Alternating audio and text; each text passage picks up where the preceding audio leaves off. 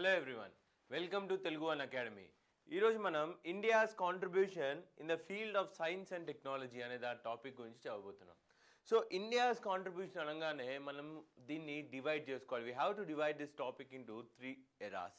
That is the ancient period, medieval period మరియు modern period.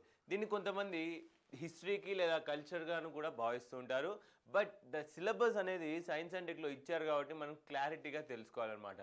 మళ్ళీ దీన్ని ఎలా డివైడ్ చేయొచ్చండి? Medicine contribution, agricultural contribution, scientific కాంట్రిబ్యూషన్లో మళ్ళీ ఫిజిక్స్, ఆస్ట్రోనమీ, కెమిస్ట్రీ, మెటలర్జీగా దీన్ని డివైడ్ చేయవచ్చు. అదే కాకుండా ship building etcetera and etcetera. So we'll directly go into the topic and see what were the contributions of India in the field of science and technology. Okay, ancient period ki vaste the major contribution, అతి పెద్ద contribution ఏదైనా ఉంది అంటే దాన్ని idea of zero. Zero అనేది friends ఎంత ఇంపార్టెంటో అది ఇండియాలోనే కనుక్కొనబడింది. The value of zero has been given by Indians, by Aryabhata గారు ఇచ్చారండి జీరో అనే వాల్యూ. ఓకే, జీరో అనేది మన ఇండియాలో బక్షాలి మాన్యుస్క్రిప్ట్లో క్లియర్గా మెన్షన్ చేయబడింది. అదే కాకుండా రీసెంట్లీ కనుక్కున్నటువంటి చతుర్భుజ టెంపుల్ యొక్క వాల్స్ పైన కూడా జీరోని చాలా క్లియర్గా మెన్షన్ చేయడం జరిగింది. సో అందరూ అనుకుంటారు అసలు జీరో ఉపయోగం ఏంటి? So today the computer world the programming world works on zero. 0101 కోడింగ్స్లో జరుగుతూ ఉంటుందండి. జీరో అంటే నెగిటివ్, 1 అంటే positive. Imagine that we do not know what zero is, then there would not have been a computer era of today. ఈ రోజున్న computer ఎరా zero లేకుంటే exist అయి ఉండేది కానే కాదు. See, mathematician Aryabhatta was the first person to create a symbol for zero, and it was through his efforts and mathematical operations like addition, subtraction started using the digit zero. The concept of zero and its integration into the place value system also enable one to write numbers no matter how large by using only 10 symbols. అంటే ఎంత పెద్ద number అయినా కూడా చాలా సింపుల్గా రాసే విధంగా ఈ జీరో అనేది చాలా ఉపయోగపడుతుంది. So next important contribution of India ఏదైనా ఉంది అంటే అది మన డెసిమల్ సిస్టమ్ అండి. డెసిమల్ సిస్టమ్ అంటే ఏంటండి? 1.343.224. ఓకే, ఇలా డెసిమల్ సిస్టమ్ అంటే డినామినేటర్లో మనకు కనుక 10 ఉంటే దాన్ని డెసిమల్ సిస్టమ్ అంటాము. అంటే జీరోస్ని ఇంక్లూడ్ చేసుకుంటూ డినామినేటర్లో ఎలా సాల్వ్ చేయాలనే సిస్టమ్ని కూడా మనమే కనుక్కున్నాం అనమాట. So India gave the ingenious method of expressing all numbers by means of 10 symbols, that is the decimal symbols. అన్ని నెంబర్స్ని 10 పవర్స్తో చూపించే విధంగా ఇండియా అనేది ఫస్ట్ మొట్టమొదటి దేశం అండి. In this system each symbol received a value of position well as an absolute value. Due to the simplicity of the decimal notation which facilitated calculation, this system made use of arithmetic in practical inventions much faster and easier. ఈ రోజు మనకి decimal system ఉంది కనుకనే మనం accuracy maintain చేస్తున్నాం. Decimal system ఉంది కనుకనే మనకు ప్రిసిషన్ అనేది కూడా వస్తుంది. అంటే 0.0009 అనే ప్రిసిషన్ని కూడా, అంటే ఇంత చిన్న రీడింగ్ని కూడా తీసుకోవడం దేనివల్ల సాధ్యమవుతుందండి? కేవలం డెసిమల్ సిస్టమ్ వల్లనే. సో నెక్స్ట్ కాంట్రిబ్యూషన్, ఇదంతా కూడా మీరు మ్యాథమెటిక్స్ అనే హెడ్డింగ్లో రాయాలండి. Mathematics, India's contribution in the field of మ్యాథమెటిక్స్లో. So next important contribution is numerical notations. Numerical notation అంటే మనం దాన్ని హిందూ అరబిక్ సిస్టమ్ అంటాము జనరిక్గా. అంటే 0, 1, 2, 3, 4, 5, 6, 7, 8 ఈ నెంబర్ సిస్టమ్ అనేది ప్రపంచానికి ఇచ్చింది మన భారతదేశం అండి. దీన్ని అరబులు మన దేశం నుంచి నేర్చుకొని ఆ అరబుల దగ్గర నుంచి ఇతర దేశాలకు స్ప్రెడ్ అయింది కనుక దీన్ని అరబిక్ సిస్టమ్ అని కూడా అంటూ ఉంటాం. India as early as 500 BCE has devised the system of different symbols for each number 1 to 9 ఇలా. Okay, this notation system was adopted by Arabs who called it the Hind numerals. Centuries later, this notation system was adopted by Western world who called them Arabic numerals as it reached them through the Arab traders. Next, Fibonacci number. Fibonaccian numbers. Fibonaccian numbers అంటే ఏంటి? సింపుల్గా చెప్పాలంటే ఇలా triangular సిస్టంలో 1 మళ్ళీ 1 1 okay, ఆ తర్వాత ఇక్కడ 1 ఇది 2 యాడ్ చేస్తే మీకు వచ్చేది 2 ఓకే, ఇలా 2 and 1 3 అయిపోయాయి కదండి. So you added both, you got 2, you added this 1 and 2, you get 3, మళ్ళీ ఇక్కడ 3, మళ్ళీ ఇక్కడ మీకు 1 వస్తుంది. సో దిస్ ఫిబొనాసియన్ సిరీస్ మనకి ఎందుకంటే అండి ఎక్స్పాన్షన్ సిరీస్లో చాలా ఉపయోగపడుతుంది. మీకు అందరికీ తెలుసు what is a plus b whole square అనుకుంటే a square plus 2ab plus b square అంటారు. ఇక్కడ చూడొచ్చండి మీరు ఇక్కడ ఫస్ట్ దానికి కోఎఫిషియంట్ ఎంత అండి 1, ఇక్కడ కోఎఫిషియంట్ ఎంత అండి 2, ఇక్కడ కోఎఫిషియంట్ ఎంత అండి 1. మీరు కనుక ఇక్కడ ఫిబొనాసియన్ సిరీస్ అబ్జర్వ్ చేస్తే here you can see the coefficient for the square term is 1 2 1. అదే మీరు ఏ క్యూబ్ తీసుకుంటే a plus b whole cube తీసుకుంటే what is a plus b whole cube? a cube plus b cube plus 3a square b plus 3b square a. So ఇక్కడ చూడవచ్చు 1 1 3 and 3, ఇక్కడ series చూడండి 1 3 3 1 అంతే కదా. So this is what the Fibonaccian series is. దీన్ని Fibonacci అనే scientist గారి పేరు పైన పెట్టినప్పటికీ దీన్ని ఫిబొనాసి కంటే ముందు కూడా మన భారతదేశంలోనే కనిపెట్టబడింది.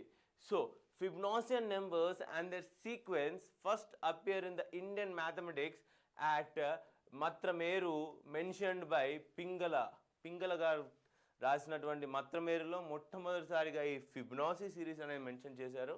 In connection with Sanskrit tradition of prosody. Later on, the methods of formation of these numbers were given by mathematician Veerahanka, Gopala and Hemachandra. Much before the Italian mathematician Fibonacci introduced the fascinating sequence to the Western European mathematicians. Next. So next వచ్చేసి binary system అండి. Binary system అంటే language of computer 0101లో ఉన్నటువంటి సిస్టమ్ని కూడా ఇండియాలోనే develop చేశాం. Binary system is the basic language with which computer programmings are written. Binary basically refers to set of two numbers 1 and 0, the combinations of which is called bytes or bits. The binary number system was first described by Vedic scholar Pingala in his book చండశాస్త్ర అనే పుస్తకంలో మన పింగళి గారు ఆనాడే మన యొక్క binary system గురించి చెప్పారు. So which is earlier known Sanskrit treatise on the study of poetic metrics and verses. Okay, లఘు గురువులకు సంబంధించిన విధంగా, అంటే లఘువులు గురువులు ఉంటాయి కదండి మన తెలుగులో. సో దానికి అనుకూలంగానే ఈ యొక్క సిస్టమ్ని కనిపెట్టడం ద్వారా దాని నుంచి తీసుకున్న బేసిక్స్ నుంచి ఈరోజు మనం కంప్యూటర్ ప్రోగ్రామింగ్స్ బైనరీ సిస్టంలో రాస్తున్నాం. ఓకే, ఛందస్సులో ఉంటుందిగా, తెలుగు ఛందస్సులో లఘు గురువు, లఘు అంటే 1 కింద, గురువు అంటే 0 కింద కన్సిడర్ చేసుకొని ఈ యొక్క పోయట్రీకి సంబంధించిన గ్రామటిక్ల నుంచి మనం సైంటిఫిక్ ఇన్వెన్షన్ మ్యాథమెటిక్స్ వరకు తీసుకెళ్ళడం జరిగింది. నెక్స్ట్ ఇక్కడ వచ్చేసి Chakravala method of algorithms. Chakravala methods of algorithms. Algorithm అంటే ఏంటండి, ఒక బాడీ అనేది ఎలా ఫంక్షన్ చేయాలి లేదా ఒక ప్రోగ్రామ్ అనేది ఎలా ఫంక్షన్ చేయాలి అనే దాన్ని మనం ముందుగానే ఒక అల్గారిథంలో రాసుకుంటాం. బేసికలీ మీరు చిన్నప్పుడు క్లాస్ 10లో కూడా start box, instruction box, okay, decision box, ఇలా రాంబస్ షేప్లో ఉంటుంది డెసిషన్ బాక్స్, ఆ తర్వాత మళ్ళీ స్టాప్ వస్తుంది. Okay, input box, start box, decision box, ఇలా అన్నీ చూసుంటారు కదా. So this is what algorithm is, that is step by step process of input. ఇది కూడా కంప్యూటర్ ప్రోగ్రామింగ్లో చాలా ఇంపార్టెంట్ అండి. So Chakravala method is a cyclical algorithm to solve indeterminate quadratic equations, including the Pell's equation. This method of obtaining integer solutions was developed by Brahmagupta, one of the well-known mathematicians in the 7th century. Another mathematician, Jayadeva, later generalized this method of wider range of equations, which was further redefined by Bhaskara II in the Bijaganita treatise. Okay. So మామూలుగా quadratic ఈక్వేషన్స్ని solve చేసేటువంటి algorithm దేంట్లో అయితే ఒక quadratic equation తీసి అందులో పడేస్తే నాకు answer వస్తుందో ఆ యొక్క సిస్టమేటిక్ ప్రొసీజర్ అనేది ఎవరండి చక్రవాల మెథడ్ని ఎవరు కనిపెట్టారు? భాస్కర్ బ్రహ్మగుప్తా గారు కనిపెట్టారు. దాన్ని భాస్కర గారు కూడా ఎక్స్పాండ్ చేయడం కూడా జరిగింది. నెక్స్ట్ స్కేల్ పైన ఉన్నటువంటి రూలర్ మెజర్మెంట్స్ కూడా భారతదేశంలో హారప్ప నాగరికతలో మనం చూస్తుంటామండి. మొట్టమొదటిసారిగా మీరు ఎప్పుడైనా ఆన్సర్ రాసేటప్పుడు ఇంట్రెస్టింగ్గా రాద్దాం అనుకుంటే సైన్స్ అండ్ టెక్నాలజీ అనేది భారతదేశంలోనే ఏంటంటే ఎప్పుడూ సపరేట్గా లేదు. మన సివిలైజేషన్లో అంతర్గత భాగంగానే సైన్స్ అండ్ టెక్నాలజీ పురోగతి పొందుతూ వచ్చింది. ఫర్ ఎగ్జాంపుల్ అండి, మీకు హారప్ప నుంచే స్టార్ట్ చేస్తే హారప్పలో ఏంటండి బ్రిక్స్ ఉంటాయి. ఏం బ్రిక్స్ అండి? They are exactly sized bricks, అంత మెజర్మెంట్ ఉన్న బ్రిక్స్. ఆ తర్వాత వెయిట్స్ అంటే మెజర్మెంట్ కొరకు ఎంత వెయిట్ యూజ్ చేయాలి, ఇదంతా కూడా సైన్సేనండి. That science has been developed during the Harappan period. Even the ruler ఏదైతే స్కేల్ మనం ఈరోజు వాడుతున్నామో ఆ రూలర్ కూడా ఇండియాలోనే బర్త్ తీసుకుంది. Excavations of Harappa site have yielded rulers on linear measurement made from ivory and shell. ఏనుగు దంతాల నుంచి షెల్స్ నుంచి తయారు చేసినటువంటి స్కేల్స్ హారప్పా కాలంలోనే బయటపడ్డాయి. Marked out in the minute subdivisions with amazing accuracy. The calibration correspond closely with the hasta increments or 3/8 inches traditionally used in the ancient architecture of South India. Ancient bricks found at the excavation site have dimensions corresponding to the units on these rulers. అంటే ఏవైతే bricks మనకు దొరికాయో అవి exact డైమెన్షన్ని యూనిట్స్ని follow అవుతూ వచ్చాయి. Next theory of atom. దీన్ని మీరు ఫిజిక్స్లో రాయొచ్చు, కెమిస్ట్రీలో రాయొచ్చు. దీన్ని థియరీ ఆఫ్ ఆటమ్ ఎవరైతే ఇచ్చారండి, so one of the notable was given by Kanada. Okay, notable scientist of ancient India, Khanda, who said to have devised the atomic theory centuries before John Dalton. John Dalton గారు 19వ శతాబ్దంలో వారి థియరీని ఇస్తే మనం ఎప్పుడు ఇచ్చామండి? దాదాపు 1st century BCలోనే మనము ఈ అటామిక్ థియరీ మన ఖండా గారు ఇచ్చేశారు. He speculated the existence of అణు or small indestructible practical like atom. Okay, ఆటమ్ని వారు అణు అని పిలిచేవారు. ఇంత చిన్న పార్టికల్ కూడా ఉంటుంది. ఈ యొక్క థియరీ మీకు కల్చర్లో ఏమొస్తుందండి? డిఫరెంట్ సిస్టమ్స్ కల్చర్లో పార్ట్లో మీరు చదువుతారు హిస్టరీలో. But you should also know to write this topic in the science and technology. He also stated that Anu can be in 2 states, absolute rest and the state of motion. He further held that atoms of same substances combine with each other in the specific and synchronized manner to produce Davyanka or diatomic molecules, Trayanuka that is triatomic molecules. ఆ కాలంలోనే కెమికల్స్కి సంబంధించినటువంటి reactions, అటమ్కి సంబంధించినటువంటి ప్రతిదీ వారు mention చేయడం జరిగింది. Next heliocentric theory. దీన్ని మీరు ఆస్ట్రోనమీ అని హెడ్డింగ్ పెట్టుకోవచ్చు. ఆస్ట్రోనమీ అప్పటి వరకు ప్రపంచానికి తెలియదండి సూర్యుడు గుండ్రంగా ఉంటే భూమి ఫ్లాట్గా ఉంటాడు, సూర్యుడు చంద్రుడు భూమి చుట్టూ తిరుగుతూ ఉంటారని ఒక మూఢనమ్మకం తిరుగుతూ ఉండేది, అందరికి తెలియదు. సో కానీ ఆర్యభట్ట గారు ఈ యొక్క కాలానికి ముందే దాదాపు 5th 6th century టైంలోనే he gave a theory called heliocentric theory. అంటే సూర్యుడు అనేవాడు మన యొక్క సోలార్ సిస్టమ్ యొక్క సెంటర్లో ఉంటాడు, ఈ ప్లానెట్స్ అన్ని దాని చుట్టూ తిరుగుతూ ఉంటాయి. ఈ సోలార్ ఎక్లిప్స్ మరియు లూనార్ ఎక్లిప్స్ ఏవైతే ఆ కాలంలో ఉన్న మూఢనమ్మకాలు, ఒక సైతాన్ వచ్చేసి దాన్ని మింగుతుందన్న మూఢనమ్మకానికి ఆపోజిట్గా వీరు ఏం చెప్పారు? Those are caused only because when moon blocks the sun. Moon వెళ్ళి సన్ను బ్లాక్ చేస్తే ఏమొస్తుందని ఎక్లిప్స్ వస్తుంది, లేదా ఎర్త్ వెళ్ళి మూన్కి పోయే లైట్ని సన్ నుంచి బ్లాక్ చేస్తే అక్కడ ఇంకో ఎక్లిప్స్ వస్తుంది. సోలార్ అండ్ లూనార్ ఎక్లిప్స్ వస్తూ ఉంటాయి. So the mathematicians of ancient India often applied the mathematical knowledge to make accurate mathematical predictions. The most significant among them was Aryabhatta, whose book Aryabhatya represented the pinnacle of astronomical knowledge. Aryabhata గారు రాసినటువంటి ఆర్యభట్టియా book మీకు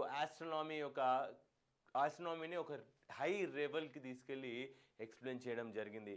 he correctly propounded that the earth is round, rotates on its own axis and revolves around the sun, that is heliocentric theory.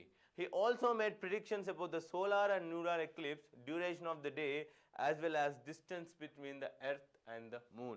ఒక రోజు వ్యవధి ఎంత, 23 గంటల 56 నిమిషాలు అనేది వారే చెప్పడం జరిగిందనమాట. సో నెక్స్ట్, ఏన్షియంట్ ఇండియాలో మెటలర్జీ పరంగా మీరు చూసుకుంటే ఏంటండి, మెటలర్జీ పరంగా మీరు చూసుకుంటే the most famous invention was Woods steel అండి. ఇది ఎంత హార్డ్ మరియు ఎంత సున్నితంగా కట్ చేస్తుందంటే అండి, దీనిపైన ఒక చెక్క ముక్క జారి పడ్డా కూడా దాన్ని కట్ చేస్తుంది. ఒక సిల్క్ క్లాత్ కూడా గాలిలో నుంచి ఇలా సింపుల్గా పడితే ఆ సిల్క్ క్లాత్ని సైతం 2 ముక్కలు చేసే అంత షార్ప్నెస్ కలిగినటువంటి స్టీలే మన యొక్క Woods steel. A pioneer steel alloy matrix developed in India, wood steel is a crucible steel characterized by a pattern of bands that was known in the ancient world by different names, ukku, hindwani or cerric iron ane పేర్లతో దీన్ని పిలుస్తుండేవారు. So this steel was used to make the famed Damascus swords. Damascus swords ని తయారు చేయడానికి కూడా మన భారతదేశం నుంచే ఈ స్టీల్ని ఎగుమతి చేసుకునేవారు వారు. Of the yore and could cleave far free falling silk scarf or a block of wood with the same ease. ఎంత సింపుల్గా ఒక సిల్క్ క్లాత్ని కట్ చేస్తుందో అంతే సింపుల్గా ఒక వుడెన్ బ్లాక్ని, ఒక చెట్టును కూడా నరికేసే అటువంటి సత్తా ఈ యొక్క వుడ్స్ స్టీల్కి ఉంటుంది. Produced by the Tamils of Chera dynasty. ఎవరు ప్రొడ్యూస్ చేశారండి? Tamils of Chera dynasty. The finest steel of ancient world was made by heating black magnetite or in the presence of carbon in a sealed clay crucible kept inside the charcoal furnace. అంటే బేసిక్గా చెప్పాలంటే ఆ కాలంలోనే మనం కనిపెట్టినటువంటి steel carbon steel. Okay, ఇక్కడ మీరు wootz steel యొక్క స్ట్రక్చరింగ్ చూడొచ్చు అనమాట. Next important invention is smelting of zinc. జింక్ని ప్రాసెస్ చేయడం, జింక్ని కనుక్కోవడం లేదా జింక్ని అవుట్పుట్ తెచ్చుకోవడం అనేది అంత ఈజీ కాదండి. ఈ యొక్క ప్రాసెస్ ప్రపంచానికి తెలిసే ముందే భారతదేశంలో కొన్ని వేల సంవత్సరాల ముందే స్టార్ట్ అవ్వడం జరిగింది. India was the first to smelt zinc by distillation process, a advance technique derived from a long experience of ancient alchemy. Alchemy అంటే ఏంటంటే మెటల్స్లో ఉన్న కెమిస్ట్రీ గురించి ఆలోచించే స్టడీనే అల్కెమీ అంటాం. The ancient Persians has also attempted to reduce the zinc oxide in the open furnace, but they failed. Persians అంటే మన అరబులు ఎవరైతే ఉన్నారో, ఇరాక్ వాళ్ళు ఎవరైతే ఉన్నారో వాళ్ళు ట్రై చేశారు కానీ ఫెయిల్ అయ్యారు. But India was a successful nation. Zawar in Tiri valley of Rajasthan is the world's first known ancient zinc melting site. The distillation technique of zinc production goes back to 12th century AD, an important contribution of India to the world of science. ఇక్కడ మీరు zinc process చేసినటువంటి ఏరియాని, దాంట్లో use చేసినటువంటి equipment ఇక్కడ చూడొచ్చు. It was first zinc యొక్క process first ఎక్కడండి, మన ఇండియాలో రాజస్థాన్లో చేయడం జరిగింది. So next seamless metal globe అనమాట. ఇది దాదాపు మీకు మెడివల్ ఇండియా టైంలోకి కన్సిడర్ చేయాలండి ఈ టాపిక్ని. దీన్ని నేను మెడివల్కి రాస్తాను మీకోసం. మిడైవల్. ఓకే, దీని అర్థం మనం మెడైవల్కి మెల్లిమెల్లిగా ఎంటర్ అవుతున్నాం. సో మెడైవల్కి నేను మీకు ఇంట్రొడక్షన్ ఇస్తాను, మెడైవల్లో టాపిక్స్ని డిఫరెన్షియేట్ చేస్తాను. కానీ this topic has its own unique nature. మామూలుగా ఒక స్టీల్ గ్లోబ్, ఒక గుండ్రటి గ్లోబ్ లేదా మెటల్తో తయారు చేసినటువంటి ఒక గోళాకారం అనేది 2 వస్తువులను అతికించడం ద్వారానో కొన్ని కాంపోనెంట్స్ని జాయిన్ చేయడం ద్వారానో సాధ్యమవుతుందని అందరికీ తెలుసు. అంటే we cannot form a complete sphere without welding or joints అనేది ఒకటి ఉండేది. కానీ భారతదేశంలో ఎటువంటి వెల్డింగ్, ఎటువంటి జాయింట్స్ లేకుండానే గుండ్రటి గోళాలను తయారు చేసినటువంటి దేశం భారతదేశం అండి. So you can see, considering one of the most remarkable feats in the metallurgy, the first seamless అంటే ఎటువంటి జాయింట్స్ లేనటువంటి celestial globe was made by Kashmir by Ali Kashmir ibn Luqman. Ali Kashmir ibn Luqman in the region of Emperor Akbar. Akbar గారి కాలంలో ఇక్కడ తయారు చేశారండి. You can see in the picture this is Akbar holding a spear of globe.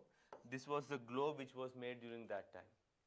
So next, in a major feat in metallurgy, Mughal metallurgists pioneered the method of lost wax casting to make the 20 other globe masterpieces in the reign of Mughal emperor.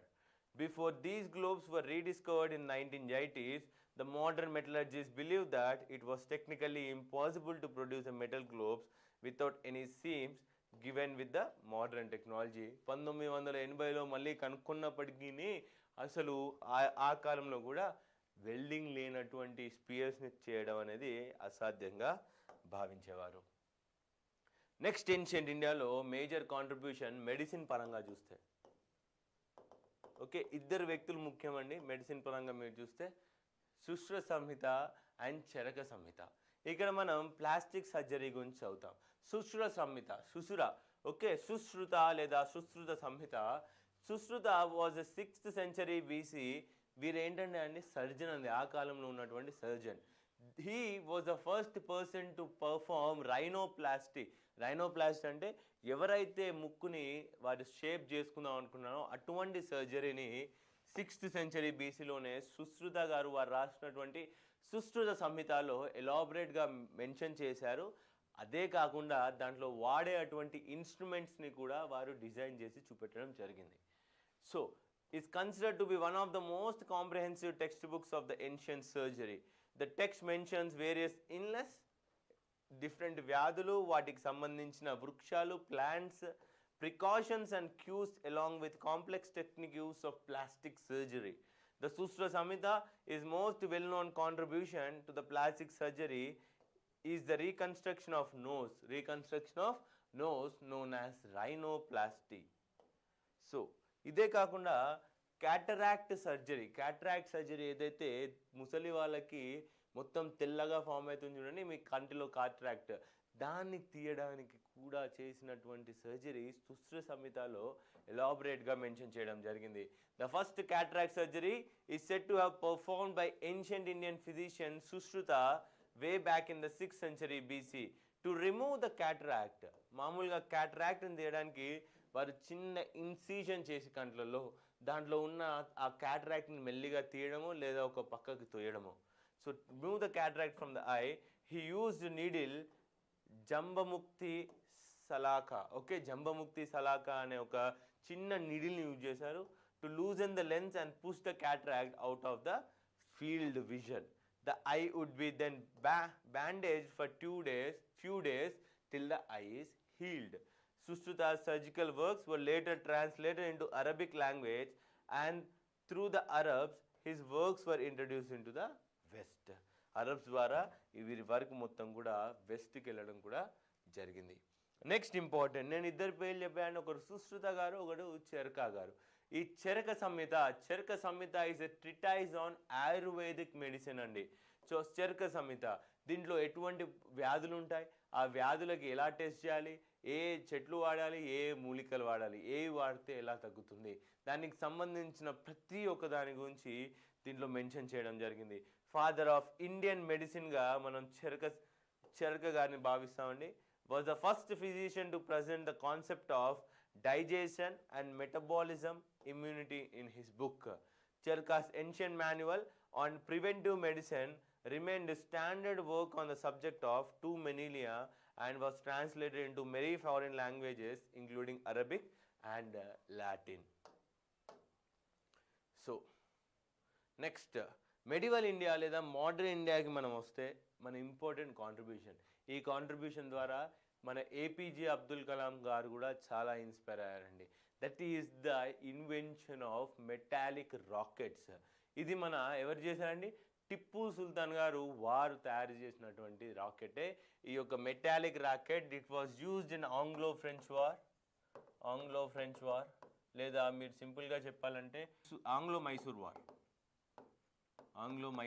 అండి. Mysore war, they were used in the Anglo-Mysore war to defeat the British. The first iron casted rockets were developed in 1780s by Tippu Sultan of Mysore, who successfully used these rockets against large forces of British East India Company in Anglo-Mysore wars. He crafted long iron tubes. మామూలుగా వారు పెద్ద iron tubes పెట్టేసి ఇలా పెట్టేసి దీని ముందు ఒక కత్తి పెట్టారండి. దీని ముందు ఒక కత్తి పెట్టడం జరిగింది. రాకెట్ దీనికి ఒక కత్తి పెట్టి ఇలా filled with them with the gunpowder and fastened them to the bamboo poles to create the predecessor of modern rocket. With a range of about 2 kilometers, these rockets were best in the world at the time and caused as much fear and confusion and damage. Due to them, the British suffered one of their worst ever defeats at the hands of Tippu Sultan. So next, ఇప్పుడు మనం medieval ఇండియాకి వచ్చేసామండి. So contributions at ancient time అనేది ఎంతో వైడ్గా ఉండే, we are head of the world. కానీ medieval ఇండియాకి వచ్చేసరికి ఈ యొక్క కాంట్రిబ్యూషన్ అనేది స్లో డౌన్ అవ్వడం స్టార్ట్ చేసింది. ఈ కాంట్రిబ్యూషన్లో కూడా మనం ఏన్షియంట్ ఇండియాలో చేసినటువంటి గొప్ప కాంట్రిబ్యూషన్స్ మెడివల్ ఇండియాలో రాలేదన్నమాట. So a large number of karkhanas. మామూలుగా మెడివల్ ఇండియా అంటే మనం చూడాల్సింది ముఘల్స్, సుల్తానేట్స్, వీళ్ళందరూ. వారితో పాటు మనకి ఇక్కడ ఉన్నటువంటి చోళాలు, చెరాలు, పాండ్యాస్ కూడా కొంతమంది ఉండేవారు మెడివల్ ఇండియాలో.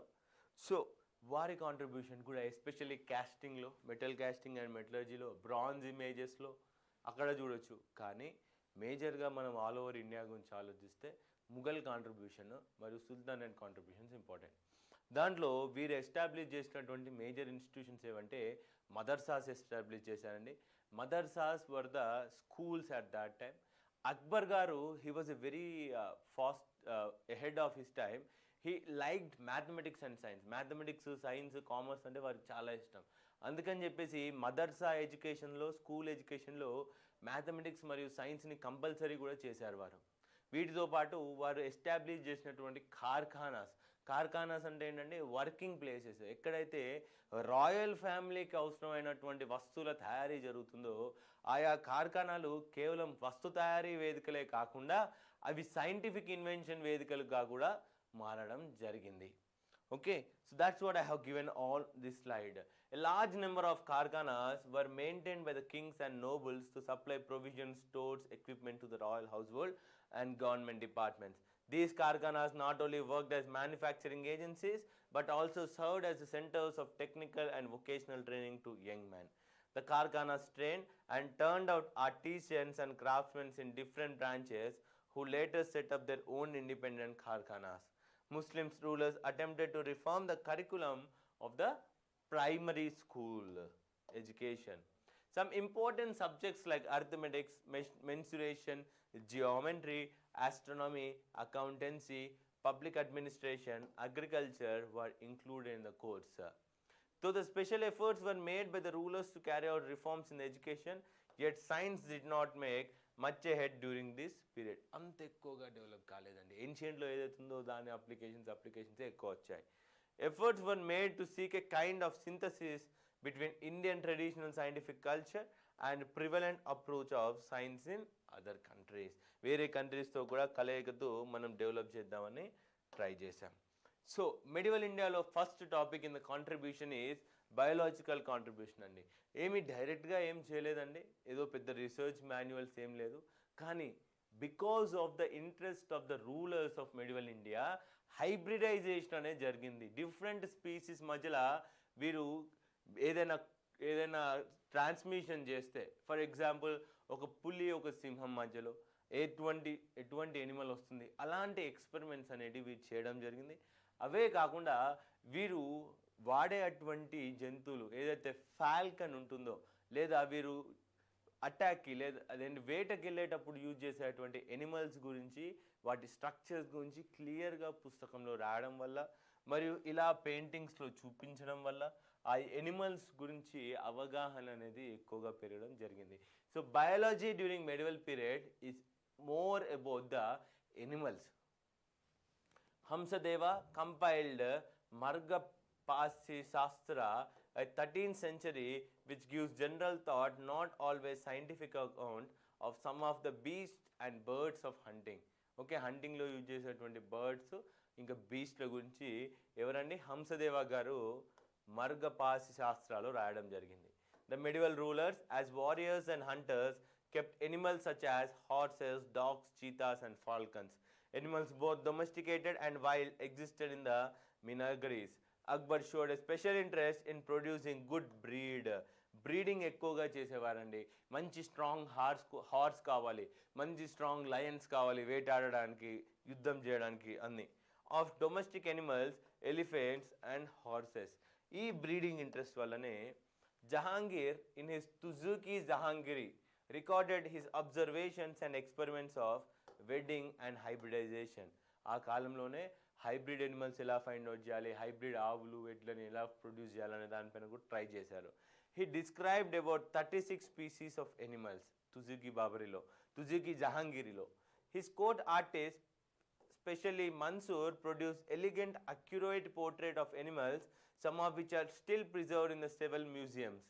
As a naturalist, Jahangir was interested in the study of plants, and his court artists in their floral portraits described 57 plants. Even plants గురించి కూడా వీరు క్లియర్గా డిఫైన్ చేయడం, దాని స్ట్రక్చర్ని, దాని యొక్క డిజైన్ని కూడా ప్రొడ్యూస్ చేయడం ఈ విధంగా. See, this is a beautiful picture during the time of Jahangir produced by Mansoor, a zebra picture అన్నమాట. సో నెక్స్ట్ మ్యాథమెటిక్స్ పరంగా మెడివల్ ఇండియాలో ఎటువంటి డెవలప్మెంట్ జరుగుతుంది. So with the mathematics, Brahmagupta the great 7th century mathematician has given the description of negative numbers. ఇది ancient ఇండియాలో జరిగిందండి. As debates and positive numbers as fortunes. ఏమంటున్నా అండి, నెగిటివ్ నెంబర్స్ అనేవి డెట్స్ అంటున్నాడు. డెట్స్ అంటే అప్పులు అంటున్నాడు. పాజిటివ్ నెంబర్స్ అనేటివి మన అదృష్టాలు అంటున్నారు. Which shows that ancient Bharatiyas new the utility of mathematics for practical trade. In early medieval period, 2 outstanding works in the mathematics were Ganita Shastra by Shridhara and Lilavati by Bhaskara. Bhaskara గారు రచించినటువంటి లీలావతి, వారి కుమార్తె పేరు పైన పెట్టారండి లీలావతి. అండ్ గణిత Shastra by Sridhara. Ganita Shastra deals with multiplication, division, numbers, cubes, square roots and mensuration and so on, whereas Ganesh Daivijana produced the Buddhi Vishalini, a contemporary of Leelavati, containing numbers of illustration. Mathematics లో కూడా ఆ కాలంలో ప్రోగ్రెసివ్గానే ఉన్నాయండి మనం. కానీ 1587లో Leelavathi పెర్షియన్లోకి translate చేయబడిందండి. ఎవరు చేశారు అంటే ఫైది. ఎవరు చేశారు? Faizi. So Bijaganita was translated by Ataullah Rashidi during Shahjahan's reign. So Nilakantha Jyotirvidi, a courtier of Akbar, compiled thick Tajik introducing large numbers of Persian technical terms. Akbar garu ordered introduction of mathematics as a subject of study among others in the educational system. Okay, Bahuddin Amul, Nasiruddin Tusi, Arak and Al-Kashak made valuable contributions in the field of mathematics. Nasiruddin Tusi, the founder and director of Marag Observatory, was recognized as an authority. Okay, so ancient medieval India lo kuda endaro mandi Persians mariyu Arabs they contributed into the field of mathematics from India. Next, contribution in the field of chemistry. Chemistry lo especially medieval India ki vaste manam perfumes chustamandi. Entandi perfumes. So this is one of the major contribution in the field of chemistry from India to manufacture the perfumes. Before the introduction of writing paper, writing paper, ancient literature was preserved generally on the palm leaves in South India and birch bark, that is Bhoj Patra, in Kashmir and other North Indian regions of the country. Use of paper began in the medieval India. Kashmir, Sialkot, Zafarabad, Patna, Murshidabad, Ahmedabad, Aurangabad, Mysore were well-known centers for the paper production. Tipu Sultan గారండి paper production ఇంకా ఎక్స్టెన్సివ్గా చేశారు మైసూర్లో. During Tipu's time, Mysore possessed a paper making factory producing special type of paper that had a gold surface. The paper making technique was more or less the same throughout the country, differing only in the preparation of the pulp from different raw materials. Paper making kuda మన ఇండియాలో medieval ఇండియాలో వచ్చినటువంటి ఒక major contribution ఏంటంటే gold foil ఉన్నటువంటి paper ఎవరైతే టిప్పు సుల్తాన్ గారి హయాంలో మైసూర్లో చేయబడిందో.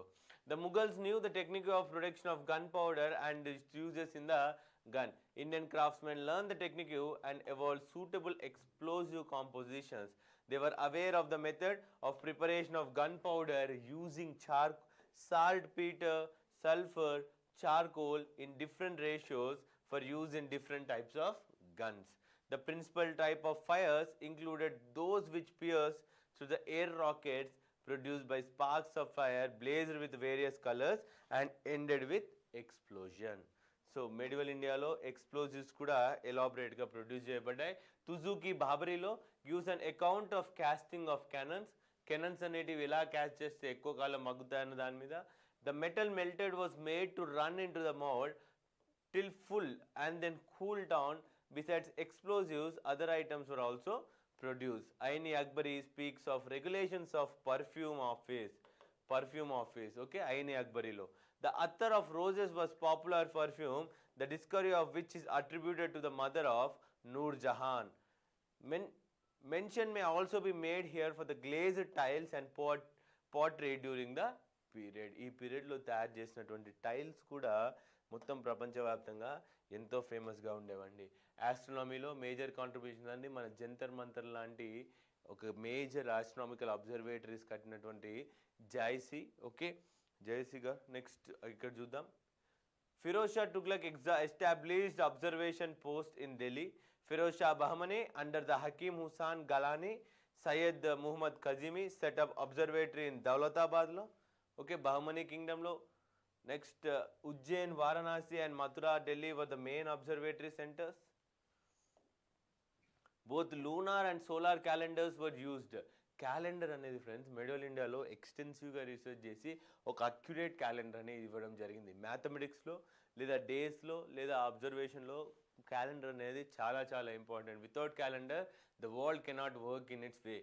So Mahendra Suri, a court astronomer of Firoz Shah, developed astronomical instrument called Yantra Raja.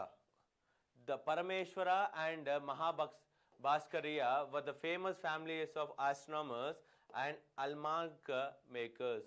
Neelakanta Somasutan produced a commentary on Aryabhatta. Kamalakara studied the Islamic ideas of the astronomy. He was an author of Islamic knowledge as well. Jaipur Maharaja Savai Jai Singh, ఇది గుర్తుపెట్టుకోవాలండి, ఎవరు Savoy జై Singh set up 5 astronomical observatories. ఏదైతే జంతర్ మంతర్స్ ఉంటాయో ఢిల్లీలో ఒకటి, ఉజ్జయిన్లో ఒకటి, వారణాసిలో ఒకటి, మథురా ఒకటి, జైపూర్ ఒకటి. అక్కడ ఉన్నటువంటి సన్ డయల్ ఇప్పటికీ కూడా ఎంతో అక్యురసీగా టైంని ప్రొవైడ్ చేస్తూ ఉంటుంది. మెడిసినల్ ఫీల్డ్లో యునానీ అనేది చాలా ఎక్కువగా డెవలప్ అయిందండి ఇండియాలో కూడా. దాంట్లో పల్స్ మరియు యూరిన్ శాంపుల్స్ ద్వారా మీరు ఎగ్జామినేషన్ ఎలా చేయాలన్న దాని మీద రీసెర్చ్ జరిగింది. Sharangadhara Samhita recommendations of the opium for the medicines. ఓపియంని యూజ్ చేసి మెడిసిన్స్ ఎలా తయారు చేయాలో అని సరంగధార సంహితలో ప్రొవైడ్ చేయడం జరిగింది. Rasachikitsa system dealt principally with the host of mineral medicines including metallic preparation. Metals నుంచి మినరల్స్ నుంచి ఏ విధంగా మీరు ట్రీట్మెంట్ చేయగలరో అది రసచికిత్సలో ఇదే మెడివల్ ఇండియాలో డెవలప్ అవ్వడం జరిగింది. తుఫాత్ ఉల్ ముమిన్ was a Persian treatise written by Muhammad Munin in 17th century which discussed the opinions of physics. So ఫిజిక్స్లో కూడా కొంత పురోగతి జరిగింది కానీ ఎక్కువగా ఏం జరగలేదండి. యునానీ తిబ్బ, యునానీ మెడిసిన్ గురించి. సో ఇన్ అండ్ ఓవరాల్ జనరల్గా మీరు దయచేసి స్లైడ్స్ని పాస్ చేసుకొని చదవాలండి, ఎందుకంటే we're repeating the terms. They are all self explanatory. Please pass every slide and read. These all మెడిసిన్లో యునానీ డెవలప్ అయింది.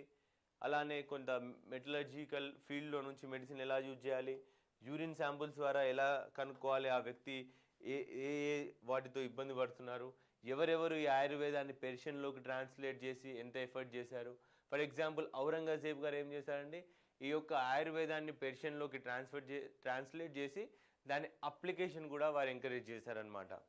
So all these things are provided here, my friends. Please pass the slides and write down the important points which you need. మేము ఇక్కడ ఖచ్చితంగా అందరికీ పూర్తి knowledge అందే విధంగానే try చేస్తూ ఉంటామండి. అందుకే పూర్తి కంటెంట్ని మీకు స్లైడ్స్లో ప్రొవైడ్ చేస్తూ ఉంటాం. లైన్గా చదివితే మీకు టైం వేస్ట్ తప్ప బోర్ కొడుతుంది వీడియో. సో దయచేసి ఒకసారి పాస్ చేసుకోవాలి. నెక్స్ట్ థింగ్ అగ్రికల్చర్లో అండి, అగ్రికల్చర్లో న్యూ ప్లాంటేషన్ సిస్టమ్ మొదలైంది. ఓకే, ఈ అగ్రికల్చర్ బేస్గా మనం ట్యాక్సేషన్ సిస్టమ్ ఉండేది కనుక అగ్రికల్చర్ ప్రొడక్షన్ ఎక్కువ అయ్యే విధంగా కూడా కొంత పురోగతి సాధించాము. అదే కాకుండా మనం ఒక వీల్ ద్వారా వాటర్ని లో లెవెల్ నుంచి హై లెవెల్కి పంప్ చేయడం ఎలా అనే టెక్నిక్ని కూడా మనం ఈ టైంలోనే కనుక్కున్నాం. సో అగ్రికల్చర్లో ఎక్కువ పురోగతి లేదండి, కొంత పురోగతి ఉంది.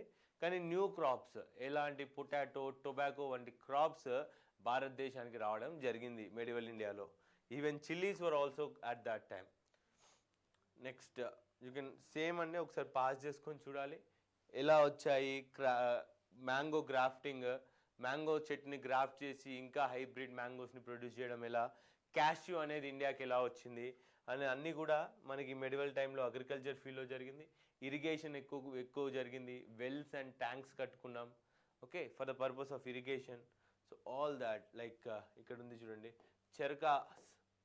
Charas that bucket made of leathers and dhenkli were used to lift the waters with the help of yogurt oxen which continue to be the means of irrigation. Low level నుంచి high level కి water pump చేసేందుకు.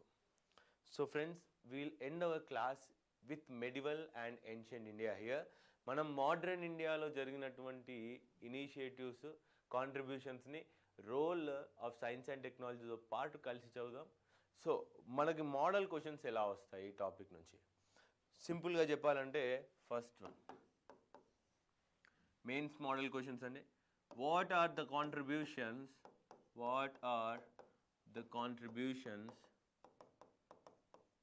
Of ancient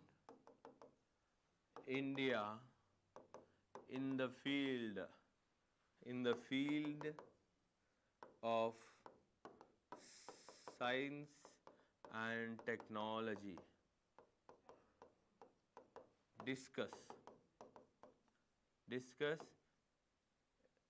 అని అంటారు. Discuss చేయండి. What are the contributions in the field of science and technology during ancient India, లేదా what are the contributions of India in the field of science and technology during medieval and ancient అని ఇస్తారు. So how you are gonna write your answer? Basically మీరు answer ఎలా మొదలు పెడతారంటే దీనికి ఒక స్టేట్మెంట్తో మొదలు పెట్టండి. Ancient India was a very progressive state with elaborate research in the field of science and technology, with various contributions in the field such as medicine, metallurgy, construction. Medicine లోనే మీరు డివైడ్ చేస్తే సర్జరీ. ఓకే, కంప్యూటర్ అంటే modern computer అనుకోకండి అండి, binary system develop చేసినటువంటి 0101 యొక్క దాని గురించి మీరు ఇక్కడ రాయాలన్నమాట. నెక్స్ట్ మ్యాథమెటిక్స్, తర్వాత థియరీ. సో ఇవన్నిటిని ఇలా సైడ్ హెడ్డింగ్స్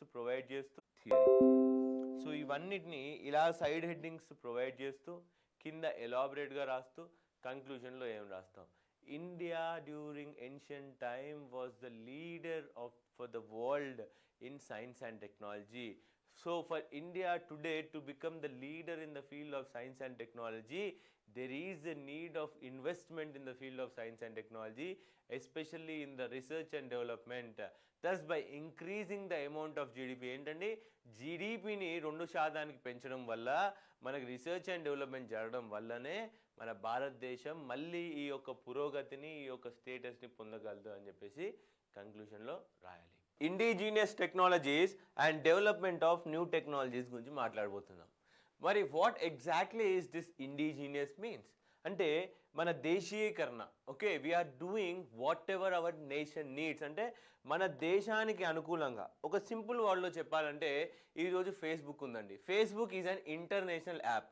దాన్ని దేశీకరణ చేయాలి అంటే ఇండిజినైజేషన్ చేయాలి మన దేశానికి సంబంధించిన విధంగా. అంటే అది తెలుగు లాంగ్వేజ్లో అవైలబుల్ ఉండాలి, కన్నడంలో అవైలబుల్లో ఉండాలి, హిందీ, భోజ్పురి, ఇతరేతర లాంగ్వేజెస్లో భారతదేశానికి చెందిన విధంగా మనకి అనుకూలమైన విధంగా ఉండాలనేదే ఇండిజినైజేషన్ యొక్క మేజర్ మేజర్ డెఫినేషన్గా అనుకోవచ్చు. సో టెక్నికల్ డెఫినేషన్ చూద్దాం. What exactly is indigenization? Oxford dictionary ప్రకారం ఏమంటున్నారు? That indigenization as a action or process of bringing something under the control, dominance, influence of the people native to an area. ఏమంటున్నారండి? Something to bring, a process కానివ్వండి, under the control, dominance and influence of the people of the native area. మన కంట్రోల్లో, మన డామినెన్స్లో మనని మనం మొత్తం దాని data కూడా మన దగ్గరే ఉండే విధంగా చేసేదాన్నే ఇండిజినైజేషన్ అంటాం. This basically means substitution of import product with one manufactured with in the country. ఏదైతే ఇప్పుడు మనం ఇంపోర్ట్ చేసుకుంటున్నామో అది టెక్నాలజీ కానివ్వండి, ఒక ప్రోడక్ట్ కానివ్వండి, అది మన దేశంలోనే ప్రొడక్షన్ చేసుకోవడం. అగ్రికల్చర్ పరంగా మీకు సింపుల్గా చెప్పాలంటే ఇంతకుముందు కివీ పండ్లు ఏవైతే ఉన్నాయో మనకి న్యూజిలాండ్ నుంచి రావాలి లేదా ఆస్ట్రేలియా నుంచి రావాలి. కానీ ప్రస్తుతం మన ఆంధ్ర రాష్ట్రంలో, తెలంగాణలో చాలామంది రైతులు కివీ పంటను పండిస్తున్నారు. అంటే దేశీకరణ చేశారు కివీ పంటని. అలానే డ్రాగన్ ఫ్రూట్ కానివ్వండి. So this is how we are producing import substitution. దీనివల్ల లాభాలు ఏంటో కూడా చూద్దాం. Also this does not make the later replica farmers. They are both essential and same product, except home manufactured one has slight changes like modern sub assemblies, be more energy efficient, more effective in the local environment. మన ఎన్వైరన్మెంట్కి తగ్గట్టుగా ఎక్కువగా ఉంటుంది. సింపుల్గా ఇంకో example చెప్తాను. మీరు అమెరికాలో ఉన్నటువంటి ఒక జాగ్వార్ కార్ని వచ్చి నేను భారతదేశం రోడ్లపైన నడిపిస్తాను, నడుస్తుందా అండి? మన పల్లెటూరులో నడుస్తుందా అండి? నడవదు.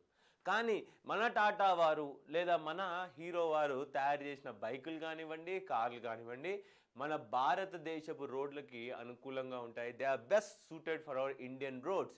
So that is what exactly indigenization means, that the technology is higher and they are suitable to the local environment. So next, భారతదేశంలో 2014లో మోడీ గారి ప్రభుత్వం వచ్చిన తర్వాత this indigenization has taken a boost in the name of make in India అనే project పేరు పైన దీన్ని ఇండిజినైజేషన్ని, అంటే ఇప్పుడు ప్రస్తుతం ఇస్తున్న నినాదం ఏంటండి? అది ఆత్మనిర్భర్ భారత్. ఆత్మనిర్భర్ భారత్. ప్రతి సెక్టార్లో అండి, కేవలం ఒక సెక్టార్ అని లేదు, అగ్రికల్చర్ అని లేదు, అది డిఫెన్స్ కావచ్చు, స్పేస్ కావచ్చు, ఫార్మాస్యూటికల్స్ కావచ్చు, ఇండస్ట్రీస్లో ఆటోమొబైల్ ఇండస్ట్రీ కావచ్చు, కెమికల్ ఇంజనీరింగ్ కావచ్చు, ప్రతి ఫీల్డ్లో దేశీయోత్పత్తి, దేశంలోనే మనకు అనుకూలమైన ఉత్పత్తి చేసుకోవాలనేది ఒక నినాదంతో ఫస్ట్లో మనం మేక్ ఇన్ ఇండియా, ప్రస్తుతం ఆత్మనిర్భర్ భారత్. ఎప్పుడండి? కోవిడ్ టైంలో. So next was launched to improve the manufacturing ప్రోవెస్ and open more vacancies for employment. Core goal of this scheme was to support indigenization of technologies. ఎందులో అండి? అది ఎలక్ట్రానిక్స్లో, అంటే మన మొబైల్ ఫోన్స్లో కావచ్చు, ఇన్ఫర్మేషన్ కమ్యూనికేషన్ టెక్నాలజీస్లో, అంటే డేటా మరియు కాల్ నెట్వర్కింగ్స్, డిఫెన్స్లో, స్పేస్లో, ట్రాన్స్పోర్టేషన్లో మరియు etcetera, what ever the field it is. In today's world where there is a cut throat competition, ప్రస్తుతం ఉన్న వరల్డ్ అండి గ్లోబలైజ్డ్ వరల్డ్. అంటే అమెరికా ఉత్పత్తులు వస్తాయి, చైనా ఉత్పత్తులు వస్తాయి, ఓకే, జపాన్ వారి ఉత్పత్తులు వస్తాయి. అందరి కాంపిటీషన్ ఒకటే, ఎక్కువ మంది కస్టమర్స్ లాక్కోవడం. కట్ అండ్ థ్రోట్ అంటే మెడ దగ్గర కత్తి పెట్టేసి మరి తీసుకునేటువంటి కల్చర్లో ప్రతి ఒక్కరు కాంపిటీషన్గా ఉంటారు. ఇటువంటి కాంపిటీషన్లో ఎదగాలి అంటే మనం ఆ దేశానికి అనుకూలంగా ఉండాలి. ఇప్పుడు చూడండి, అమెజాన్ వాడు ఉంటాడు. అమెజాన్ వాడు ఆఫర్స్ ఎప్పుడు ఇస్తారండి? భారతదేశంలో అయితే మనకి దివాళీ బంపర్ సేల్ అని పెడతాడు. అదే అమెజాన్ వాడు అమెరికాలో ఉంటే క్రిస్మస్ సేల్ అని పెడతాడు, న్యూ ఇయర్ సేల్ అని పెడతాడు. అది దేశీకరణ. ఆ యొక్క యాప్లని మనకు అనుకూలంగా తయారు చేయడం. So military and infrastructure technology place an important in improving the rate of growth.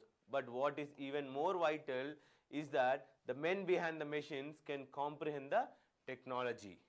So therefore, indigenization of technology and shifting of new technology are one of the foremost priorities of leaders across the globe who want to see their nations prosper. ఏమన్నారంటే ఇప్పుడున్న కాంపిటీషన్లో ఇప్పుడు ఎవరినెవరు dominate చేద్దామన్న కాంపిటీషన్లో ప్రపంచ దేశాల యందు ఇప్పుడు చైనా ఉంది, ఇండియాని డామినేట్ చేద్దాం అనుకుంటుంది. ఇప్పుడు ఒకవేళ ఊహించుకోండి, మన భారతదేశం దాని యొక్క డిఫెన్స్ టెక్నాలజీ గురించి ఒకవేళ యూఎస్ పైన పూర్తిగా లేదా చైనా పైన పూర్తిగా డిపెండ్ అయి ఉంటే అవేం చేస్తాయండి? మనకి టెక్నాలజీ ఆపేయడం లేదా టెక్నాలజీని మనకు ట్రాన్స్ఫర్ కాకుండా చూడడం, ఇదంతా చేస్తుంది. ఇప్పటికే చైనా న్యూక్లియర్ సప్లయర్స్ గ్రూప్లోకి మనం రాకుండా చేస్తుంది. ఎందుకండి ఆ న్యూక్లియర్ సప్లయర్స్ గ్రూప్లోకి వెళ్తే మనం వేరే కంట్రీస్ నుంచి న్యూక్లియర్ ఎనర్జీ మనం తీసుకోవచ్చు, ప్లస్ ఇంకేం చేయొచ్చు అండి, న్యూక్లియర్ ఎనర్జీ ఉన్న ప్రతి కంట్రీస్లో ఉన్న టెక్నాలజీ షేరింగ్ కూడా చేసుకోవచ్చు. అలాంటి కాంపిటీషన్ వరల్డ్లో మన దేశీయకరణ ప్రతి సెక్టార్లో అనేది చాలా చాలా ఇంపార్టెంట్ అవుతుంది. Even in the case of international relations. What is the significance of indigenisation technology?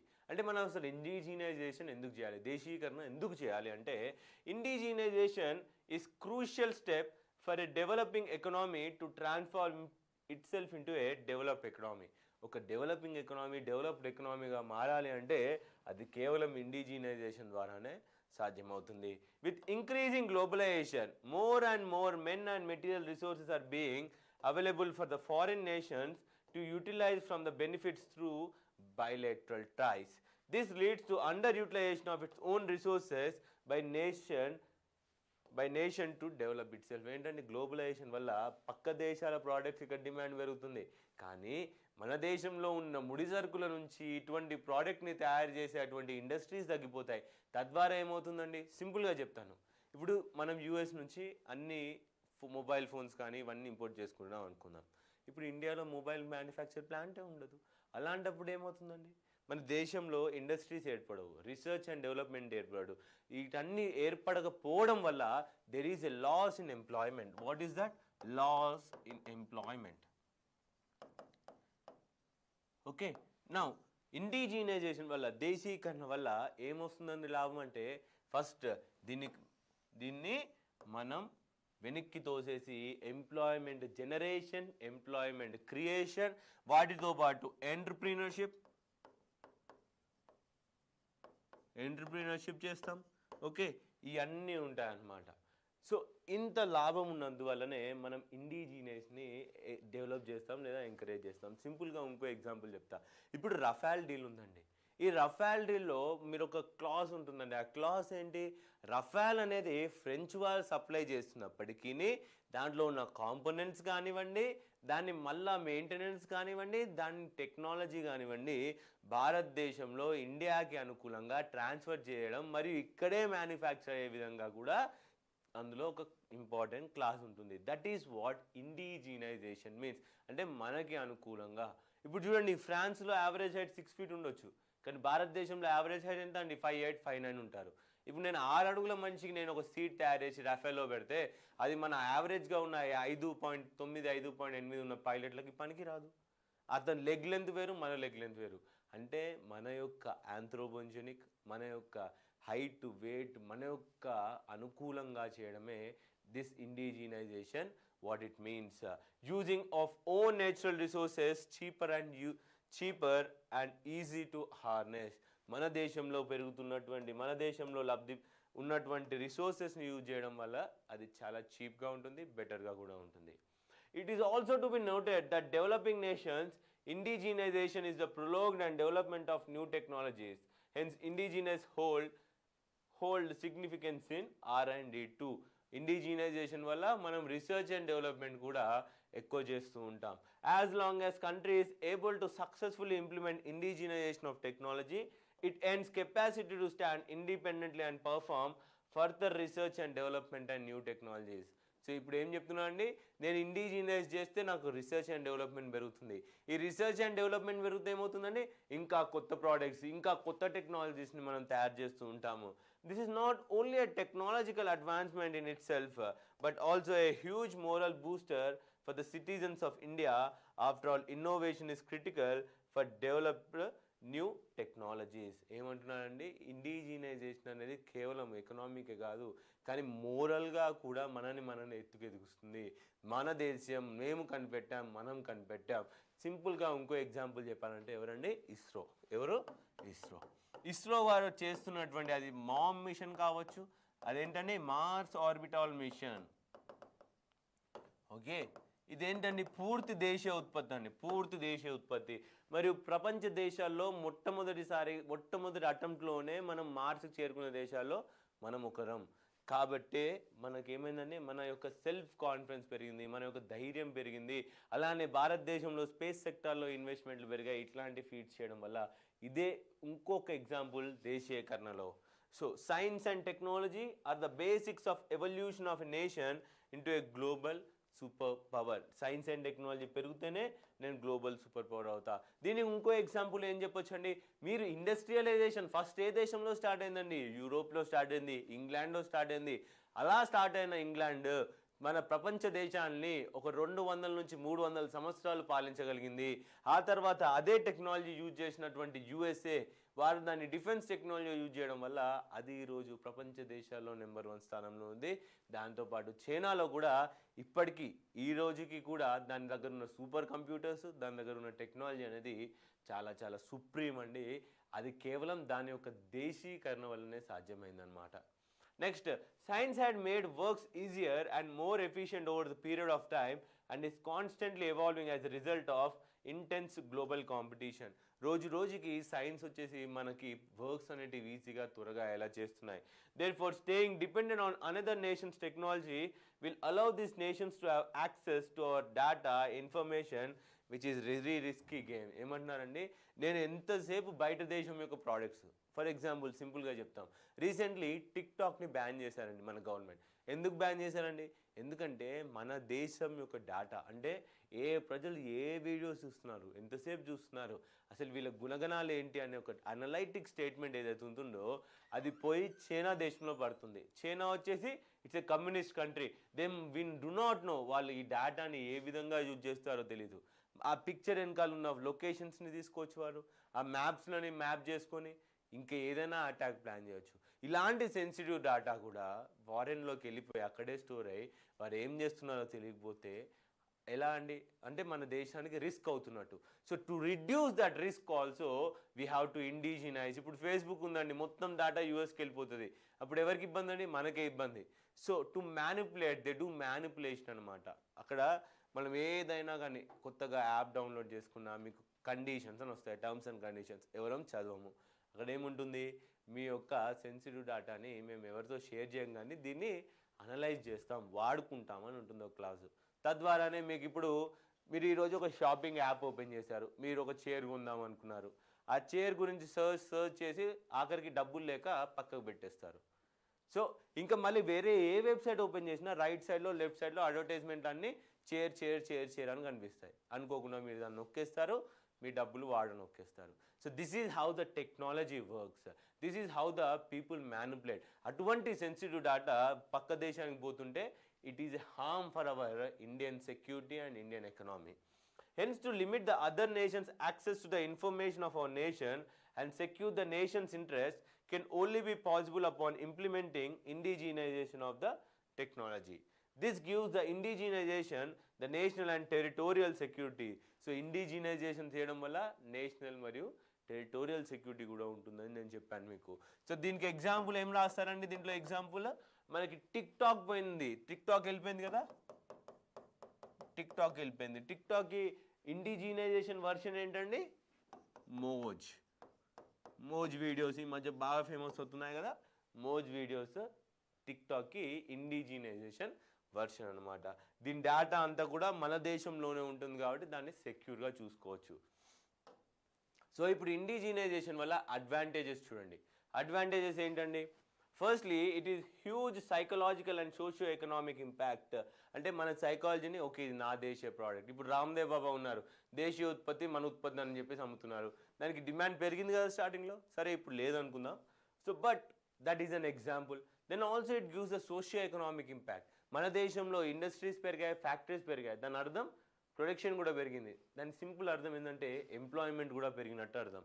ఇండిజినైజ్ leads to a sense of independence and accomplishment. ఏదో సాధించాం, మనదే కదా, మొత్తం కంప్లీట్ ఉన్నాయి, మన దగ్గర అన్నీ ఉన్నాయి. ఫర్ ఎగ్జాంపుల్ మన ఫార్మాస్యూటికల్ ఇండస్ట్రీ, మన యొక్క పీపీఈ కిట్స్ ఏవైతే మన దేశంలోనే తయారు చేసామో ఏంటంటే సెక్యూరిటీ ఇచ్చాయండి మనకు. సో భారతదేశం పెద్ద హబ్, ట్యాబ్లెట్స్ హబ్ కాబట్టి నాకు ఇక్కడ మందులకి కరువు లేదు, నేను ఇంకో దేశం పైన డిపెండ్ అవ్వస్ లేదు అన్న ఒక కాన్ఫిడెన్స్ అనేది భారతదేశంలో ఉంటుంది. So furthermore, it broadens the job opening in the manufacturing and other service sectors.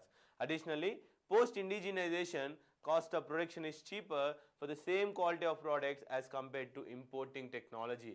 ఒక దేశం నుంచి వచ్చిన ప్రోడక్ట్ కంటే మన దేశంలో తయారైన ప్రోడక్ట్ కాస్ట్ చాలా చాలా చీప్గా ఉంటుంది. So indigenisation also promotes the culture of science and technology in the country. మన వాళ్ళు రీసెర్చ్ పైన కూడా ఎక్కువ దృష్టి పెడతారు ఇండిజినైజేషన్ కోసం.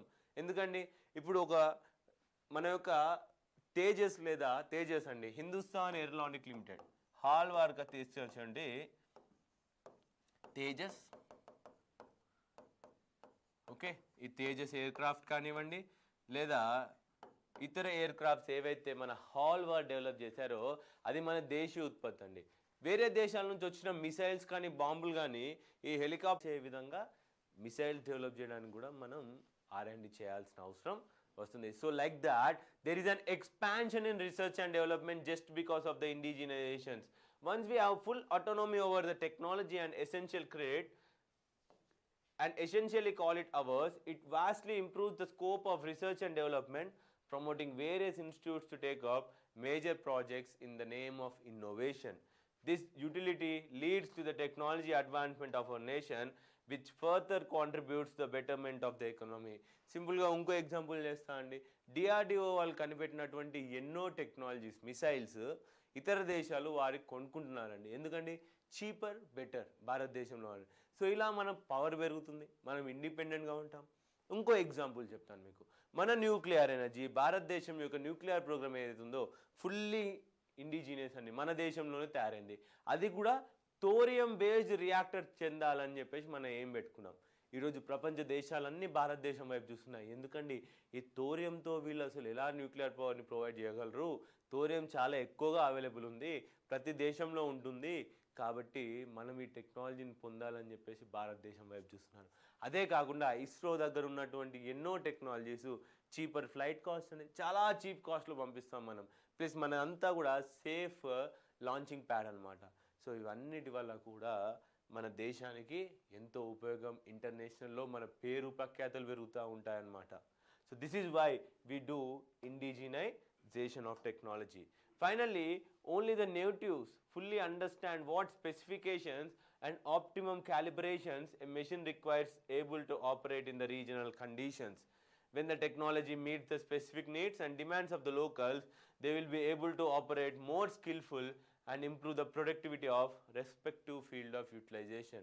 వీళ్ళకి తెలుసు లోకల్కి అనుకూలంగా మన రోడ్స్కు విధంగా మన కార్లు ఉంటాయి, మన తాతలకి ముత్తాతలకి లేదా మన ఇంట్లో ఉన్న ముసలి వాళ్ళకి కూడా అర్థమయ్యే విధంగా మన భాషలో ఒక సెల్ ఫోన్ తయారు చేసుకోవచ్చు. సో ఇలా మనకి అనుకూలమైన ప్రోడక్ట్స్ వాటిని ఇంకా ఇంప్రూవ్ చేసే స్కిల్ కూడా మనకి పెరుగుతూ ఉంటుంది. సో నెక్స్ట్ ఇంపార్టెంట్ టాపిక్, ఇదే టాపిక్లో ఇండిజినస్ మరియు డెవలప్మెంట్ ఆఫ్ న్యూ టెక్నాలజీస్ అని చెప్పేసి ఉందన్నమాట. సో అందులో మన డెవలప్మెంట్ ఆఫ్ న్యూ టెక్నాలజీస్ కనుక ఇప్పుడు చూస్తే, once a nation becomes self-sufficient in terms of technology, the next steps involves innovation to develop. Innovation అంటే ఏంటండి?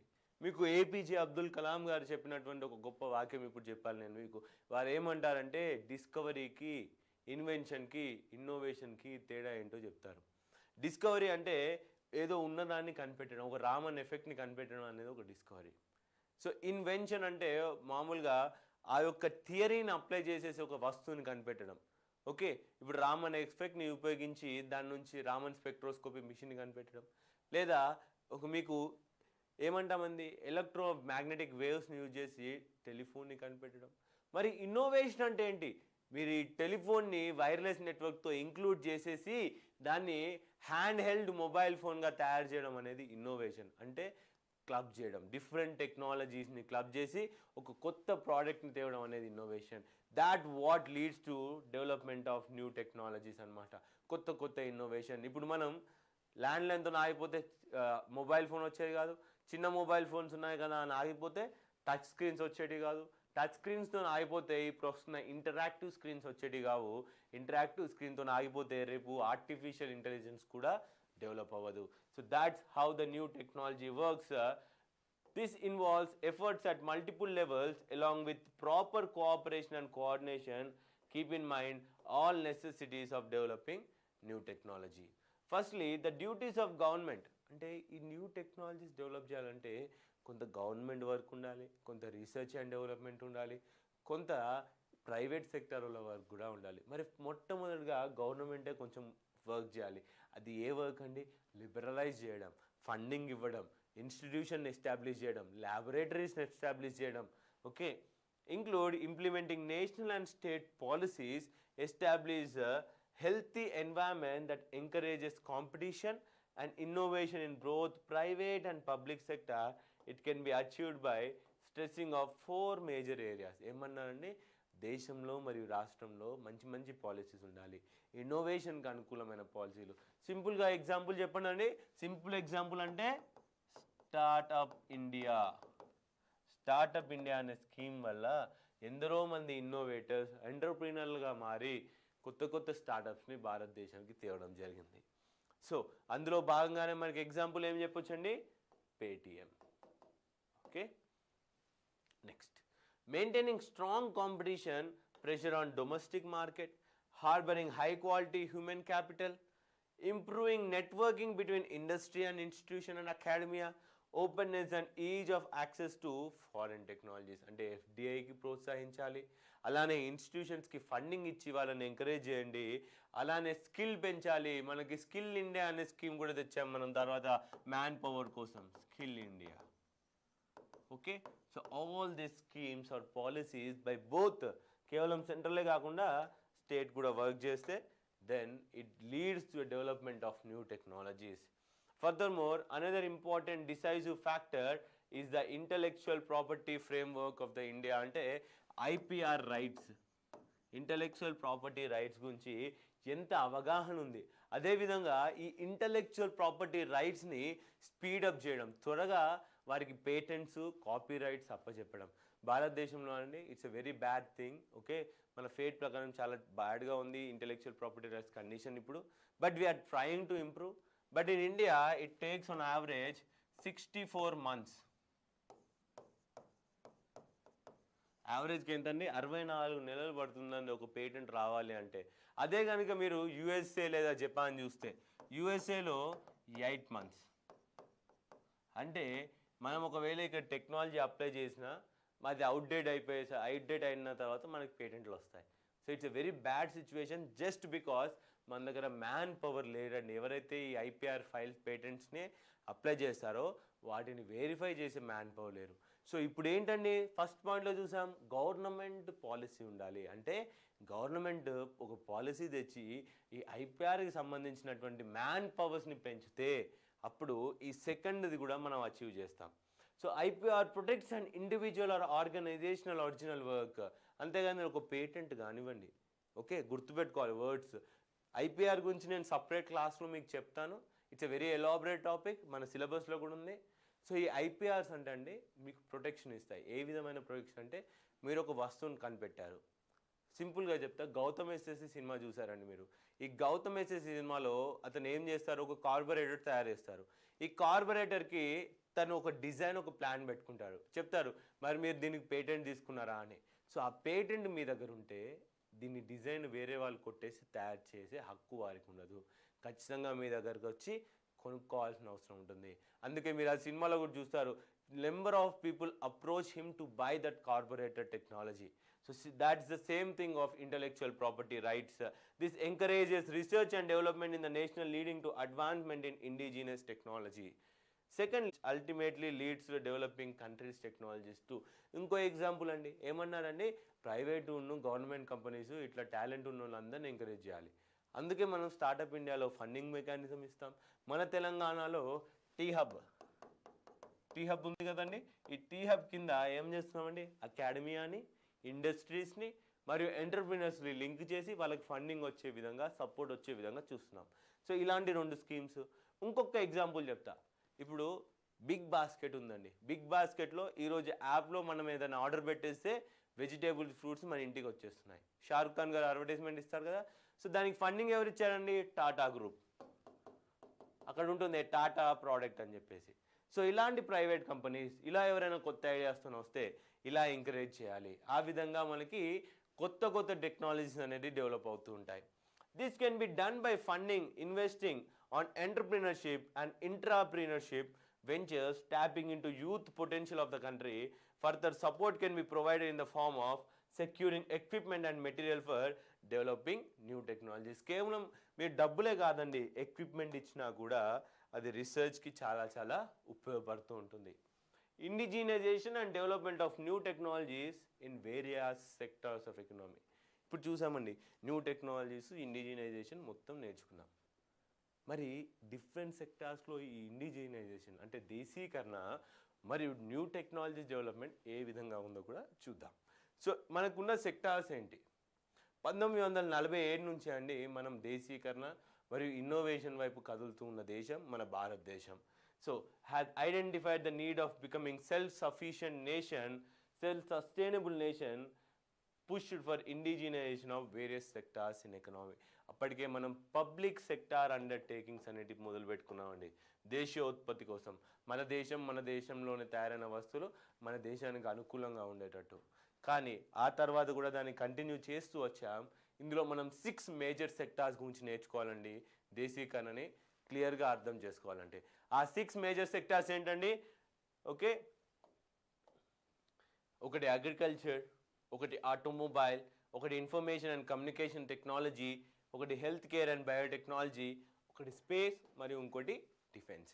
అయితే ఈ 6 సెక్టార్స్ని చూసే ముందు మన భారతదేశము సెల్ఫ్ సఫిషియెంట్ అవ్వడానికి తన ఎకనామీ ప్లానింగ్ని సైన్స్ అండ్ టెక్నాలజీకి అనుకూలంగా ఉండే విధంగా ఒక 5 ఫేజెస్లో డెవలప్ అవుతూ వచ్చిందండి. ఫస్ట్ ఫేజ్ అంటే మనకి వెంటనే స్వతంత్రం వచ్చిన తర్వాత మనం ఏ విధంగా ఆలోచించాం? Focus on building relevant infrastructure. అంటే మొట్టమొదటి సంవత్సరాల్లో ఐఐటీస్ కట్టుకున్నాం. సిఎస్ఐఆర్ ఏంటండి? CSIR. Okay, scientific research institutions ఉన్నాయి కదా, సిఎస్ఐఆర్స్. ఆ తర్వాత డిఆర్డిఓ లాంటి ఇన్స్టిట్యూషన్స్, ఇస్రో లాంటి ఇన్స్టిట్యూషన్, ఐఐటీస్, ఇవన్నీ కూడా ఫస్ట్ మనం ఇన్ఫ్రాస్ట్రక్చర్ పెట్టుకున్నాం. Included reorientation. ఇప్పుడు ఇది అయిపోయింది కదా, నెక్స్ట్ కొత్తది ఏంది డెవలప్ చేయాలి. Promote the use and application of indigenous technologies. ఇందులో తయారు చేసినటువంటి టెక్నాలజీస్ని మనం పబ్లిక్కి తెచ్చి వాటిని యూటిలైజ్ చేసుకోవడం. Involve moving towards the economic liberalisation. And finally phase 5 involves development of science and technology in economic liberalization of the country. ఇప్పుడు మనం phase 5లో ఉన్నామండి. ఈ సైన్స్ అండ్ టెక్నాలజీ అనేది మనం ఇండిపెండెంట్గా ఎలా అవ్వాలనే దాని మీద ఫోకస్ చేయాలి. సో ఇప్పుడు మనం మళ్ళీ మన 6 మేజర్ సెక్టార్స్కి వద్దాం. ఇండిజినైజేషన్ ఎక్కడెక్కడ చూడాలని: agriculture, automobile, information communication technology, health care, space and defence. So ఒక్కొక్కటిగా చూద్దాం. సో ఫస్ట్ ఇన్ఫర్మేషన్ కమ్యూనికేషన్ అనుకున్నా లేదా ఐటీ సెక్టార్ అనుకున్నా కూడా ఇక్కడ దేశీకరణ ఏ విధంగా ఉందంటే, సింపుల్గా మీకు మేజర్ ఎగ్జాంపుల్ మన పేమెంట్స్ ఇంటర్ఫేస్, పేమెంట్ గేట్వేస్. ఏంటండి పేమెంట్ గేట్వేస్ అంటే? మనకిప్పుడు భీమ్ యాప్ వచ్చింది, ఓకే, లేదా అంటే యూపీఐ, సింపుల్గా యునైట్. ఓకే, యూపీఐ అంటే ఏంటంటే యునైటెడ్ పేమెంట్స్ ఇంటర్ఫేస్. కేవలం మీ యొక్క ఫింగర్ ప్రింట్ కింద మీరు డబ్బులు ఎవరికంటే వాళ్ళకి పంపించచ్చు. ఐఎంపిఎస్, ఓకే, అంటే ఇమీడియట్ పేమెంట్ సర్వీసెస్. ఇదంతా కూడా మన భారతదేశంలో డెవలప్ అయ్యాయి. ఇదే కాకుండా రూపే కార్డ్, లార్జెస్ట్ సబ్స్క్రైబర్స్ ఉన్నారు దీనికి. ఓకే, దాదాపు 100 కోట్ల కార్డ్స్ వచ్చాయన్నమాట దీంట్లో, రూపే కార్డ్స్లో. భీమ్ యాప్, యూపీఐ యాప్, ఇవన్నీ కూడా మన సొంత ప్రోడక్ట్స్ అన్నమాట. So that is an example in the case of information technology. ఇదే కాకుండా మీకు టిక్టాక్కి దేశీయోత్పత్తి ఏంటండి? Moj app. So Moj app. ఇంకా ఇన్ఫర్మేషన్ టెక్నాలజీస్లో ఇంకా ఏమున్నాయండి? పేటిఎం, ఓకే, ఎయిర్టెల్ కమ్యూనికేషన్స్ అని కూడా రాసుకోవచ్చు. So these are all Indian based IT indigenous products అన్నమాట. So this is how you need to understand the topic అండి. ఎందుకంటే మీరు ఎప్పుడు కూడా ఈ టాపిక్ని కరెంట్ అఫైర్స్తో లింక్ చేసుకోవాలి.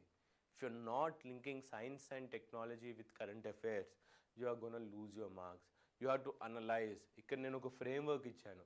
నేను చెప్పే క్లాస్ వినకపోయినా just pass every slide, understand what is the framework I'm giving you. So if you understand the framework, మీకు ఫ్రేమ్వర్క్ అర్థమైతే ఏ పాయింట్స్ రాయాలి, ఎలా రాయాలి, ఏముంటుంది ఈ టాపిక్లో అన్న అర్థం చేసుకుంటే మీరు క్వశ్చన్ ఎక్స్పెక్ట్ చేయొచ్చు. మీరు కరెంట్ అఫైర్స్ చదువుతున్నప్పుడు వెంటనే అర్థం చేసుకోవచ్చు. ఫ్రెండ్స్, ఈ టాపిక్ ఇండిజినైజేషన్ కిందకి వస్తుంది, ఈ topic role of science and technology in the development of economy వస్తుంది, ఈ టాపిక్ ఇంటలెక్చువల్ ప్రాపర్టీస్లో వస్తుంది అనే దాన్ని మీరు ఖచ్చితంగా మీరు అర్థం చేసుకోవాలి. So these are the examples in the case of information technology.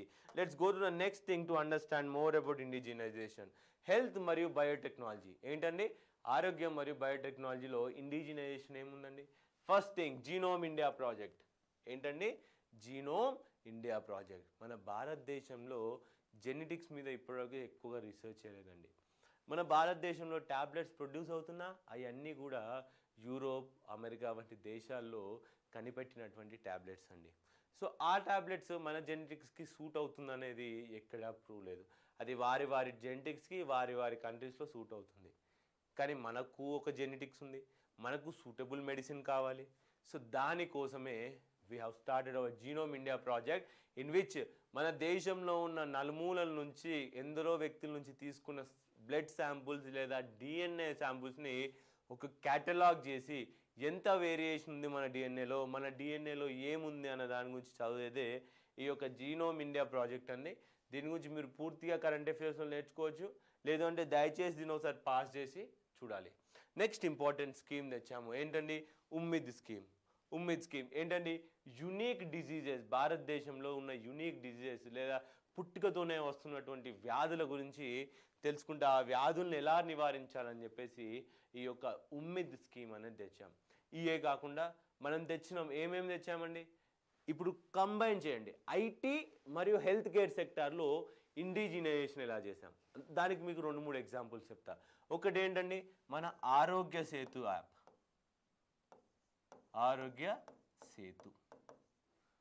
Next Bharat health stock.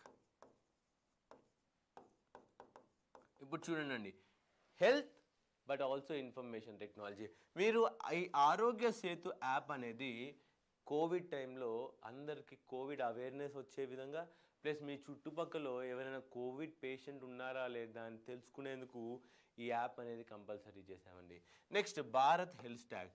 వ్యాధుల ప్రబలం ఎలా ఉంది, భారతదేశంలో ఏ వ్యక్తి దేంతో బాధపడుతున్నారో వారిని ఎలా నివారించాలని ఒక ప్లాన్ చేసుకునే విధంగా మొత్తం హెల్త్ స్టాక్ అనేది కూడా మనం ఇప్పుడు చూడండి, ఐటీ మరియు బయోటెక్నాలజీతో కలిపి ఇది మళ్ళీ ఇండిజినైజ్డ్ అంటే దేశీయోత్పత్తి, మనకి అనుకూలంగా ఉండేటువంటి ప్రోడక్ట్స్ అండి. నెక్స్ట్ డిఫెన్స్ కోసం వస్తే, డిఫెన్స్ మరియు స్పేస్ కనుక చూస్తే, స్పేస్ సెక్టార్లో మనకి ఇంపార్టెంట్ ఏమేమి ఉంటాయండి? Reusable launch vehicle technology demonstration. శాటిలైట్స్ని మనం లో ఎర్త్ ఆర్బిట్లో లాంచ్ చేయడానికి పెద్ద పెద్ద రాకెట్లు యూజ్ చేస్తున్నాం, మళ్ళీ వాటిని స్క్రాప్లోకి వెళ్ళిపోతాయి. కానీ ఆ రాకెట్ మళ్ళీ యూజ్ చేసే విధంగా తయారు చేసిందే మన ఈ reusable launch vehicle technology. This is also indigenous technology. మన చంద్రయాన్ 2 మిషన్ కూడా ఇండిజినియస్ టెక్నాలజీ. మనం చేసేటువంటి గగన్యాన్ మిషన్లో మనం తయారు చేసినటువంటి స్పేస్ సూట్ కానివ్వండి, ఓకే, మనం తయారు చేసుకున్నటువంటి మన జిఎస్ఎల్వి మార్క్ 3 కానివ్వండి, ఇందులో ఫిట్ చేసినటువంటి క్రయోజెనిక్ ఇంజన్ కూడా, ఓకే, ఇది గుర్తుపెట్టుకోవాలండి. మనం స్పేస్ టాపిక్లో దీని గురించి ఇంకా ఎలాబరేట్గా డిస్కస్ చేస్తాం, క్రయోజెనిక్స్ గురించి. కానీ ఫ్రెండ్స్, ఇండియాస్ క్రయోజెనిక్ టెక్నాలజీ అనేది పూర్తిగా మన దేశంలోనే independent to any other nation we have developed. ఇతర కంట్రీస్ మనకి టెక్నాలజీ ట్రాన్స్ఫర్ చేయడానికి ఇబ్బంది పడుతున్నప్పుడు వారి దగ్గర నుంచి ఏంటి మనమే సొంతంగా డెవలప్ చేసుకున్న గొప్ప టెక్నాలజీ ఈ క్రయోజెనిక్ టెక్నాలజీ. ఈ స్పేస్ సూట్ మన భారతదేశం వారే తయారు చేసుకున్నారు. This creates economy, this creates market. ఇంకో సింపుల్ ఎగ్జాంపుల్ మన చంద్రయాన్ 2 మిషన్ పూర్తిగా దేశీయోత్పత్తి. Okay, next scramjet engine, ఇది కూడా పూర్తిగా దేశీయోత్పత్తితోనే మనం తయారు చేస్తున్నామండి. ఎందుకంటే హైపర్సానిక్ స్పీడ్స్ని అచీవ్ చేయడానికి మనకి ఈ ఇంజన్ కావాలి. మనం మిసైల్ స్పీడ్స్ పెంచడానికి, మన రాకెట్ స్పీడ్స్ పెంచడానికి, అది కూడా మనం ఎయిర్ నుంచి ఆక్సిజన్ తీసుకొని బర్న్ చేయడానికి కూడా ఈ టెక్నాలజీ మొత్తం కూడా మన దేశంలోనే డెవలప్ చేసుకుంటున్నాం. This is an examples. అంటే ఇప్పుడు ఇండిజినైజేషన్ అనే టాపిక్ వచ్చినప్పుడు మీరు ఇలాంటి ఎగ్జాంపుల్స్ రాయాలి స్పేస్ సెక్టార్కి సంబంధించి. సో నెక్స్ట్ డిఫెన్స్ సెక్టార్కి సంబంధించి వస్తే ఏం ఎగ్జాంపుల్స్ రాస్తారు? ఇక్కడ చూడొచ్చు మీరు, స్కార్పినీ క్లాస్ సబ్మెరైన్ ఇన్ ప్రాజెక్ట్ 75. ఏంటండి స్కార్పినీ క్లాస్? ఇది కరెంట్ అఫేర్స్లో వింటారు, మరి ఎక్కడ రాయాలి అని తెలియాలి కదా. You should write in the term of indigenisation. In this ఏమైందండి, భారతదేశంలో సబ్మెరైన్ పవర్ చాలా వీక్ అండి. మనం సబ్మెరైన్స్లో కూడా సెల్ఫ్ సఫిషియెంట్ ఉండేందుకు ప్రాజెక్ట్ 75 కింద 6 సబ్మెరైన్స్. ఓకే, ఇది కూడా air independent propulsion system. Air independent propulsion system అంటే ఇది సర్ఫేస్కి వచ్చి, మామూలుగా సబ్మెరైన్ ఉంటుంది కదండి, అది అప్పుడప్పుడు మళ్ళీ మీదికి వచ్చి ఆక్సిజన్ ట్యాంకులు ఫుల్ చేసుకొని మళ్ళీ లోపలికి వెళ్ళాల్సిన అవసరం. అలా కూడా రాకుండా నీళ్ళల్లోనే ఉంటూ మరియు డీజిల్ పవర్తో రన్ అయ్యే విధంగా మనం ఈ ప్రాజెక్ట్ 75లో 6 సబ్మెరైన్స్ ప్రాజెక్ట్ స్టార్ట్ చేసామండి. అది కూడా పూర్తి ఇండిజినియస్ టెక్నాలజీస్తో మజగన్ డాక్యార్డ్ లిమిటెడ్ వారు తయారు చేస్తున్నారండి. ఇక్కడ మీరు ఐఎన్ఎస్ చూడొచ్చు మీరు, వేలా వగీర్ వక్షీర్ అని చెప్పేసి డిఫరెంట్ నేమ్స్తో పిలుస్తున్నాం ఈ సబ్మెరైన్ని. This is what the submarine looks like. And the next is quick reaction surface to air defence system. ఏంటండి, క్వార్సమ్. ఇది మన డిఆర్డిఓ వాళ్ళు డెవలప్ చేస్తారండి. దాదాపు డిఆర్డిఓ నుంచి వచ్చిన ఏ మిసైల్ అయినా, అప్పుడు కరెంట్ అఫేర్స్లో ఉన్న మిసైల్ సిస్టమ్ అయినా మీరు డైరెక్ట్గా ఇండిజినైజేషన్ టాపిక్లో రాయొచ్చు. ఓకే, నెక్స్ట్ ఈ కోవిడ్ టైంలో అండి మన ఎయిర్ ఫోర్స్ వాళ్ళు అర్పిత్ ఏంటండి, air rescue powered for isolated transportation. ఇది దేనికంటే అండి, ఇక్కడ చూడొచ్చు మీరు, ఇక్కడ డాక్టర్స్ లాగా ఉన్న వ్యక్తుల మధ్యలో ఇక్కడ ఒక పాడ్ ఉంది. ఏంటి అంటే టోటల్ సీల్డ్ సిస్టమ్ అండి. ఒక కోవిడ్ పేషెంట్ పక్కనే ఉంటే ఆ కోవిడ్ ఇతరులకు అంటకుండా ఇలా ఒక సీల్డ్ కేసులో ఆ వ్యక్తిని తొందరగా ట్రాన్స్పోర్ట్ చేసి తనకి ట్రీట్మెంట్ ఇచ్చే విధంగా తయారు చేసినటువంటిదే airborne rescue pod for isolated transport, that is ARPIT అనమాట.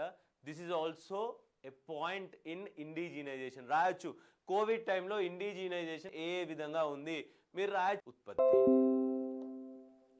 నెక్స్ట్ ఇప్పుడు మనం ఏమేమి మిస్ అయ్యామండి, మనం అగ్రికల్చర్ అనే టాపిక్ మిస్ అయ్యాము. ఇక్కడ అగ్రికల్చర్ నేను ఎందుకు రాయలేదు అంటే,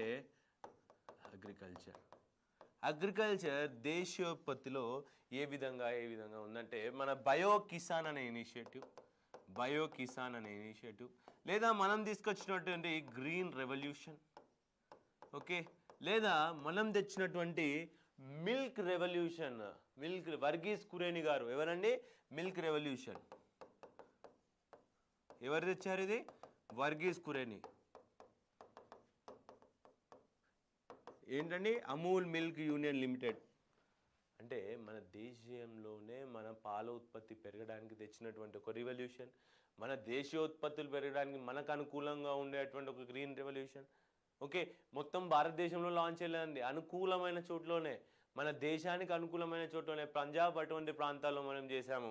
ఆ తర్వాత మనం తెచ్చినటువంటి బయో కిసాన్ ఇనిషియేటివ్, లేదా మన దేశంలో రోజు రోజుకి పెరుగుతున్నటువంటి ఆర్సెనిక్. ఈ ఆర్సెనిక్ అనే మెటాలిక్ కంటెంట్ వాటర్లో పెరుగుతున్నప్పుడు మన రైస్ ఎక్కువగా ఉత్పత్తి కాదండి, ఒదుగు రాదు. అలా రావట్లేదన్న బాధతోని ఆర్సెనిక్ రెసిస్టెంట్ రైస్లు కూడా ఎవరండి, మన Indian council for agriculture research వాళ్ళు లేదా ఇక్రిసాట్ వారి కోఆపరేషన్తో ఎన్నో స్టేట్ అగ్రికల్చర్ ఇన్స్టిట్యూట్స్ కూడా దీన్ని రెసిస్టెంట్ రైస్ని తయారు చేశాయి. ఇది వెస్ట్ బెంగాల్లో తయారైంది ఆర్సెనిక్ రెసిస్టెంట్ రైస్ అంది, దాని పేరు ముక్తోశ్రీ. ఇది ఒక ఎగ్జాంపుల్ దేశోత్పత్తిలో. So this all come under agriculture. ఇదే కాకుండా మీరు Animal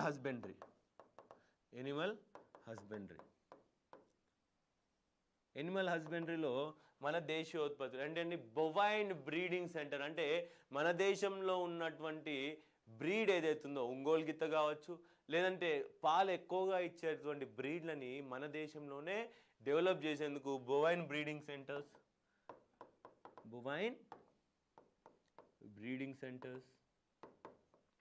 so these all come under the indigenisation. ఈ అగ్రికల్చర్ సెక్టర్లో ఇంత ఎలాబరేట్గా మీరు రాసుకోవచ్చు. సో ఇది కాకుండా ఇంకా ఏ పాయింట్ మిస్ అయ్యామండి, ఇంకా ఏదైనా పాయింట్ మిస్ అయ్యామో ఒకసారి చూద్దాం. సో హెల్త్ కేర్ అయిపోయింది, ఇన్ఫర్మేషన్ అయిపోయింది, స్పేస్ అయిపోయింది, డిఫెన్స్ అయిపోయింది. Next automobile. సింపుల్గా మీకు ఒక ఎగ్జాంపుల్ చెప్తా. ఆటోమొబైల్లో టాటా వారు బెస్ట్ ఎగ్జాంపుల్ అండి. ఫియట్ వారు ఎవరండి? ఫియట్ అనే కంపెనీ భారతదేశానికి వచ్చిన మొట్టమొదటి కార్ల కంపెనీ అండి. కానీ ఈ కార్లు ఈరోజు మీరు ఎక్కువ చూస్తారా? చూడము. ఎందుకంటే వీరు వారి దేశంలో ఉన్న కార్ని తీసుకొచ్చి ఇండియాలో పెట్టారు, కానీ మన టాటా వారి లాగా దేశోత్పత్తి, దేశానికి అవసరమైన కార్స్ని తయారు చేయలేదు. వీరు టాటా వారి greatest example is nano car. సరే, ఇది ఫెయిల్ అయిందని చాలామంది అనొచ్చు, కానీ దాని కాస్ట్ లేదా అదంతా కూడా దాని R&D రీసెర్చ్కి సంబంధించిన కాస్ట్ మొత్తం కూడా రికవర్ చేసుకోగలిగింది కాబట్టి సో భారతదేశంలో ఉన్న ఎకనామీ ప్రకారం, భారతదేశంలో ఉన్న ఫ్యామిలీ సైజ్కి సంబంధంగా తయారు చేసింది నానో కార్. కేవలం ₹1,00,000 నలుగురు వ్యక్తులు హ్యాపీగా ట్రావెల్ చేసే విధంగా తయారు చేసినటువంటి ఇండిజినియస్ టెక్నాలజీయే ఈ మన నానో కార్ అన్నమాట. సో ఇదే కాకుండా ఇండిజినైజేషన్ అనేది దేనికి ఉపయోగపడుతుందో మీకు ఒక సింపుల్గా చెప్తాను.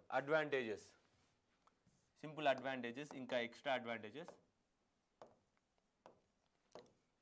ఇండిజినైజేషన్ వల్ల మనం క్లైమేట్ చేంజ్కి మనం ఇచ్చినటువంటి ప్రామిసెస్ని అచీవ్ చేసుకోవచ్చు. Can achieve climate goals. అంతే కదండి. ఇప్పుడు నేను క్లైమేట్ గోల్ చెప్పాను. ఏం గోల్ చెప్పాను? నేను ఎట్లా చేసైనా 0 ఎమిషన్ నేషన్ అవుతాను 2040, 2050 కల్లా అని ప్రామిస్ ఇచ్చాను అనుకోండి. సో దానికి అనుకూలంగా నేనేం తయారు చేస్తాను? ఒక హైడ్రోజన్ వెహికల్, లేదంటే ఒక ఎలక్ట్రానిక్ కార్ను. సో ఈ విధంగా మీకు ఒక అడ్వాంటేజ్ ఏంటండి? Can achieve climate goals. ఆ క్లైమేట్ గోల్స్ని అచీవ్ చేసేందుకు మనం తీసుకొచ్చిన ఈ యొక్క ఇనిషియేటివ్స్ ఉన్నాయా, అది హైడ్రోజన్ కార్ కానివ్వండి, ఎలక్ట్రిక్ కార్ కానివ్వండి, they indirectly provide employment, they also provide research and development, అంతే కదా, they also provide trade also. So ఇన్ని విధాలుగా మీకు ఇండిజినైజేషన్ అనేది ఉపయోగపడుతూ ఉంటుంది. సో సింపుల్గా friends, we'll end this class with a model mains question.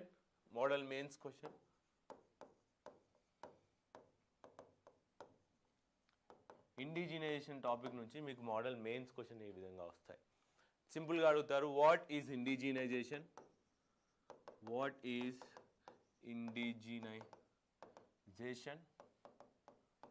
How indigenisation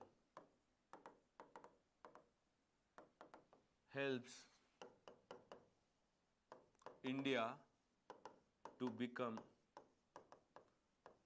a self-sufficient nation. Explain this statement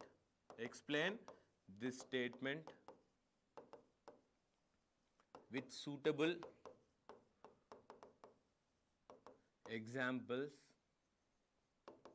and data. ఒక పెద్ద క్వశ్చన్, కంప్లీట్ క్వశ్చన్ ఇచ్చారండి. ఏమంటున్నారు? ఇండిజినైజేషన్ అంటే ఏంటి, మన భారతదేశం ఇండిజినైజేషన్ ద్వారా సెల్ఫ్ సఫిషియెంట్ ఎలా అవుతుంది, దానికి కొన్ని ఎగ్జాంపుల్స్ మరియు డాటాతో నాకు చెప్పాలి అని చెప్తున్నారు. సో ఈ ఆన్సర్ మీరు ఎలా రాస్తారు? సింపుల్గా రాయాలి. ఎలా అంటే, ఫస్ట్ ఇక్కడ రాస్తాను. So write the definition of indigenisation. Okay, మీరు ఆక్స్ఫర్డ్ డెఫినేషన్ రాస్తారా, మీ సొంత డెఫినేషన్ రాస్తారా, అది మీ ఇష్టం. So next can indigenisation make India self sufficient? ఏ విధంగా, కెన్ ఎలా అవుతుంది అనే దాన్ని మీరు ఇక్కడ ఎక్స్ప్లెయిన్ చేయాలి. How India becomes self sufficient అంటే ఇక్కడ రాయాల్సింది ఏంటండి? Significance of indigenisation. సిగ్నిఫికెన్స్లో ఏం రాస్తారు మీరు? సిగ్నిఫికెన్స్లో రాయాల్సిన నెంబర్ 1, సిగ్నిఫికెన్స్లో R&D డెవలప్ చేస్తుంది. నెంబర్ 2, గవర్నమెంట్ పాలసీస్ ఉండాలి దీనికి. Okay, number 3, favourable to nation. Number 4, data security. Okay, ఇందులోనే అడ్వాంటేజెస్ కూడా కలిపి రాస్తూ మీరు వీటికి ఎగ్జాంపుల్స్ రాయాలి. ఇప్పుడు డేటా సెక్యూరిటీకి ఏం రాస్తారండి? మోజ్. ఓకే, టిక్టాక్ని అది చేసేసింది. ఫేవరబుల్ టు ద నేషన్ అంటే మన దేశీయ భాషల్లో వచ్చినటువంటి గూగుల్. Indian languages. పాలసీస్ ఏం తెచ్చారని అంటే ఏం రాస్తారండి? Startup India. ఓకే, బయోటెక్నాలజీలో ఉమ్మిద్ స్కీమ్. సో ఇంకా ఎన్ని స్కీమ్స్ అయినా మీరు రాయొచ్చు. So next research and development కొరకు ఏం తెచ్చామంటే ఏం రాస్తారు? మీరు అటల్ ఇన్నోవేషన్ మిషన్ గురించి కూడా ఇక్కడ రాయొచ్చండి. అటల్ ఇన్నోవేషన్ మిషన్ గురించి కూడా ఇక్కడ రాయొచ్చు. So friends, this is what exactly the indigenisation means. So current అఫైర్స్ని దయచేసి ఫాలో అవ్వాలి. ఫాలో అయితేనే మీరు దీనికి ఎలాబరేట్ ఆన్సర్స్ ఇవ్వగలరు, బెస్ట్ ఆన్సర్స్ ఇవ్వగలరు. ఎగ్జాంపుల్స్ అన్నీ కూడా కరెంట్ అఫైర్స్ రెగ్యులర్గా చూడాలి. Integration of science and technology and innovation for better human life. ఏంటండి? సైన్స్, టెక్నాలజీ మరియు ఇన్నోవేషన్ని కలుపుకొని మన హ్యూమన్ లైఫ్ని ఏ విధంగా బెటర్ చేయగలం అనే దాని గురించి మాట్లాడదాం. సో వీటన్నిటికంటే ముందండి మనం ఫస్ట్ ఇన్నోవేషన్ గురించి మాట్లాడుకుందాం. ఎందుకంటే సైన్స్ మరియు టెక్నాలజీ మనందరికీ తెలిసిన విషయాలే. సో ఈ టాపిక్ని మొదలుపెట్టే ముందు మనం ఏపీజే అబ్దుల్ కలాం గారిని ఖచ్చితంగా గుర్తు చేసుకోవాలండి. వారు ఇచ్చినటువంటి ఒక గొప్ప కొటేషన్ మీకు ఇక్కడ ఇచ్చాను, ఒకసారి చదవాలి మీరు నాతోని. Innovation is Born out of cultural excellence. This excellence is the progress when an individual or nation contrives to fulfill the dream with a calculated risk. ఏమంటున్నారండి? ఇన్నోవేషన్ అనేది ఒక కల్చరల్ ఎక్సలెన్స్. ఓకే, ఇది ఒక దేశం ప్రోగ్రెస్ అవుతున్న సమయంలో ఆ యొక్క రిస్క్ని దృష్టిలో పెట్టుకొని ఏ విధంగా ప్రోగ్రెస్ అవ్వాలన్న ఆలోచనలో నుంచి పుట్టినదే ఈ ఇన్నోవేషన్. వీరు ఒక ఎగ్జాంపుల్ ఇచ్చారు, నేను ప్రీవియస్ క్లాస్లో చెప్పాను, ఈ క్లాస్లో కూడా చెప్తాను. ఆ ఎగ్జాంపుల్ ఏంటంటే వీరు డిస్కవరీకి, ఇన్వెన్షన్కి, ఇన్నోవేషన్కి ఏంటన్నది డిస్కవరీ, ఇన్వెన్షన్ అండ్ ఇన్నోవేషన్ గురించి ఒక మంచి కొటేషన్ చెప్తారు, ఒక స్టోరీ కూడా చెప్తారని ఒక స్టూడెంట్ అడిగినప్పుడు. ఈ టాపిక్కి చాలా ఆప్ట్ ఎగ్జాంపుల్ అండి. మీరు దీన్ని ఎస్ఏలో వాడుకోవచ్చు, సైన్స్ అండ్ టెక్నాలజీ ఎస్ఎస్లో మీ ఆన్సర్ని ఎలాబరేట్ చేయడానికి కూడా వాడుకోవచ్చు. ఇక్కడ చూడండి, డిస్కవరీ అంటే ఏంటండి? ఒక ఈక్వేషన్ని కనుక్కోవడం, energy equation. Einstein's energy equation అనేది ఒక డిస్కవరీ. E=mc². ఓకే, ఆల్రెడీ ఉన్నదాన్ని కనుక్కొని దాన్ని సైంటిఫిక్ పద్ధతిలో చూపించేదాన్ని డిస్కవరీ అంటారు. దీన్ని మనం సింపుల్గా సైన్స్ అని పిలవచ్చు. దీన్ని ఏమనొచ్చండి? సైన్స్ అని పిలవచ్చు.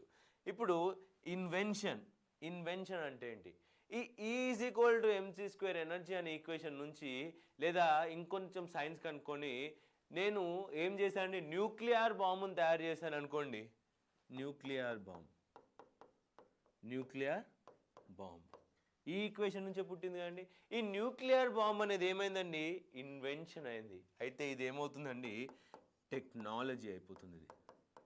ఓకే, ఈ యొక్క డిస్కవరీని వాడుకొని నేను ఒక వస్తువుని కనిపెట్టాను, నేను ఒక బాంబుని కనిపెట్టాను, ఒక టెలిఫోన్ని కనిపెట్టాను, నేను ఇంకేంటో కనిపెట్టాను, అది మనకి టెక్నాలజీ అవుతుంది. మరి ఇన్నోవేషన్ అంటే ఏంటి? ఇన్నోవేషన్ అంటే నేను ఒక 6 మీటర్లు ఉన్న ఒక న్యూక్లియర్ బాంబుని చిన్న బాల్ సైజులో కనుక నేను తయారు చేస్తే అది ఇన్నోవేషన్ అవుతుంది. లేదా ఇంకో ఎగ్జాంపుల్ చెప్తానండి. ఇప్పుడు మన వైర్లెస్ టెక్నాలజీని కనుక్కున్నారు ఎవరండి? మన జగదీష్ చంద్రబోస్ గారు చేసినటువంటి ఇన్నోవేషన్కి. ఓకే, మన జేసీ బోస్. ఓకే, జగదీష్ చంద్రబోస్ గారు వైర్లెస్ కమ్యూనికేషన్ కనుక్కున్నారు. గ్రహం బెల్ గారు టెలిఫోన్ని కనుక్కున్నారు. ఇప్పుడు గ్రహం బెల్ గారి టెలిఫోన్ని మరియు జేసీ బోస్ గారి వైర్లెస్ టెక్నాలజీని కలుపుకొని మనం చేసిన ఇన్నోవేషనే మనం యూజ్ చేసే మొబైల్ ఫోన్. ఓకే, ఇంకో ఎగ్జాంపుల్, చార్లెస్ బాబేజ్ కంప్యూటర్ని కనుక్కున్నారు, మ్యాథమెటికల్ ఈక్వేషన్ కనుక్కొని ఉంటే దాన్ని ముందుకు తీసుకెళ్ళి ఒక ల్యాప్టాప్ని తయారు చేయడం, అంతే కదా? ఒక ల్యాప్టాప్ని తయారు చేయడం అనేది ఒక ఇన్నోవేషన్. ఈ ల్యాప్టాప్ని ఇంకా చిన్న చేసి పామ్ ట్యాప్ అంటే చేతిలోనే కంప్యూటర్ని తయారు చేయడం అనేది ఇంకో రకమైన ఇన్నోవేషన్. ఓకే, ల్యాండ్ లైన్ నుంచి మీరు టచ్ స్క్రీన్ వరకు రావడం అనేది innovation. So this is what innovation means. ఈ ఇన్నోవేషన్ అనేది ప్రతి వ్యక్తికి అవసరం అండి. ఎందుకంటే దేశం ఎదగాలి అన్నా, ఒక వ్యక్తి యొక్క అనలైటికల్ స్కిల్స్ పెరగాలన్నా ఇన్నోవేషన్ అనేది అవసరం. మరి ఇన్నోవేషన్ అనే డెఫినేషన్ మనం తెలుసుకుందాం.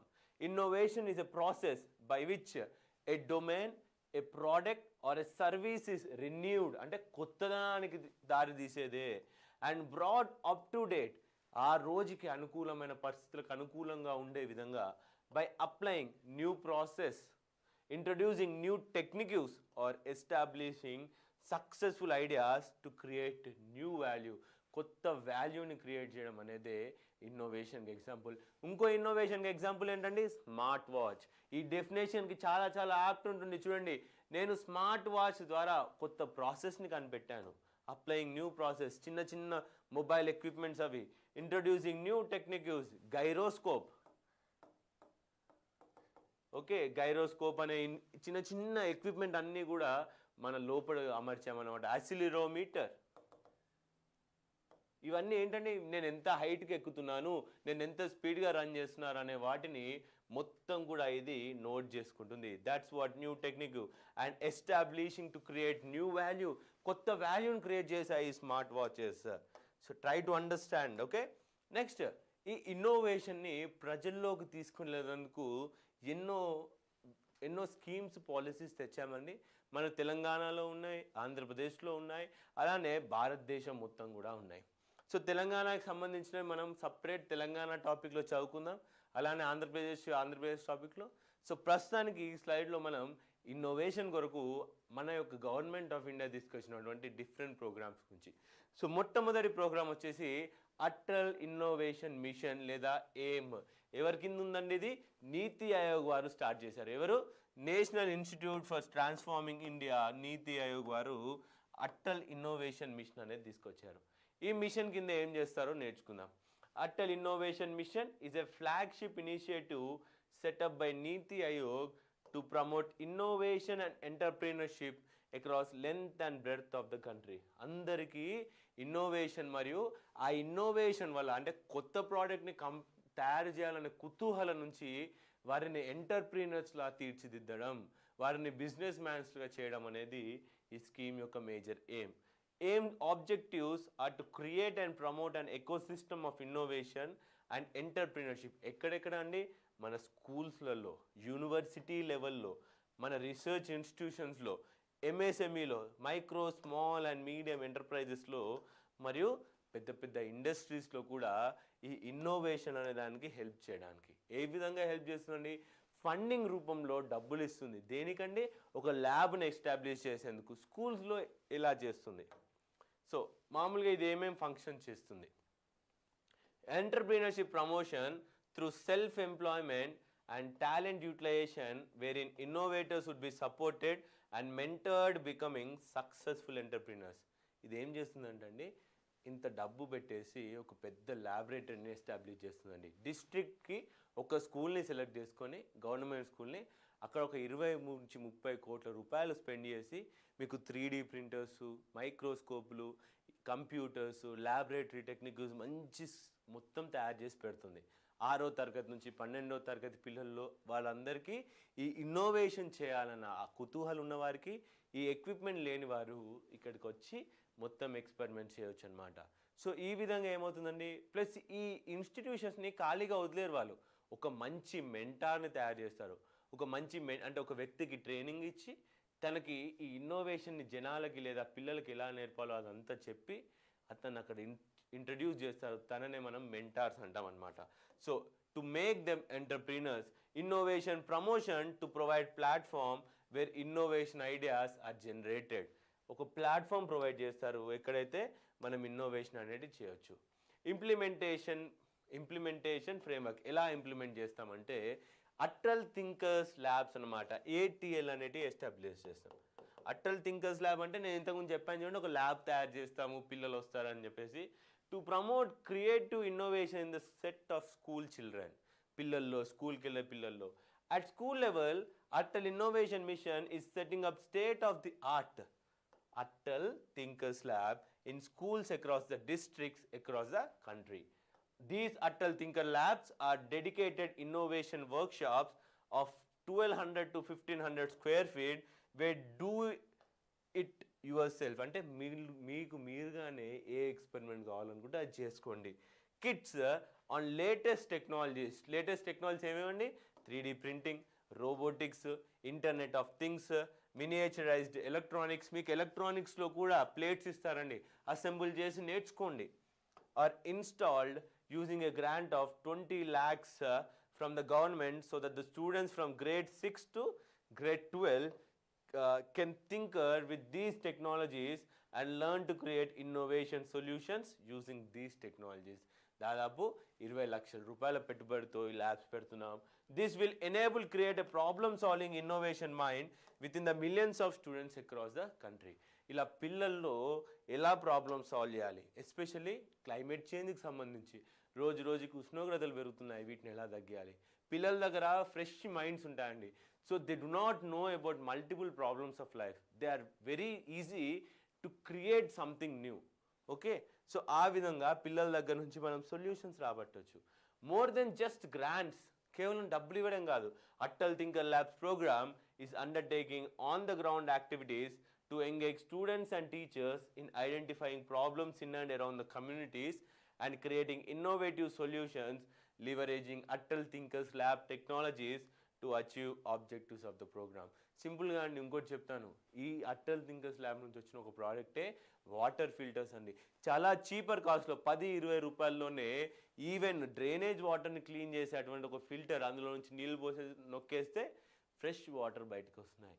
ఇలాంటి సొల్యూషన్స్, ఒక ట్రైబల్ ఏరియాలో వాటర్ లేవు, ఓకే, అండర్ గ్రౌండ్ వాటర్ లేవు, సర్ఫేస్ వాటర్ని ఎలా స్టోర్ చేయాలి, ఇలాంటి సింపుల్ సొల్యూషన్స్కి పిల్లల నుంచి సొల్యూషన్ ఎలా రాబట్టాలి. Every school would have a Atal thinkers lab in charge appointed by the school as well as mentors associated with the Atal Thinkers Lab students. All Atal Thinkers Lab in charge to date have received training to Atal Innovation Mission. చెప్పాను కదండి, training ఇచ్చి వారిని అక్కడ పెడతాము. AICTE, All India Council for Technical Education, is also partnering with Atal Innovation Mission to ensure that the closest universities to a school can mentor Atal Thinkers Lab. Even AICTE వారు పక్కనే ఉన్న యూనివర్సిటీలో చదువుతున్నటువంటి విద్యార్థులని ఈ పిల్లలకి పరిచయం చేసి వాళ్ళు ఇంకా ఇన్నోవేటివ్గా ఎలా తయారు కావాలో హెల్ప్ చేస్తున్నాం. Atal Innovation Thinkers Challenge are regularly held in the schools as by AIM every month to ensure active involvement in creating innovation. ప్రతి నెలకు కాంపిటీషన్ అండి, ప్రతి నెలకి ఒక ఇన్నోవేషన్ కాంపిటీషన్ పెట్టడం వల్ల పిల్లల్లో కుతూహలం పెరుగుతుంది. దేనికి? కొత్తది నేర్చుకోవాలి, కొత్తది చూడాలన్నతోనే. మరి అటల్ ఇన్నోవేషన్ మిషన్ యొక్క విజన్ ఏంటి, దాని యొక్క ఆలోచన ఏంటి, దాన్ని ఎక్కడికి వెళ్దాం అనుకుంటుంది అంటే, is to have every school, ప్రతి స్కూల్లో every school access to at least one or more Atal Thinkers Lab in each district of the country, as well as to scale up the same up with the help of state education ministers across the length of breadth of the country. ప్రతి school Atal thinkers ల్యాబ్కి వెళ్ళే విధంగా ఉండాలి, ఒక district head క్వార్టర్లోనే నీవు establish చేయాలనేది వీళ్ళ aim. Also government aided schools and girls schools and north east and hill district school get special preference consideration of Atal thinkers lab selection. ట్రైబల్స్కి, హిల్ డిస్ట్రిక్ట్ ఏరియాలో ఉన్న వ్యక్తులకి, నార్త్ ఈస్ట్ వాళ్ళకి ఫస్ట్ ప్రిఫరెన్స్ ఇవ్వాలనేదే వీరి యొక్క major vision. Okay, Atal incubators మనం labs చూసేసాం. ఇప్పుడు నెక్స్ట్ అటల్ ఇన్నోవేషన్ కిందనే నెక్స్ట్ ఏంటి అంటే అటల్ ఇంక్యుబేటర్స్. ఈ ఇంక్యుబేటర్స్ అండి, అటల్ థింకర్స్ ల్యాబ్ వచ్చేసి స్కూల్ పిల్లల కోసం అయితే, ఈ అటల్ ఇంక్యుబేటర్ వచ్చేసి ఇండస్ట్రీ కొరకు, ఎంటర్ప్రీనర్స్ని తయారు చేసేందుకు, వారిని ఇండస్ట్రీస్ని కొలాబరేట్ చేసేందుకు, ఒక ఇండస్ట్రీకి సంబంధించిన ప్రోడక్ట్ని తయారు చేసేందుకు తయారు చేసామండి. చూడండి, ఇది బిమ్టెక్ అనే ఒక ఇన్స్టిట్యూట్ వాళ్ళు వారి ఇన్స్టిట్యూట్లో పెట్టుకున్నటువంటి ఇంక్యుబేషన్ సెంటర్. మీ కాలేజ్లో ఉండొచ్చు, అది మీ ఇండస్ట్రీలో ఉండొచ్చు. టాటా వారు అటల్ ఇంక్యుబేటర్ టాటా అని పెట్టుకోవచ్చు. ఇన్ఫోసిస్ వాళ్ళు అటల్ ఇంక్యుబేటర్ ఇన్ఫోసిస్, ఆ విధంగా అనమాట. Promoting entrepreneurship in industry and universities, యూనివర్సిటీల యందు మరియు ఇండస్ట్రీస్ యందు ఇన్నోవేషన్ పెంచేందుకు. At university, NGO, small manufacturing enterprises, corporate industry levels, Atal Innovation is setting up world class Atal incubators. పెద్ద ల్యాబ్ ఎక్విప్మెంట్ ఏమేమి అవసరం ఇన్నోవేషన్కి, ఆయా ఇండస్ట్రీస్కి, ఆయా యూనివర్సిటీస్కి దానికి ఫండింగ్ చేస్తుందండి. That would trigger and enable successful growth of sustainable startups in every sector or state of the country. thereby promoting entrepreneurship and job creations in the country, addressing both commercial, social enterprises opportunities in India and applicable globally. ఇక్కడ తయారు చేసినటువంటి startups కేవలం భారతదేశానికే కాకుండా ప్రపంచవ్యాప్తంగా ఉపయోగపడే విధంగా startups ఉండాలన్నదే Atal incubator centres యొక్క major aim.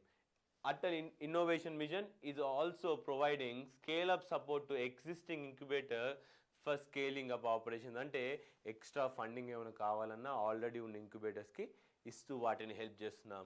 Atal innovation mission is providing a grant up to, ఎంత ఇస్తుందని డబ్బులు అంటే 10 కోట్ల రూపాయలు, 10 crores to successful application for setting up green field incubators or scaling up existing ones.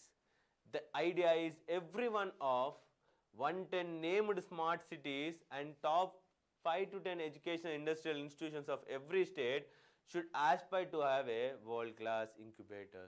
మనం నేమ్ చేసినటువంటి 110 స్మార్ట్ సిటీస్లో మరియు టాప్ 5 ఇండస్ట్రీస్ మరియు యూనివర్సిటీస్లో, ప్రతి రాష్ట్రంలో ఉన్నటువంటి యూనివర్సిటీస్ ఇండస్ట్రీస్లో ఈ ల్యాబ్స్ ఉండాలి.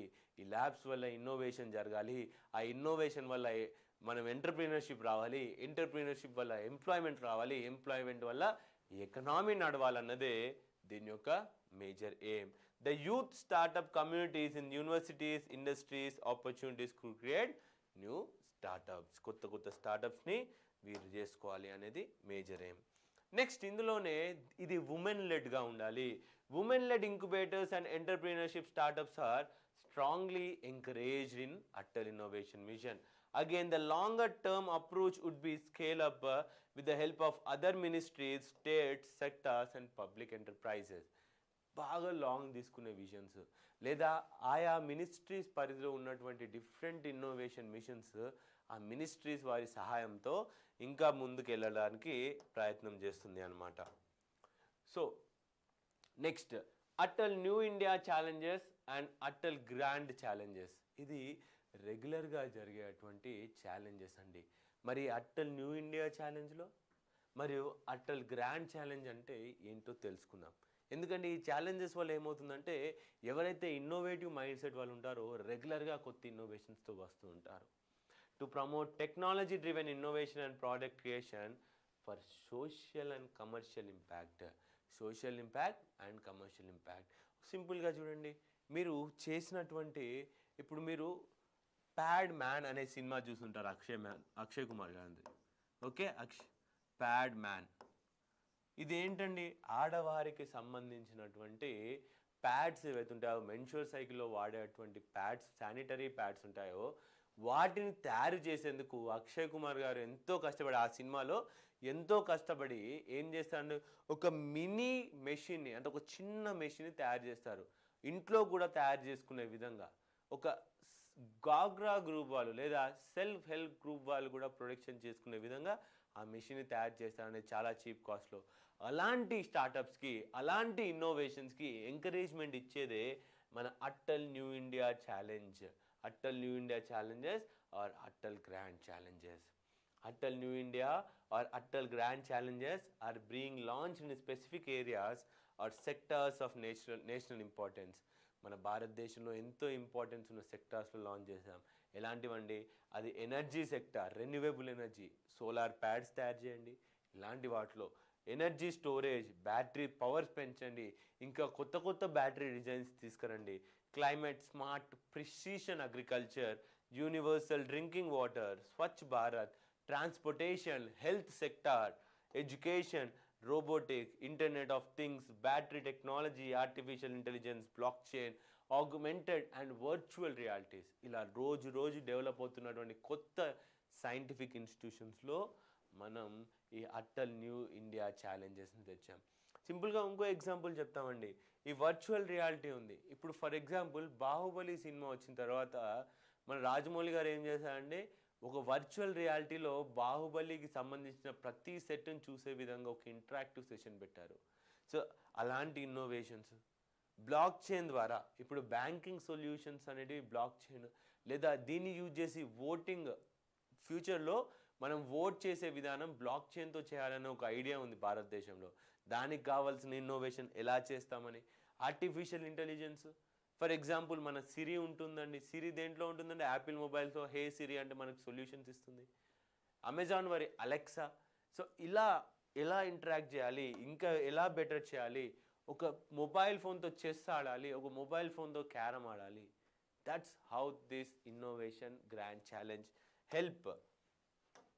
The successful applications will get a grant up to 1 crore for Atal New India Challenge and larger grants up to 30 crores for Atal Grand Challenge. పెద్ద పెద్ద ఏమైనా ఆలోచనలు ఉంటే 30 కోట్ల వరకు, చిన్న ఆలోచనలకి ₹1 వరకు కూడా హెల్ప్ చేస్తూ ఉంటారు. AIM is also partnering with corporates and other institutions to launch such challenges to stimulate new products and service development in various sectors. ఇండస్ట్రీస్తో కూడా కలిసి కొత్త టెక్నాలజీస్ మరియు కొత్త సర్వీసెస్ వచ్చే విధంగా చేయడానికి అటల్ ఇన్నోవేషన్ మిషన్ అనేది హెల్ప్ చేస్తుంది. Industry, academia, government and global collaborations. ఏమన్నా అండి, ఈ అటల్ ఇన్నోవేషన్ మిషన్లో మేజర్ ఏం వచ్చేసి మనం ప్రపంచ దేశాలతో కొలాబరేట్ కావాలి, ఇండస్ట్రీకి సంబంధించిన స్టార్టప్స్ని ఎంకరేజ్ చేయాలి, అలానే గవర్నమెంట్కి కావాల్సిన సొల్యూషన్స్ని కూడా హెల్ప్ చేయాలి. ఫ్రెండ్స్, ఒకసారి ఈ స్లైడ్ని మీరు పాస్ చేసుకొని చదవాలండి. ఈ స్లైడ్ని, this is self explanatory slide. ఇక్కడ ఉన్న వర్డ్ని ఇక్కడ ఎలాబరేట్ చేశాను.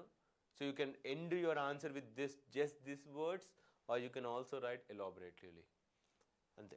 సో వీ హియర్, మేము ఇక్కడ ఏంటంటే మీరు ఇంకో దగ్గర వెళ్ళకుండా మళ్ళీ సర్చ్ చేసుకోవాల్సిన అవసరం లేకుండా ప్రతిదీ మన స్లైడ్స్లో ప్రొవైడ్ చేస్తూ ఉంటాం. So try to follow our slides. So next thing, what exactly in the Atal innovation మిషన్ని సింపుల్గా చెప్పా. ఏంటంటే Atal thinkers lab, Atal establishment incubation centres, Atal new India challenge, Atal community innovation centre, Atal research innovation for small enterprises. Okay, next mentors of change. So Atal innovation గురించి మొత్తం మీకు నట్షెల్లో ఈ ఫోటోలో చూడొచ్చు.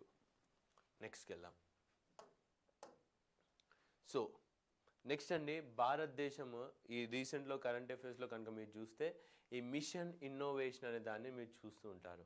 మరి ఈ మిషన్ ఇన్నోవేషన్ ఏంటంటే అండి, క్లైమేట్ చేంజ్ జరుగుతున్నందువలన ప్యారిస్ అగ్రిమెంట్ టైంలో మనం ఈ మిషన్ ఇన్నోవేషన్ అనేది తీసుకురావడం జరిగింది. దీంట్లో భారతదేశం వన్ ఆఫ్ ద మెంబర్ అనేది స్టార్టింగ్ నుంచి 2016 ప్యారిస్ అగ్రిమెంట్ టైంలో 16-15 టైంలో. సో మిషన్ ఇన్నోవేషన్ దేనికి? Accelerating the clean energy revolution. Clean energy దారి తీసేటువంటి ఇన్నోవేషన్స్కి సపోర్ట్ చేయడానికే ఈ మిషన్ ఇన్నోవేషన్ అనేది స్టార్ట్ చేశాం. Mission innovation is an international initiative to accelerate public private clean energy innovation to address the issue of climate change, make clean energy economy to consumers and generate green jobs and business opportunities. ఏమంటున్నారండి, business పెరగాలి, jobs పెరగాలి, weather climate change అనేది బాగుండాలి అంటే ఈ యొక్క innovation challenge దేనికి సంబంధించి? క్లీన్ ఎనర్జీకి సంబంధించిన ఇన్నోవేషన్ ఛాలెంజ్ తెచ్చిందే మన ఈ మిషన్ ఇన్నోవేషన్. దీని యొక్క సింపుల్ హిస్టరీ చూద్దాము, ఎప్పుడు స్టార్ట్ చేశారు ఏంటి అని. Foundation of mission innovation was announced at COP21 COP21 Paris Conference of Parties.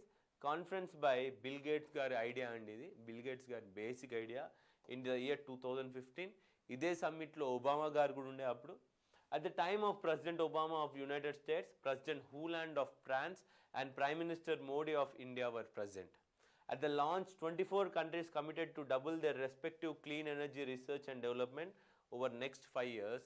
That is 2020 కల్లా 2020 కల్లా వారు క్లీన్ ఎనర్జీ పైన రీసెర్చ్ పైన పెట్టేటువంటి మొత్తాన్ని డబుల్ చేద్దామని ఈ 24 కంట్రీస్ వారు ప్రామిస్ చేశారు. ఆ 24 కంట్రీస్లో మన భారతదేశం కూడా ఒకటి.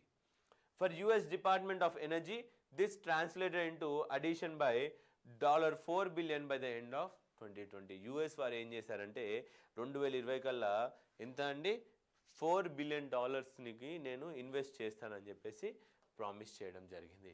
The countries include 5 most populous, ప్రపంచంలోనే 5 అత్యధిక పాపులేషన్ కల దేశాలు. అందులో చైనా, ఇండియా,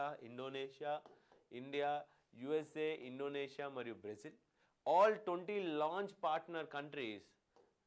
ఇందులో ఉన్నటువంటి 24లో 20 కంట్రీస్ ఏవైతే ఉన్నాయో అవి ప్రపంచంలో 75%, 75% of whole carbon dioxide emission from electricity and over 80% of the whole clean energy R&D investment ఈ కంట్రీస్లో జరుగుతుంది. కాబట్టి ఈ మిషన్ ఇన్నోవేషన్ అనేది చాలా చాలా ఇంపార్టెంట్ మనం నేర్చుకోవడానికి.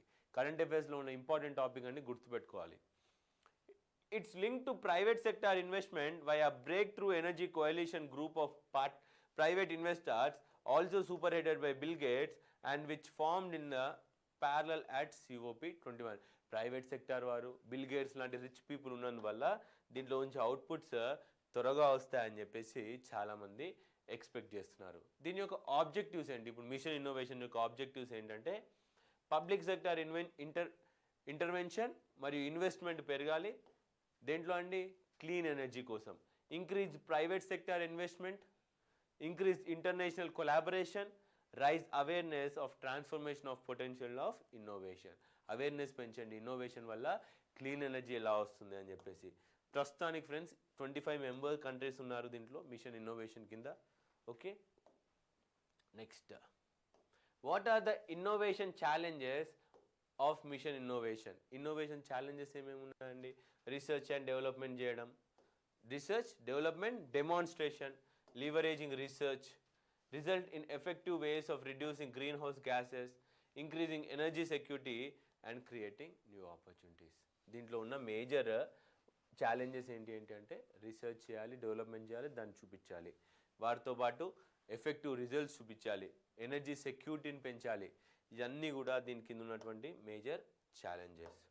There are 8 innovation challenges. మామూలుగా 8 ఇన్నోవేషన్ ఛాలెంజెస్ పెట్టుకున్నామండి మిషన్ ఇన్నోవేషన్ కింద.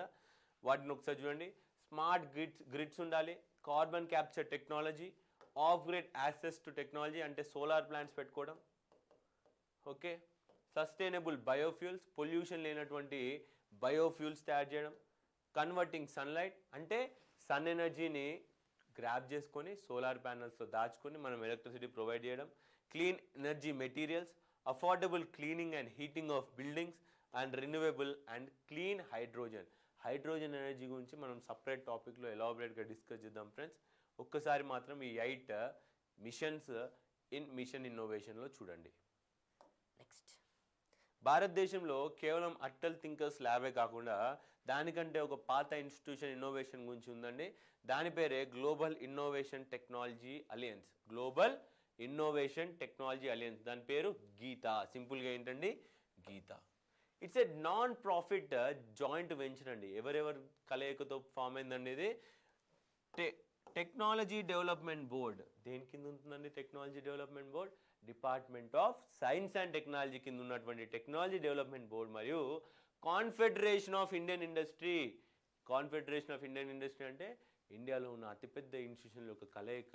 వారు మరియు గవర్నమెంట్ ఇద్దరు కలిసి చేసినటువంటి ఇనిషియేటివే global innovation and technology alliance GITA. ఇది ఒక నాన్ ప్రాఫిట్ ఆర్గనైజేషన్ కింద రిజిస్టర్ అయి ఉందండి, పబ్లిక్ ప్రైవేట్ పార్ట్నర్షిప్ ద్వారా. Okay, prime minister council for trade and industry 2010లో ఫామ్ చేసింది ఇది. Under PPP model, professional managed and government funds for providing flexibility to industry. ఏం లేదండి, సింపుల్గా చెప్పేస్తా. ఇది 2010లో ఫామ్ అయింది. అప్పుడు PM ఎవరుండే అని మన్మోహన్ సింగ్ గారు ఉండే.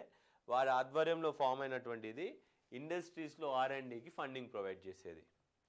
Okay, GITA platform encourages industrial investments in innovation technologies. ఏ విధంగా ప్రొవైడ్ చేస్తుంది? Mapping technology gaps, undertaking expert evaluation of technology available across globe, facilitating techno-strategic collaboration partnership, connecting industrial and institutional partnership for synergistic matchmaking, providing soft funding to technology. ఇండస్ట్రీస్తో collaborate చేస్తుంది. International లెవెల్లో technology innovation ఏ విధంగా ఉందో దాని మీద strategy తీసుకొచ్చి ఇక్కడ అప్లై చేస్తుంది. కొత్త టెక్నాలజీస్, కొత్త అప్లికేషన్స్ ఏమైనా ఉంటే దానికి కూడా ఫండింగ్ ఇస్తుంది మన GITA. So what does it do? సింపుల్గా మ్యాండేట్ ఏం చేస్తుంది? ఫండింగ్ ఇస్తుంది, కెపాసిటీ బిల్డింగ్ చేస్తుంది, స్ట్రెంథనింగ్ ఎకోసిస్టమ్, స్టార్టప్ ఎకోసిస్టమ్ కానీ ఇన్నోవేషన్ ఎకోసిస్టమ్ కానీ, దీని ద్వారా ప్రజలందరికీ డెవలప్ అనే విధంగా చేయాలనేదే ఈ గీతా యొక్క మ్యాండేట్. ఒకసారి ఫ్రెండ్స్ దీని గురించి ఇంకా తెలుసుకోవాలని కుతూహలం ఉన్న వాళ్ళకి పాస్ చేసుకొని చూడాలి. నెక్స్ట్, ఇప్పుడు ఇన్నోవేషన్ గురించి ఇంత చదువుతున్నప్పుడు మనకి సింపుల్గా 2 ఇంపార్టెంట్ ఇండెక్స్ల గురించి కూడా తెలియాలి. First index global innovation index, second index India innovation index. ఇది ఎవరిస్తారు, దీంట్లో ప్రజెంట్లీ ఉన్న స్టేటస్ ఏంటి, ఇవి రెండు తెలుసుకోవాలి మీరు. So first and first most global innovation index. This is given by World intellectual property Organisation. ఎవరిస్తారండి, వరల్డ్ ఇంటలెక్చువల్ ప్రాపర్టీ ఆర్గనైజేషన్. దేని కింద ఉందండి ఇది, మన యునైటెడ్ నేషన్స్ కింద ఉంది. So global innovation index aims to capture multi dimensional facets of innovation, ranking a rich analysis reference around 132 economy. దాదాపు 132 దేశాలన్నిటికీ కలుపుకుంటూ ఈ ర్యాంక్ ఇస్తుందండి. దీంట్లో దాదాపు 80 ఇండికేటర్స్ ఉంటాయి, 80 ఇండికేటర్స్. ఓకే, వీటిని మళ్ళీ ఒక 6 గ్రూప్స్లో డివైడ్ చేశారు. కానీ 80 ఎలాబరేట్ ఇండికేటర్స్ని చూసుకొని ప్రపంచ దేశాలని ఇది ర్యాంకింగ్ చేస్తుంది. సో టాప్ 5 ఇన్నోవేషన్ దేశాలు ఏంటి, టాప్లో ఉన్న 5 ఇన్నోవేషన్ దేశాలు వచ్చేసి స్విట్జర్లాండ్, స్వీడన్, యుఎస్ఏ, యూకే. ఇవన్నీ కూడా టాప్లో ఉన్నాయి. Continue to lead the innovation ranking, have all ranked in the top 5 past 3 years. కానీ 5th ర్యాంక్లో ఉంది ఏంటండి, రిపబ్లిక్ ఆఫ్ కొరియా, అంటే సౌత్ కొరియా వాళ్ళు మొట్టమొదటిసారిగా టాప్ 5 ర్యాంక్ వచ్చింది. మరి మన భారతదేశం ఎక్కడుందండి అంటే, మన భారతదేశం వచ్చేసి ఈ సంవత్సరం 46వ ర్యాంక్కి వచ్చింది. Okay, it's a very great leap. ఎందుకంటే అది కూడా చెప్తాను మేము మీకు. సో ఏషియన్ కంట్రీస్లో 4 మేజర్ ఏషియన్ కంట్రీస్ ఉన్నాయండి టాప్ 20లో.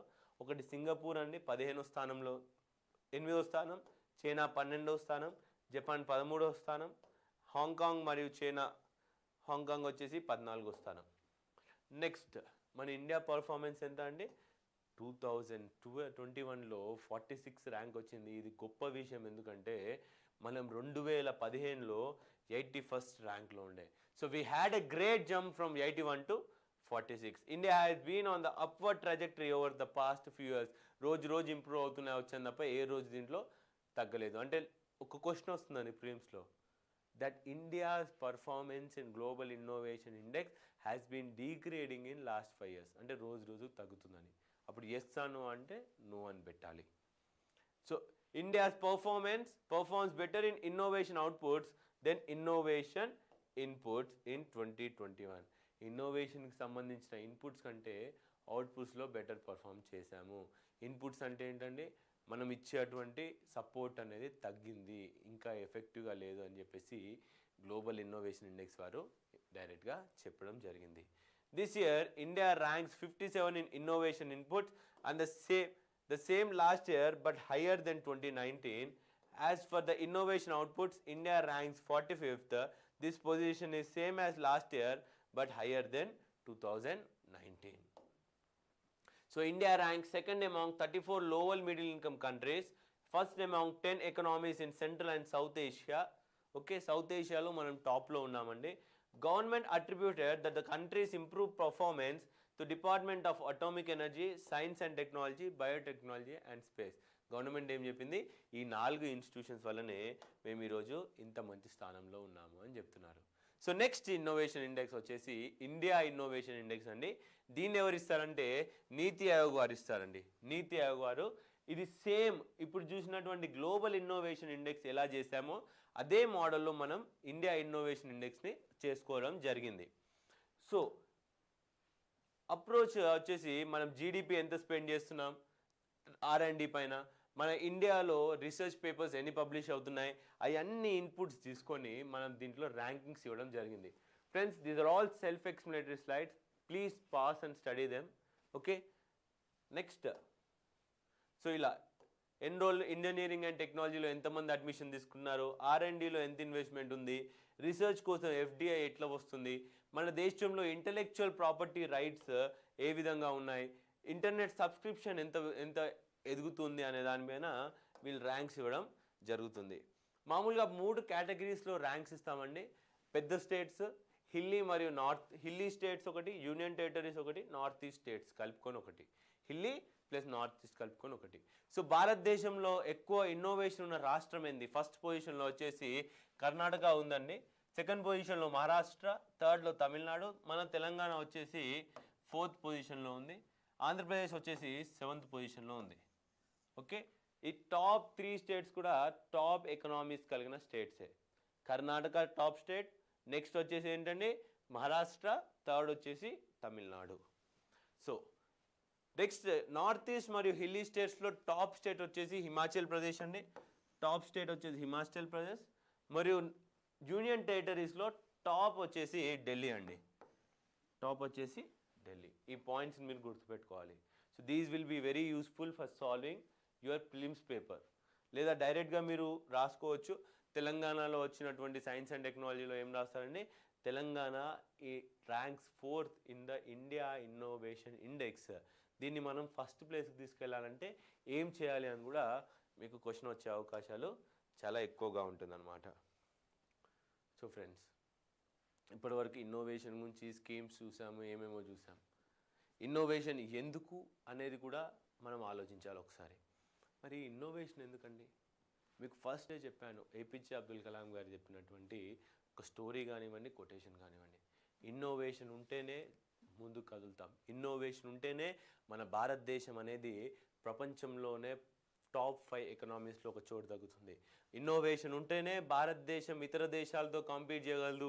ఇన్నోవేషన్ ఉంటేనే భారతదేశంలో మిసైల్ టెక్నాలజీ, డిఫెన్స్ టెక్నాలజీ రూపుదిద్దుకుంటుంది. ఇన్నోవేషన్ ఉంటేనే మన దేశంలో సెక్యూరిటీ అనేది పెరుగుతుంది. ఇన్నోవేషన్ ఉంటేనే మనకి ఎంప్లాయ్మెంట్ జనరేషన్ అవుతుంది. సో ఇవన్నీ కూడా ఇన్నోవేషన్తోనే లింక్ అయి ఉన్నాయి. కాబట్టి friends, we have to try to be as innovative as possible.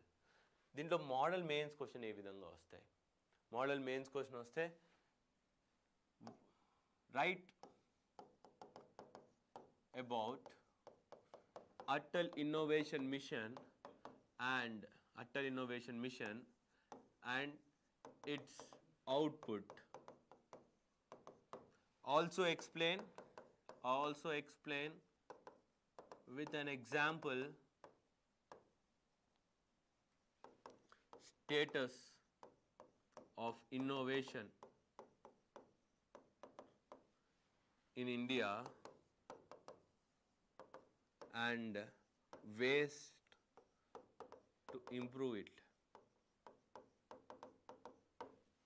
ఏమన్నా అండి, అటల్ ఇన్నోవేషన్ గురించి చెప్పండి, మరియు ఇన్నోవేషన్ ఏమన్నాడు, also explain with example status of innovation. భారతదేశంలో ప్రస్తుతం ఉన్నటువంటి ఇన్నోవేషన్ స్టేటస్ ఏంటి and how to improve it, దాన్ని ఎలా ఇంప్రూవ్ చేస్తారు. సో ఈ ఆన్సర్లో అండి మీరు global innovation index, India innovation index, ఈ అన్నిటినీ వాడుకోవాలి. నిజం my friends, science and technology అనేది జనరల్గానే అనిపిస్తుంది. అందరూ తెలుసు కదా, మాకు తెలుసు కదా, న్యూస్ పేపర్లో చూసామనే అనిపిస్తుంది. కానీ if you are not using the technical terms, ఇలాంటి ఇండిసెస్, అలాంటి ప్రాజెక్ట్స్ టెక్నికల్ టర్మ్స్ యూజ్ చేయకుండా జనరిక్గా రాస్తే మీకు 2 మార్కులు వస్తాయి. వర్డ్స్ యూజ్ చేసి రాస్తే 6 నుంచి 7 మార్కులు వస్తాయి. So try to utilise the words. So how will you write this exam? So ఈ ఆన్సర్ ఎలా రాస్తారంటే, first write about Atal innovation mission, NITI Aayog వారు ఇచ్చారు. ఓకే, దీంట్లో అటల్ థింకర్స్ ల్యాబ్స్ ఉంటాయి. Okay, Atal thinkers labs, Atal incubation centres, arise. Okay, ఇవన్నీ రాసేయాలి సింపుల్గా. సో ఆ తర్వాత explain the status of innovation అనేసి అన్నారు. సో నేను రాసింది కరెక్టే అనుకుంటే మీరు మార్క్స్ లూజ్ అవుతారు, ఎందుకంటే స్ట్రక్చరింగ్ అనేది కూడా ముఖ్యం. ఎందుకంటే మీకు ఇక్కడ క్వశ్చన్ మొత్తం ఒకదాని కింద రాయాలి. కాబట్టి ఆన్సర్ స్టార్ట్ దేంతో చేయాలండి, definition of innovation. So first point is first definition of innovation రాయండి. నెక్స్ట్ అటల్ ఇన్నోవేషన్ మిషన్ ఈ యొక్క ఇన్నోవేషన్ ఏ విధంగా ప్రోత్సహిస్తుందని రాయాలి. ఆ తర్వాత స్టేటస్ ఆఫ్ ఇన్నోవేషన్ అన్నప్పుడు డైరెక్ట్ స్టేటస్ ఆఫ్ ఇన్నోవేషన్ ఇచ్చినప్పుడు మీరు ఇక్కడ మొదలు పెట్టాల్సింది ఏంటంటే, global innovation index, world intellectual property organization వారు ఇచ్చినటువంటి గ్లోబల్ ఇన్నోవేషన్ ఇండెక్స్లో మనం నేడు 46వ స్థానంలో ఉన్నాము 2020 కల్లా. కానీ 2021 కల్లా, కానీ మనం ఇదే ర్యాంక్ 2015లో 81 ఉన్నాము. కాబట్టి ఇన్నోవేషన్ పరంగా మనం పురోగతిలోనే ఉన్నాము. కానీ దేశీయంగా అంటే మన భారతదేశంలో ఇన్నోవేషన్ అనేది సమానంగా ఎక్కడా స్ప్రెడ్ అయ్యలేదు. అంటే రాష్ట్రాల యందు ఇన్నోవేషన్లో తేడాలు ఉన్నాయి. బీహార్ లాస్ట్ ప్లేస్లో ఉంది, కర్ణాటక ఫస్ట్ ప్లేస్లో ఉంది. According to what? India innovation index ప్రకారం, ఇండియా ఇన్నోవేషన్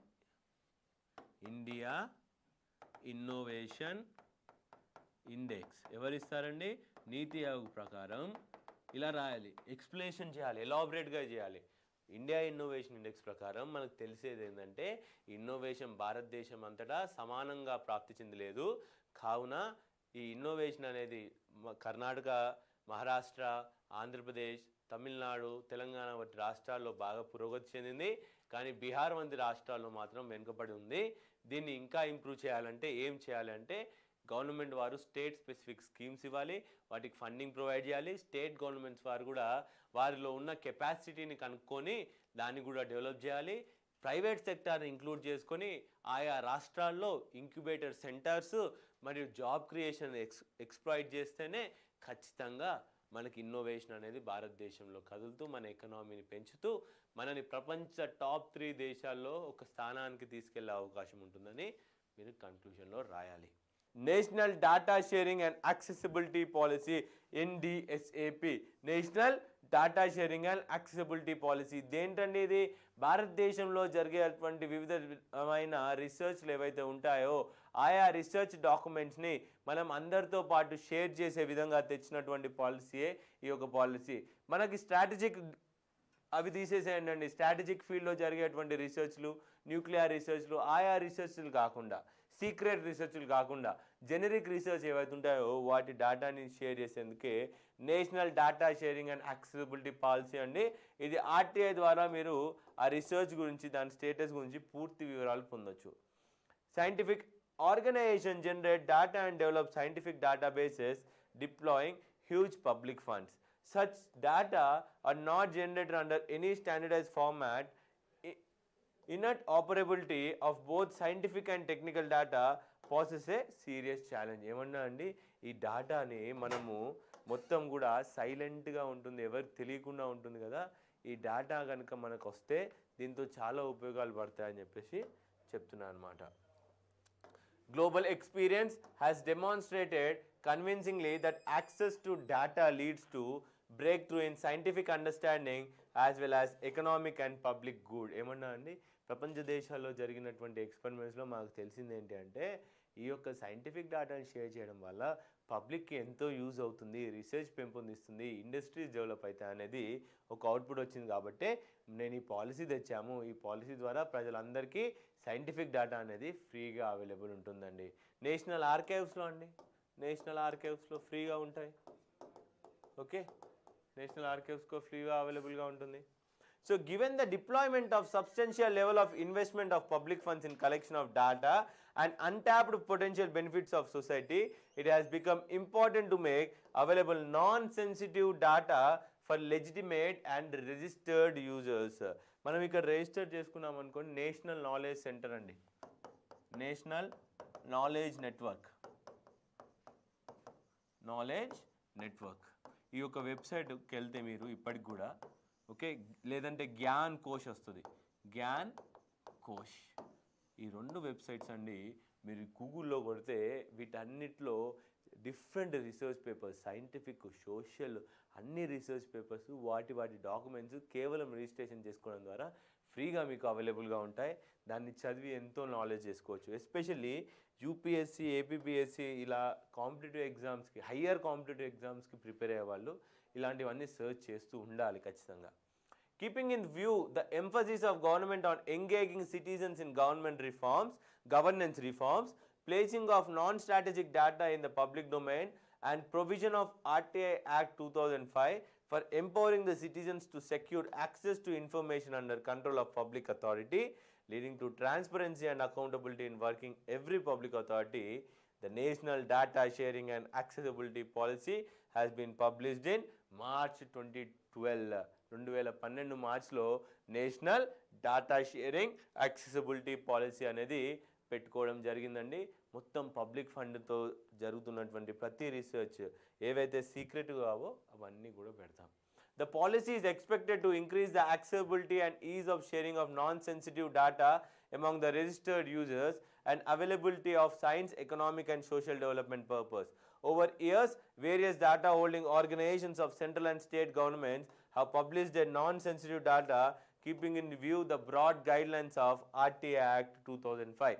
ఎన్నో సైంటిఫిక్ ఇన్స్టిట్యూషన్స్ అండి, సెంట్రల్వి స్టేట్వి, ఆర్టీఏ యాక్ట్లో ఉన్న ప్రొవిజన్స్ని దృష్టిలో పెట్టుకొని అవన్నిటిని కూడా పబ్లిష్ చేయడం జరిగినాయి. జియోస్పేషియల్ డేటా ఒకటి ఏంటండి, మన దేశానికి చెందినటువంటి మ్యాప్ డేటా ఏదైతే ఉందో, existing national spatial data infrastructure mechanism involving both the Department of Space and Department of Science and Technology would be used for any conflict resolution. ఏదైనా పక్క దేశాల్లో రాష్ట్రాల మధ్యలో గొడవ వచ్చినప్పుడు ఈ డేటాని కూడా మనం అడిగి తీసుకొని ఆ రిజల్యూషన్ చేసుకోవచ్చు. మరి సైన్స్ అండ్ టెక్నాలజీ కోసం మనం సైన్స్ అండ్ టెక్నాలజీ పాలసీ తెచ్చాను, national science technology data sharing గురించి తెచ్చాను, ఓకే, ఇవన్నీ తెచ్చాం. మరి 5 year ప్లాన్స్లో లాస్ట్ 5 year ప్లాన్ ఏదైతుంది, 12th 5 year ప్లాన్ అండి, 2012-17లో పెట్టినటువంటి 5 year ప్లాన్లో కూడా మన సైన్స్ అండ్ టెక్నాలజీ కొరకు ఇదంతా వాల్యూ అడిషన్ అండి. మీ ఆన్సర్లో science and technology evolution, policy evolution అని ఇచ్చినప్పుడు 10 మార్కులకి ఇందులో నుంచి వచ్చే కొన్ని పాయింట్స్ అయినా రాస్తే మీకు మార్క్స్ వస్తాయి. కోట్ చేయాలి.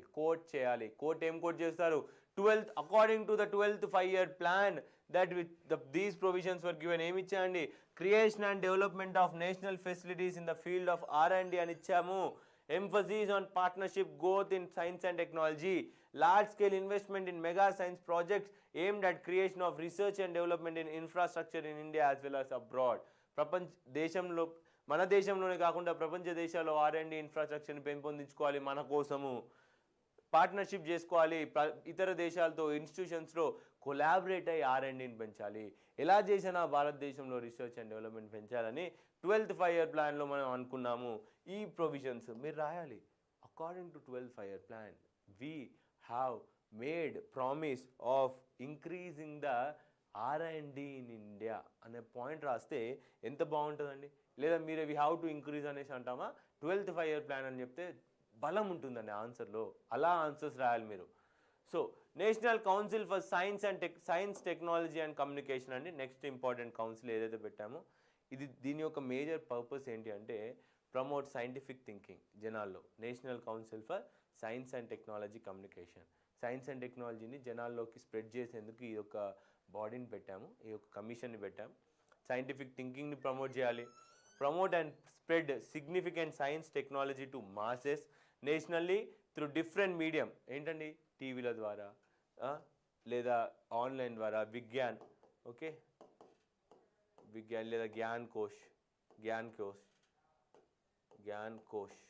ఇలాంటి వెబ్సైట్స్, లేదా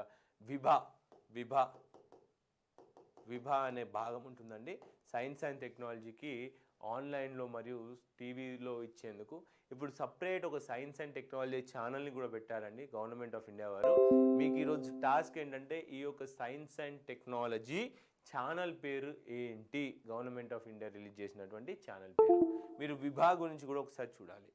next, digital media, print media and people to people emphasize on training science and technology communication, development and dissemination of science and technology software, focus on national children science Congress, చిన్నపిల్లలకి జరిగేటటువంటి science కాంగ్రెస్లో focus చేసి వారిలో scientific తత్వాన్ని పెంచాలి అని చెప్పేసి ఈ యొక్క పాలసీ తీసుకురావడం జరిగింది. So last but not least అండి, ఈ టాపిక్తో మనం క్లాస్ ఏం చేద్దాం. ఏంటండి, ప్రైమ్ మినిస్టర్ స్టియాక్. అదే స్టియాక్ అంటే ఏంది, కొత్తగా ఉందంటే prime minister science technology innovation advisory council. దేని కిందకి వస్తుందండి ఇది, దేనికి, ప్రిన్సిపల్ సైంటిఫిక్ అడ్వైజర్ గారి కింద ఉంది. Principal scientific adviser of India గారి కింద తెచ్చినటువంటి మేజర్ ఇనిషియేటివ్ ఏదంటే PM STIAC, prime minister science technology and innovation advisory council. దీని కిందండి మనం ఎన్నో టెక్నాలజికల్ మిషన్స్ తీసుకొచ్చాము. ఎన్నండి, దాదాపు 9 టెక్నో మిషన్స్. ఓకే, ఇందులో 9 టెక్నో మిషన్స్ తెచ్చాం. ఒక్కొక్క మిషన్ దానికి ఒక స్పెషలైజ్డ్ మిషన్, ఇతర మినిస్ట్రీస్ని ఎన్నో డిపార్ట్మెంట్స్ని కలయికతో ఒక్కొక్క మిషన్ని మనం ప్లాన్ చేసామండి. అన్ని మిషన్స్ ఒక్కొక్కటిగా మనం నేర్చుకుందాం. దయచేసి వాటి పేర్లు రాసుకోవాలండి, మీరు ఆ పేర్లను గుర్తుపెట్టుకోవాలి. దీంట్లో నుంచి ప్రిలిమ్స్ క్వశ్చన్ వచ్చే అవకాశం చాలా ఎక్కువగా ఉంది. So now you see Prime Minister's Science Technology Innovation Advisory Council has identified 9 science missions aimed to address major scientific challenges. భారతదేశంకు ఉన్న ఎన్నో సైంటిఫిక్ ఛాలెంజెస్లో 9 మేజర్ ఛాలెంజెస్ మనం గుర్తించి వాటిని ఒక పాలసీ రూపంలో చేశామన్నమాట. Each mission will be led by lead ministry. ఇందులో lead మినిస్ట్రీలో చాలా ఉంటాయండి, ఒకటే కాకుండా will engage international and national institution partners, young scientist and industry. Young సైంటిస్ట్ని, ఇండస్ట్రీస్ని వీళ్ళందరినీ కలుపుకుంటూ మనం ఈ మిషన్ని అచీవ్ చేద్దామనేసి అనుకున్నాం. 9 మిషన్స్లో ఫస్ట్ మిషన్ ఏంటి? ఫస్ట్ మిషన్ వచ్చేసి national language translation. National language translation mission. ఈ లాంగ్వేజ్ ట్రాన్స్లేషన్ ఏంటండి? The mission aims to make opportunities and progress in science and technology access to all, removing that barrier that required for high level of facility English poses today. ప్రతి ఒక్కరికండి తెలుగులో science and technology material ఉండాలి, హిందీలో ఉండాలి, okay, మరాఠీలో దొరకాలి. అలా మన దేశీయ లాంగ్వేజెస్లో, తమిళ్లో, మలయాళంలో, ఒడియాలో, అన్ని మన దేశీయ లాంగ్వేజెస్లో సైన్స్ అండ్ టెక్నాలజీ నాలెడ్జ్ అవైలబుల్గా ఉండేందుకే స్టార్ట్ చేసింది national language translation mission. English రావాల్సిన అవసరం లేదు. Using a combination of machine and human translation, the mission will eventually enable access to teaching and research material bilingually in English and native language, వారి regional భాషల్లో. దీనికి lead agencies ఏవి, ఏ మినిస్ట్రీలు పనిచేస్తున్నాయంటే ministry of electronics and information technology. ఎందుకండి ఇలా Google translation వంటి టూల్స్ యూజ్ చేసి, ఐటీ టూల్స్ యూజ్ చేసి ట్రాన్స్లేట్ చేయాలి. మక్కి ట్రాన్స్లేట్ చేస్తే అర్థం పోతుంది కదండి. దానికోసమే ministry of electronics and information technology, ministry of human resource, department of science and technology వారు ముగ్గురు కలిసి ఆ యొక్క నేషనల్ ఏంటండి ట్రాన్స్లేషన్ మిషన్ని ముందుకు తీసుకెళ్ళారు. సో ఇప్పుడు మనం 9 మిషన్లో రెండో మిషన్కి వస్తున్నాం. Mission number 2 is quantum frontier. Quantum frontier. ఈ క్వాంటమ్ అనేది క్వాంటమ్ మెకానిక్స్ లేదా క్వాంటమ్ టెక్నాలజీ అనేది high level of sophisticated technology అండి. దీని గురించి నేను మీకు ఎలాబరేట్గా ఇంకో క్లాస్లో చెప్తాను.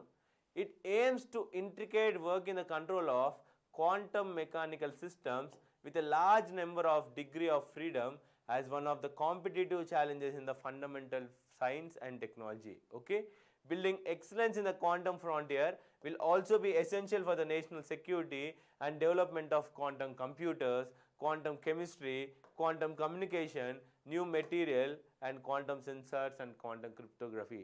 Okay, మామూలుగా బైనరీలో 010101 వస్తాయండి. క్వాంటంలో 01ని మించి వస్తుంది, 01ని మించి కూడా మనం ప్రోగ్రామ్ చేయవచ్చు. ఓకే, అంటే బైనరీ సిస్టంలో ఏమవుతుందంటే 2 బాక్స్ అయితే ఇది రెండే ఇన్పుట్స్ తీసుకోగలదు, 0 లేదా 1, 0 లేదా 1, 0 లేదా 1, 0 లేదా 1. కానీ క్వాంటమ్ ఏదైతే ఉంటుందో క్వాంటమ్ కంప్యూటింగ్, క్వాంటమ్ డిజిట్స్ ఈ పొజిషన్ 2 0 తీసుకోగలదు, 1 కూడా తీసుకోగలదు. ఒక్కటే సమయంలో 0, 1 ఎగ్జిస్ట్ అయ్యే ఛాన్సెస్ మన క్వాంటంలో ఉంటుందన్నమాట. స్పీడ్ ప్రాసెసింగ్, చాలా స్పీడ్ ప్రాసెసింగ్, సూపర్ కంప్యూటర్స్ తయారు చేసేందుకు ఈ టెక్నాలజీ అనేది చాలా చాలా ముఖ్యమండి. బేసిక్ నేచర్ క్వాంటమ్ ఫిజిక్స్ అంటే అటామిక్ సైజ్లో ఉన్న ఫిజిక్స్ని కూడా అర్థం చేసుకోవడానికి ఈ క్వాంటమ్ ఫిజిక్స్ అనేది చాలా చాలా ఉపయోగం అన్నమాట. So department of science and technology, department of space, atomic energy చెప్పాను కదండి, డిఫెన్స్ అండ్ డెవలప్మెంట్ డిఆర్డిఓ వాళ్ళు, మరియు మైటీ వాళ్ళు, ministry of electronics and information technology వాళ్ళందరూ కూడా లీడ్ ఏజెన్సీస్ అనమాట. నెక్స్ట్ ఇప్పుడు 3వ మిషన్లో ఉన్నాం, ఆర్టిఫిషియల్ ఇంటెలిజెన్స్. ఆర్టిఫిషియల్ ఇంటెలిజెన్స్ అంటే ఏంటండి, మనిషికి ఉన్నటువంటి మేధాశక్తి కలిగినటువంటి ఒక కంప్యూటర్, తనకు తానుగా ఆలోచించేటువంటి ఒక కంప్యూటర్ని సృష్టించడమే ఆర్టిఫిషియల్ ఇంటెలిజెన్స్. మీతో మాట్లాడగలదు, మీరు చేసే ప్రతి పని చేయగలదు, మీతో చెస్ ఆడగలదు, మీతో మీరు పాటలు పాడమంటే పాటలు పాడిస్తుంది. బేసిక్గా ఈ మధ్యకాలంలో వచ్చేటువంటి అమెజాన్ వారి స్పీకర్స్ కానివ్వండి, లేదా అలెక్సా అంటామండి, దాన్ని ఏమంటాం, అలెక్సా, అమెజాన్ వారి అలెక్సా, లేదంటే మీరు యాపిల్ ఫోన్లో చూసేటువంటి సిరి కూడా మీకు ఆర్టిఫిషియల్ ఇంటెలిజెన్స్ బేస్డే. It will focus on addressing social needs in the areas such as healthcare, education, agriculture, smart cities and infrastructure including smart mobility and transport, artificial ఇంటెలిజెన్స్ని use చేసి data అందించేసి తనని ఆలోచింపజేసి కంప్యూటర్ని మనం అవుట్పుట్స్ ద్వారా ఎటువంటి సొల్యూషన్స్ కొట్టాలండి, అగ్రికల్చర్కి సంబంధించిన ప్రాబ్లమ్స్ని సాల్వ్ చేసుకోవాలి, ఎడ్యుకేషన్వి, ఓకే, హెల్త్ సెక్టార్వి, స్మార్ట్ సిటీస్కి సంబంధించినవి, ఇన్ఫ్రాస్ట్రక్చర్ ప్రాజెక్ట్స్ సంబంధించినవి, మరియు మనకు మొబిలిటీకి, ఎందుకంటే రోజు రోజు పెరుగుతున్నటువంటి ఏది ట్రాఫిక్ వలన మనము ఇంటలెక్చువల్గా డేటా ద్వారా ఏ రూట్లో వెళ్ళాలనేది మ్యాపింగ్ అనేది జరిగితేనే మనకు రేపు ట్రాఫిక్ వల్ల ఇబ్బంది ఉండదండి. లీడ్ ఏజెన్సీస్ ఏంది ఈ ప్రోగ్రామ్కి, ఆర్టిఫిషియల్ ఇంటెలిజెన్స్కి? లీడ్ ఏజెన్సీ ఆర్టిఫిషియల్ ఇంటెలిజెన్స్కి భారతదేశంలో మొట్టమొదటి గుర్తుకు రావాల్సింది నీతి ఆయోగ్, ఆ తర్వాత department of science and technology, ఆ తర్వాత మైటీ, ఆ తర్వాత department of biotechnology. These are the 4 lead agencies. Next important mission ఎన్ని అయిపోయాయండి? ఇప్పటికి 3 అయిపోయాయి. 4వ mission national biodiversity mission. Okay, national biodiversity mission. Biodiversity అంటే అందరికి మనకు తెలుసు. Okay, so it will include a comprehensive documentation of India's biodiversity with potential cataloging and mapping all life forms in India, including associated cultural and traditions. భారతదేశంలో ఉన్నటువంటి వివిధ ప్రాణి మరియు చెట్ల జాతిని వాటి క్యారెక్టరైజేషన్ చేసి వాటి గురించి రాయడము, వాటి యొక్క ట్రెడిషను మరియు అప్లికేషన్ కల్చర్లో భాగంగా ఉన్న ప్రతి దాని గురించి మనము క్లియర్గా రాయడము, ఇన్ఫర్మేషన్ సేకరించడమే ఈ మిషన్ యొక్క మేజర్ లక్ష్యం అండి. Assessment of distribution and conservation status of India's biodiversity, development of cadre and professional adapt of handling large sets of environmental data and management monitoring of biodiversity. మనం మ్యాన్ పవర్ని పెంచాలి. ఎవరైతే ఈ డేటాని క్లియర్గా అండర్స్టాండ్ చేసుకోగలరో అలాంటి మ్యాన్ పవర్ని. Establishment of vibrant biodiversity based economy on solid foundation of reliable information, engagement with public, enhance options of agriculture production and livelihood అనమాట. సో ఇందులో లీడ్ ఏజెన్సీ ఏంటండి? బయోటెక్నాలజీ అనుడుతోనే గుర్తుకు రావాల్సింది department of biotechnology, ministry of environment, forest and climate change. Department of biotechnology, ministry of environment, forest and climate change. Next 5వ mission ఏంటి? India చేపట్టినటువంటి electrical vehicles mission. Electronic vehicles మిషన్లో మనకి ఏం కావాలండి? మనకి బ్యాటరీస్ ఉన్నాయా లేవా, ఎక్విప్మెంట్ ఉన్నాయా లేవా, కంప్యూటర్ చిప్స్ ఉన్నాయా లేవా, ప్రాసెసర్స్ ఉన్నాయా లేవా, ఇవన్నీ. Okay, develop vehicle sub system and components. వెహికల్లో ఉన్నటువంటి సబ్ సిస్టమ్స్ మరియు కాంపోనెంట్స్ డెవలప్ చేయండి. India requirements including rare earth metals అండి. రేర్ ఎర్త్ మెటల్స్ అంటే లిథియం అటువంటి మెటల్స్ అనేవి చాలా తక్కువ ఉంటాయండి భారతదేశంలో. చైనా దగ్గర అత్యధిక మొత్తంలో ఉన్నాయి. అందుకే అది బ్యాటరీస్ ప్రొడక్షన్లో టాప్లో ఉంటుంది. So lithium ion batteries, power electronics etcetera using academia and industry collaboration. The mission is crucial for India to reduce the fossil fuel consumption and mitigate emissions. ఎందుకండి మనము ప్యారిస్లో ప్రామిస్ చేసాం, మేము మా రెన్యూవబుల్ ఎనర్జీని 175 GW తెస్తామన్నాం కదా 2022 కల్లా. సో దాన్ని సాధించాలంటే ఎలక్ట్రానిక్ వెహికల్ మిషన్ మనకు అవసరమే. డైరెక్ట్గా చెప్పండి ఏమేమి ఇంక్లూడ్ అవుతాయి? ఎలక్ట్రానిక్స్ అంటే ఖచ్చితంగా department of science and technology ఉంటుంది, NITI Aayog, ministry of power, heavy industry, ministry of new and renewable energy. Next 6th mission is bioscience for human health. Bioscience for human health aim to construct a comprehensive reference map of genomics and understand the dynamics of. మీకు ఈ మధ్యకాలంలో అండి ఒక mapping చేసామండి, genome mapping చేసాం. Indian ocean రీజనే కాకుండా మనుషుల్లో కూడా మన భారతదేశంలో ఉన్నటువంటి ఎందరో మంది శాంపుల్స్ తీసుకొని మనకు ఒక జీనోమ్ సీక్వెన్స్ చేసాం, భారతదేశం యొక్క జీన్ ఎట్లుంటుందని. సో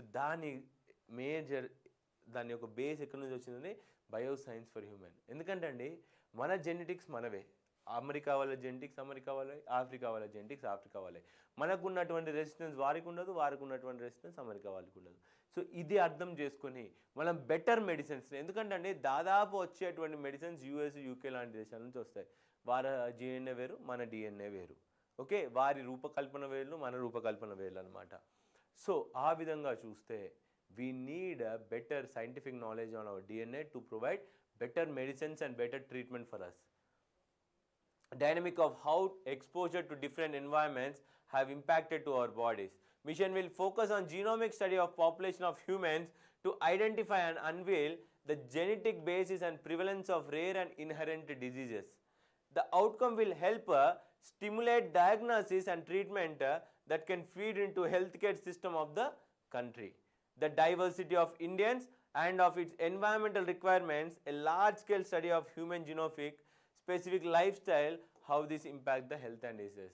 మన జీనోము, మన లైఫ్ స్టైల్, మన జీన్స్ని ఎలా ఎఫెక్ట్ చేస్తుంది, ఈ జెనెటిక్స్ ఉండడం వల్ల మనకి ఎటువంటి డిజీజెస్ వస్తాయి, భారతదేశంలోనే ఎటువంటి వ్యాధులు ఎందుకు ఉన్నాయి అన్న దాని గురించి తెలుసుకోవాలి. సేమ్ అండి, లీడ్ పార్ట్నర్స్ ఎవరు? బయోటెక్నాలజీ వాళ్ళు ఉంటారు. బయోటెక్నాలజీ మినిస్ట్రీ ఆఫ్ హెల్త్ ఉంటుంది, department of health research, department of science and technology, department of atomic energy. Next 7th mission, waste to wealth. Waste నుంచి మనం ఎనర్జీ జనరేట్ చేయడం, దాని నుంచి మళ్ళీ రీప్రాసెస్ చేయడం, ఇదంతా కూడా ఈ మిషన్ యొక్క మేజర్ ఎయిమ్. చూడండి, identify and develop and deploy technologies to treat waste to generate energy, recycle materials and extra worth. ఈ వేస్ట్ నుంచి మంచి మంచి మంచి రేర్ ఎర్త్ మెటల్స్ కానివ్వండి, గోల్డ్ కానివ్వండి, సిల్వర్ కానివ్వండి, ఇలాంటివి ఎక్స్ట్రాక్ట్ చేసే టెక్నాలజీస్.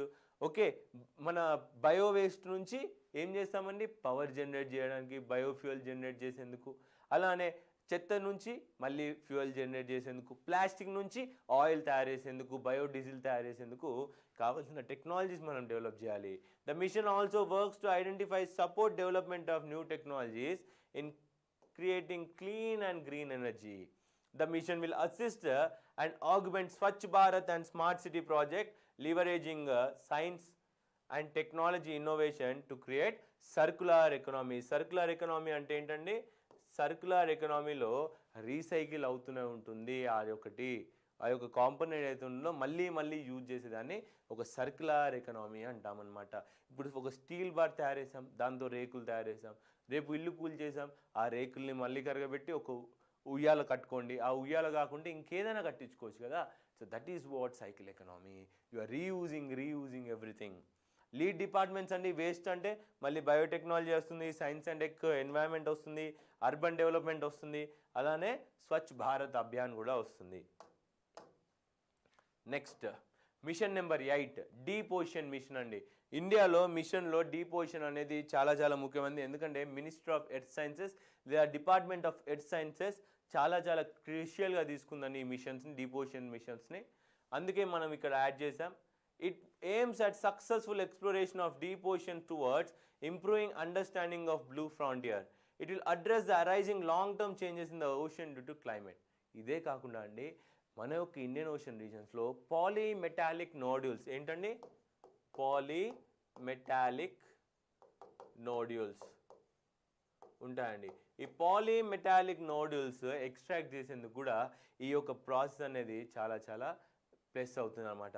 ఇందులో ఫోకస్ ఏరియాస్ ఏంటి? To development of technologies of deep sea exploration and exploitation of living biodiversity and non living minerals. చెప్పాను కదండి, పాలీమెటాలిక్ నోడ్యూల్స్ కూడా ఎక్స్ట్రాక్ట్ చేసేందుకు నేను భావిస్తున్నాను. అందులో ఉన్న లివింగ్ క్రీచర్స్, ఏ డెప్త్లో ఏ ప్రాణి ఉంది, వాటిని మనం ఏం చేసుకోవచ్చు అన్న దాని గురించి. Development of underwater vehicle and underwater రోబోట్స్ని పంపించి ఎక్స్ప్లోర్ చేయండి. Development of ocean climate change advisory, technologies, innovations and conservation of methods, sustainable utilization of marine biotechnology resources, offshore based desalination and renewable energy. చెన్నైలో పెట్టినటువంటి desalination plant లాంటి desalination plants provide చేయాలి. ఈ విధంగా మీరు డీప్ ఓషన్ మిషన్ ద్వారా మీరు Indian ocean రీజియన్లో కూడా మొత్తం డిఫరెంట్ డెప్త్లో మనం శాంపుల్స్ కలెక్ట్ చేసామండి. డిఎన్ఏ ఇండియన్ ఓషన్ రీజియన్ యొక్క డిఎన్ఏ తెలుసుకోవడానికి అలాంటి రీసెర్చ్లు కూడా చేయొచ్చు అనమాట. దీంట్లో లీడ్ ఏజెన్సీస్ ఏంటంటే simple, ministry of earth sciences, biotechnology, space, oil and gas corporation, geological survey of India, ఎందుకంటే పాలీమెటాలిక్ నోడ్యూల్స్కి, డిఆర్డిఓ వాళ్ళు, okay, national hydrographic office. Hydrographic అంటే ఏంటంటే మ్యాప్ వేయడం, మన యొక్క నీటి కింద ఎలా ఉంది, ఆ నీటిని మ్యాప్ వేసుకోవడం అనమాట. National biodiversity authority, ministry of new and renewable energy. Last mission అండి, బట్ ఇంపార్టెంట్ మిషన్, అగ్ని. ఏంటి? Mission number 9 is Agni. Agni అంటే accelerating growth of new India's innovation. భారతదేశం యొక్క న్యూ ఇండియా ఇన్నోవేషన్స్ని పెంచాలి, కొత్తగా జరుగుతున్న ఇన్నోవేషన్స్ని ఇంకా ఇంకా ఎంకరేజ్ చేయాలి. The mission aims to support the national efforts to boost innovation ecosystem in the country by connecting innovators across industry, individuals and grassroots to the market by helping commercialization of innovation. Idea ఉందా? రండి మీకు ఇండస్ట్రీని కలుద్దాం. సింపుల్గా చెప్పాలంటే మన యొక్క tea hub మన యొక్క టీ హబ్ తెలంగాణ యొక్క టీ హబ్ మోడల్ ఏదైతుందో అది అగ్నికి accelerating growth of new India ఇన్నోవేషన్స్కి చాలా చాలా దగ్గరగా ఉంటుందన్నమాట. It will provide a platform for investors to bring the technology ready products and solutions to industry and the market thereby helping propel techno entrepreneurs. Same అండి tea hub మీరు చూస్తే tea hub గురించి తెలిస్తే మీరు దీన్ని చెప్పేస్తారు. అందరు రండి, మీ దగ్గర టెక్నాలజీ ఉంటే రండి, మేము ఇండస్ట్రీ వాళ్ళకి పరిచయం చేస్తాం, మీకు స్పాన్సర్షిప్ పరిచయం చేస్తాం, దాని ద్వారా మీరు ఆ ప్రోడక్ట్ని బజార్లో అమ్మేయండి, దాని ద్వారా లాభం పొందండి. ఇదే యొక్క అగ్ని యొక్క మోడల్. ఇంకా ఎంకరేజ్ చేయాలి వీళ్ళని. The missions include service across the techno commercialization chain requirements. మీకు సర్వీసెస్ కావాలా? ఎలాంటి సర్వీస్ అండి? మన టీ హబ్ తెలంగాణలో తీసుకొచ్చినటువంటి ఇంకో ఇనిషియేటివ్ ఫ్యాబ్రికేషన్ అండి. అంటే మీరు మీ దగ్గర ఒక డిజైన్ మాత్రమే ఉంది, దాన్ని మేము రియల్ లైఫ్లోకి తెస్తాము, దాన్ని మేము మొత్తంగా కూడా 3 డైమెన్షన్లో ప్రింట్ చేయడము, దాన్ని తయారు చేయడమో చేసి మీకు ఇస్తాము. అలాంటి హెల్ప్స్ కూడా ఈ మిషన్లో accelerating growth for new India's innovation అనే దాంట్లో ఉందన్నమాట. సో ఇనిషియేటివ్స్ చెప్పాం కండి, R&D ల్యాబొరేటరీస్, ఇంటలెక్చువల్ ప్రాపర్టీస్ గురించి చెప్పడము, అదేవిధంగా మీకు లైసెన్సెస్ ఎలా వస్తాయని ప్రొవైడ్ చేయడము, training and capacity building. Okay, lead partner ఎవరండి? ఇన్వెస్ట్ ఇండియా వారు లీడ్ పార్ట్నర్ అనమాట. సో ఇంతే. Will go for the next slide. So friends, how the mains question ఎలా వస్తుంది దీంట్లోంచి? Mains model question.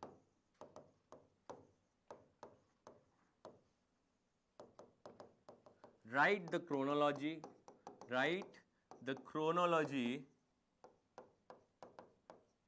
of S&T policy in India with its outcomes. Okay, లేదా first question ఇది. Second question, explain in detail. ఏంటండి? Explain in detail the provisions of draft science technology innovation policy 2020. ఇలా 2 questions వస్తాయండి. ఇది కాకుండా మీకు model prelims question ఏమొస్తుంది? Model prelims question. Okay, which of the following statements is true regarding which of the following statement? Which of the following, WOF అంటే which of the following statements is true about PM stack? PM stack ఏంటండి? First statement, it is under principal scientific advisor of India. Okay. Second statement, it has 10 mission objectives.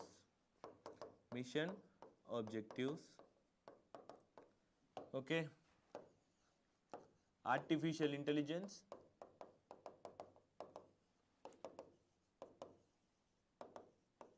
is one among them. The missions. One among the missions under PM stack. So ఇప్పుడు ఈ question attempt చేయండి అండి. మీకు తెలుసండి PM stock కింద ఎన్ని machines ఉన్నాయన్నారండి, నేను రాసి మరి చెప్పాను. There are 9 missions. సో ఈ స్టేట్మెంట్ అల్టిమేట్లీ రాంగ్ అవుతుంది, కానీ 10 మిషన్స్ అని ఇచ్చినప్పుడు ఇలా నెంబర్స్లో కూడా మీకు కన్ఫ్యూజ్ చేస్తారండి. So eliminate this question. Okay, they said artificial intelligence మనం చదివామండి. నీతి ఆయోగ్ వారు లీడ్ ఉన్నారు అందులో, అంతే కదా. లీడ్ ఆర్గనైజేషన్ ఎవరు? నీతి ఆయోగ్. కాబట్టి ఆర్టిఫిషియల్ ఇంటెలిజెన్స్ గురించి మనం చదువుకున్నాం. సో కాబట్టి ఈ ఆప్షన్ కరెక్ట్ అండ్ ఈ option correct. So your answer will be option number 1 and 3. So model question ఈ విధంగా రావచ్చు. సో ఇందులో ఏమడిగాయండి? Chronology of science and technology policy అన్నారు. సింపుల్గా రాయండి. సింపుల్గా ఈ ఆన్సర్ని ఇన్నోవేటివ్గా ఎలా రాస్తారు? ఎలా అంటే ఇప్పుడు ఇక్కడ చూడండి, ఇలా ఒక సింపుల్ లైన్ దించండి, అప్ డౌన్ ఇలా రాసి ఏం రాస్తారు? 1958 రాస్తారు, ఇక్కడ 1983, 2003, 2013, టువర్డ్స్ 2020 డ్రాఫ్ట్. ఇలా రాయండి.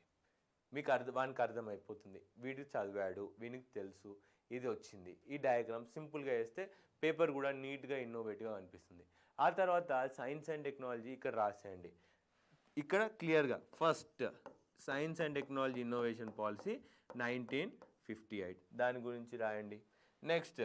నెక్స్ట్ పాలసీ ఏంది? Technology policy, technology innovation policy 1983 దాని గురించి రాయండి. ఆ తర్వాత థర్డ్, అలా 4 గురించి రాసిన తర్వాత కన్క్లూషన్లో ఏం రాస్తారండి? The science and technology policies of India are evolutionary in nature. అంటే తనకు తానుగా ఎవాల్వ్ అవుతూ వచ్చింది, కాలక్రమేణా కాలాన్ని అవసరాల బట్టి సైన్స్ అండ్ టెక్నాలజీ పాలసీ వచ్చింది. కానీ ఇప్పటివరకు కూడా భారతదేశం ప్రపంచ దేశాలతో పోలిస్తే, ప్రపంచ టాప్ 5 దేశాలతో పోలిస్తే ఇంకా జీడిపి ఖర్చు R&D కొరకు వెనుకబడి ఉండడం వలన ఈసారి సైన్స్ అండ్ టెక్నాలజీ పాలసీలో ఖచ్చితంగా మన యొక్క R&D ఎక్స్పెండిచర్ పెంచుతూ ఉండాలి. అదే మన draft science and technology policy 2020 చెప్తుంది. దాన్ని క్లియర్గా కంప్లీట్ చేస్తే మన ఇండియా టాప్ 3 సైంటిఫిక్ దేశాల్లో ఒకటిగా నిలుస్తుందని చెప్పేసి కంక్లూజన్ ఇవ్వాలన్నమాట. So friends, we'll end our class here. Try to answer the second question, that is explain in detail the provisions of draft science and technology policy 2020. ఎప్పుడైనా కానీ friends current అఫైర్స్ని follow అవ్వండి. Science and technology is a topic which is based on current affairs. ఆ ట్రెండ్ని follow అవ్వండి. ట్రెండ్ని follow అయితే మీకు answer వచ్చేస్తుంది. Okay, నేను ఈ స్పేస్ కూడా మీకు ఎందుకు ఇచ్చానంటే because you need to know, ఇదంతా తెలిసిన తర్వాత ఈ టాపిక్లో ఎటువంటి క్వశ్చన్స్ వస్తాయి అన్న ఒక అవగాహన ఉంటే మీరు దాన్ని కరెంట్ అఫైర్స్ని ఈ సిలబస్లోకి నూకేస్తారనమాట.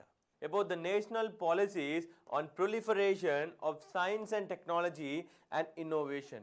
మనం సైన్స్ అండ్ టెక్నాలజీ పాలసీస్ ఏమున్నాయి భారతదేశంలో, వాటితో పాటు ఇన్నోవేషన్ కొరకు అదే అటల్ టింకర్ ల్యాబ్స్ కానివ్వండి, నేషనల్ ఇన్నోవేషన్ మిషన్ కానివ్వండి, లేదా మిషన్ ఇన్నోవేషన్గా సింపుల్గా అనుకోవచ్చు, లేదా సైన్స్ అండ్ టెక్నాలజీ పాలసీస్లో మన సైన్స్ అండ్ టెక్నాలజీ పాలసీ ఎలా అయింది 1958 నుంచి మొదలు పెట్టుకొని ఈరోజు వచ్చిన draft science and technology policy 2020 వరకు కూడా మనం చదువుతూ ఉంటాం. So friends, coming directly first we need to know, మనకేం తెలియాలండి? మన science and technology status in India, భారతదేశంలో అసలు స్టేటస్ ఎంత ఉంది? So in India the amount of GDP we spend on research and development is 0.7%. 1% కూడా లేమంది. కొన్ని సంవత్సరాల నుంచి we are trying to get to the GDP percentage of 2 to spend on R&D. మన R&D పైన 2% స్పెండ్ చేయాలని చెప్పేసి కొన్ని సంవత్సరాలుగా ప్రయత్నించినప్పటికీ మనం అంత రీచ్ కాలేదు. సో కంపేరింగ్ అవర్ సెల్స్, మరి భారతదేశము ప్రపంచ దేశాల్లో టాప్ 3 ఎకనామీస్లోకి వెళ్ళాలనుకున్నా కానీ ఓకే, దాని యొక్క సైన్స్ అండ్ టెక్నాలజీ అనేది చాలా చాలా ముఖ్యం అన్నమాట. సో ఆయా దేశాలతో ఇప్పుడు ప్రజెంట్లీ ఉన్న టాప్ 5 దేశాలు వాటి యొక్క సైన్స్ అండ్ టెక్నాలజీ యొక్క స్పెండింగ్ ఎంత ఉందని చూస్తే యూ కెన్ అబ్జర్వ్ ఇండియా కేవలం 0.7%, 0.7%, China is 2.1%, USA 2.8%, South Korea చూడండి, సౌత్ కొరియా 4.2%, ఇజ్రాయెల్ 4.3% ఓన్లీ. మళ్ళీ ఇందులో కూడా పర్సెంటేజ్లో ప్రైవేట్ స్పెండింగ్ హై అండి, private spending high. Okay, so growing slowly, we are growing slowly in the ways of R&D. Okay, so in India and R&D in the world, మన దగ్గర నుంచి చూడండి global ranking చూస్తే we are very very low in compare to each and every one. Scientific and technical man పవర్లో 3rd place, scientific పబ్లికేషన్స్లో 5th place, science and technology రీసెర్చ్లో 7th, graduates in science and ఇంజనీరింగ్లో 8th, resident patents applications 10th. So ఇవన్నీ కూడా we are very very lagging in the case of publications. మన దగ్గర సరిగ్గా లేవు. పేటెంట్స్ ఇండియాలో రావడానికి ఫ్రెండ్స్ దాదాపు మీకు ఒక పేటెంట్కి అయ్యే టైం 64 months, దాదాపు 3 నుంచి 4 సంవత్సరాల పాటు పడుతుంది అనమాట. So because of all these constraints మనము సైన్స్ అండ్ టెక్నాలజీ ద్వారా ఏంటంటే పాలసీస్ ద్వారా ఎవాల్వ్ అవుతూ వస్తున్నాం. So science and technology policies తెలుసుకునే ముందు అసలు what exactly S&T system in India, మన భారతదేశంలో S&T సిస్టమ్ అనేది ఎలా పనిచేస్తుందో మీకు తెలియాలి. So draw this diagram in your notes please. So what is that? Central government ద్వారా వచ్చేటువంటి S&T ఫండింగ్ ఉంటుంది. అది మళ్ళీ ఇండిపెండెంట్ రీసెర్చ్ ఇన్స్టిట్యూట్స్ ఉంటాయి, టాటా రీసెర్చ్ ఇన్స్టిట్యూట్ లాంటి institutions. In house R&D industries ఏవైతే ఉంటాయో అది టాటా వారి కార్ ఇండస్ట్రీ కానివ్వండి, టీవీఎస్ వారి మోటార్ ఇండస్ట్రీస్ కానివ్వండి, లేదా హీరో మోటార్ సైకిల్ కానివ్వండి, వారి ఇండస్ట్రీస్లో they do there in research. That is what in research. S&T in NGOsలో, ఆ తర్వాత స్టేట్ గవర్నమెంట్ డిపార్ట్మెంట్స్ నుంచి వచ్చే S&T, ఆ తర్వాత central socio economic and other ministries, ఇతరేతర మినిస్ట్రీస్లో జరిగేటువంటి research and development. For example environment మినిస్ట్రీలో జరిగేటువంటి సర్వేస్, వాటిలో ఉన్నటువంటి రీసెర్చ్ కానివ్వండి, ఓకే, నార్కోటిక్స్లో, ఇలా అన్నీ కూడా మీకు సైన్స్ అండ్ టెక్నాలజీ అనేది ఇండియాలో చాలా చాలా డైవర్స్ ఉంది అనమాట. Please draw this diagram, you will understand what from where all the science and technology in India comes from. So next thing, central government S&T departments. మరి మన సెంట్రల్ గవర్నమెంట్ కింద science and technology departments ఏమేమి ఉన్నాయి? These departments are very very important to know. ఏంటండి, మనకి science and technology institutions in India అని అడుగుతారు question. అలాంటప్పుడు డిపార్ట్మెంట్ వైజ్ మీరు గుర్తుపెట్టుకోవాలి. These are very important. Remember all these departments. Department of space, department of science and technology, Department of Atomic Energy, Department of Biotechnology, Ministry of Earth Sciences, National Council for Agriculture Research, Indian Council for Medical Research, మరియు departmental specific industrial research ఏంటి అండి, CISR institutions ఉంటాయి. వీటన్నిటితో పాటు మీరు DRDO కూడా రాసేయచ్చండి. Okay, department of defence కింద లేదా DRDO వచ్చేస్తుంది. So this is how India's scientific vision or scientific layout at the central level looks like. So next, so this is our chronology line లేదా ఒక టైమ్ లైన్లో మనం science and technology policy ఎలా evolve అయ్యాం. The first science and technology policy came in the year 1958. ఆ తర్వాత మనకి technology policy స్టేట్మెంట్గా మార్చాం దాన్ని. అది 1983లో వచ్చింది. ఆ తర్వాత మనకి 2003లో మళ్ళీ వచ్చిందండి science technology policy, science and technology policy. ఆ తర్వాత చూడండి 2013లో పేరు ఎంతగా మార్పు వచ్చిందో, science technology and innovation policy. ఏంటండి, సైన్స్ టెక్నాలజీ మరియు ఇన్నోవేషన్. సో ఈ అన్నిటి కూడా ఆయా టైం ప్రకారం. ఫర్ ఎగ్జాంపుల్ 1958లో అది నెహ్రూ గారు ఉన్న టైం అండి. What was the ideology of Nehru to frame this policy? ఈ పాలసీలో ఇన్పుట్స్ ఏమి ఇచ్చామో, మనకు వచ్చిన అవుట్పుట్స్ ఏంటి, ఈ అన్నిటి గురించి కూడా మనం తెలుసుకుందాం. So first and foremost, the first science and technology policy of India, that is science and technology policy 1958. అందులో చూడండి దీని యొక్క మోటివేషన్ ఏంటి, the motive to frame this policy. అసలు ఈ పాలసీ నాకు ఎందుకు కావాలి అంటే, nurturing the scientific enterprise and scientific temper. జనాల్లో సైన్స్ గురించి అవగాహన పెంచండి. S&T is seen as instrument of socio-economic transformation and nation building. మన నెహ్రూ గారండి, they were very forward. They thought without science and technology, without industry, the fruits of economy, ఏవైతే ఎకనామీలో వస్తున్నటువంటి డబ్బులు ఉన్నాయో ప్రతి వ్యక్తికి వెళ్ళలేవు. మా గాంధీ గారు కూడా చెప్పారండి. గాంధీ గారు ఏం చెప్పారండి, it is not the production mass production but the production by masses. ఎక్కువ మంది ప్రొడక్షన్లో పని చేయాలి. అది ఎప్పుడు పాసిబుల్, మన దగ్గర ఎక్స్క్లూజివ్ సైన్స్ అండ్ టెక్నాలజీ ఉంది, దాన్ని అర్థం చేసుకునే స్కిల్డ్ ప్రజలు ఉంటే. Next, what were the silent features of this policy? పాలసీలో ఉన్న ఇంపార్టెంట్ టర్మ్స్ ఏంటి? ఫ్రెండ్స్, మీరు ఇప్పుడున్న కరెంట్ అఫైర్స్లో ఉన్న సైన్స్ అండ్ టెక్నాలజీ పాలసీ మాత్రమే ఇంపార్టెంట్. కానీ దాని యొక్క ట్యాగ్ లైన్ ప్రీవియస్ ఇయర్స్లో ఏమేమి ఉన్నాయో వాటి గురించి ఎలాబరేషన్ చేయకండి. I have given you enough and only important things. ఇంత నాలెడ్జ్ చాలండి. 1958లో ఏమైందో మీకు ఇక్కడ ఇప్పుడు అవసరం లేదు. ఈరోజు ఏం కావాలి, రేపేం కావాలో మీరు ఆలోచించాల్సి వస్తుంది. కానీ దీంట్లో నుంచి తీసుకోవాల్సిన ఇన్పుట్ ఏంటి అనేది మీరు తెలుసుకోవాలి. హౌ మచ్, ఎంత అవుట్పుట్ వచ్చింది, ఎంత ఇంపాక్ట్ చూపించింది, మనం ఇంతకంటే బెటర్ ఇంపాక్ట్ చూపించాలంటే ఏం చేయాలన్న దాన్ని మీరు అర్థం చేసుకోవాలి తప్ప దీన్ని నేను మళ్ళీ వెళ్ళి రీసెర్చ్ చేస్తా అంటే you will be wasting your time. So please concentrate on this slides. Pass చేయండి. కింద ఉన్న లింక్లో కూడా మనం స్లైడ్ ప్రొవైడ్ చేస్తాం, అందులో నుంచి మీరు నోట్స్ రాసుకోవచ్చు. Okay, so now coming salient features, cultivation of scientific enterprise in the pure and applied science research and capacity building. ఏమన్నారండి, cultivation of scientific enterprise in pure applied science research and capacity building. ప్యూర్గా సైంటిస్టులను create చేయండి, capacity building చేయండి. Industries దాకా మనం పోలే, first సైంటిస్టులు కావాలి. Next, opportunities for scientific activity, discovery and dissemination of new knowledge. కొత్త కొత్త డిస్కవరీస్కి, డిసిమినేషన్కి మీరు ప్రోత్సహిస్తాము. So emergence of several scientific organization. Outcome ఏంటండి? నాకు ఏమనుకున్నాను ఫస్ట్ పాలసీలో, నేను ఇప్పటికీ ఇండస్ట్రీ అప్లికేషన్ పోలేదు, కేవలం ఫస్ట్ నేను సైంటిస్టులను ప్రొవైడ్ చేయని, ఫస్ట్ నాకు స్కిల్డ్ మ్యాన్ పవర్ కానివ్వండి అన్న దానిపైన చేసినాం. కాబట్టి the first policy provided establishment of several scientific organizations and laboratories. అన్ని ఇంపార్టెంట్ సైంటిఫిక్ ఆర్గనైజేషన్, ల్యాబొరేటరీస్ ఇవే టైంలో ఎస్టాబ్లిష్ అయ్యాయి దేశవ్యాప్తంగా. Next, strong foundation in R&D and higher ఎడ్యుకేషన్లో. హయ్యర్ ఎడ్యుకేషన్స్లో ఐఐటీస్ ఎస్టాబ్లిష్ చేసాం, ఐఐఎమ్స్ ఎస్టాబ్లిష్ చేసాం, ఎయిమ్స్ లాంటి ఇన్స్టిట్యూషన్స్ ఎస్టాబ్లిష్ చేసాం, CISRని ఎక్స్పాండ్ చేసాము. ఈ విధంగా మనం ఫస్ట్ పాలసీ అంటే మ్యాన్ పవర్ కోసమే చేసుకున్నటువంటి పాలసీ అన్నమాట. The second science and technology policy, it was termed as technology policy statement 1983. ఏమంటామండి? Technology policy statement. నేను టెక్నాలజీని ఎలా యూజ్ చేసుకున్నాను ఒక పాలసీ స్టేట్మెంట్ నేను రిలీజ్ చేశాను. It came in the year 1983. 1983లో వచ్చిందండి technology policy statement 1983. So what was the motivation for this? దీనికి ఉన్న మేజర్ మోటివేషన్ ఏంటి అంటే, ఎందుకు చేశాను నేను ఈ పాలసీ? నా దగ్గర ఆల్రెడీ 1958లో ఉంది, కానీ ఇప్పుడు నాకెందుకు అంటే, technology seen to influence lives and bolster social expectations, focus on meeting people's aspiration through technological development. ప్రజల్లో ఎంతో మార్పును తెస్తుంది. ఫర్ ఎగ్జాంపుల్, ఒక శాటిలైట్ టీవీ, ఒక రేడియో, ఇదంతా కూడా టెక్నాలజీ.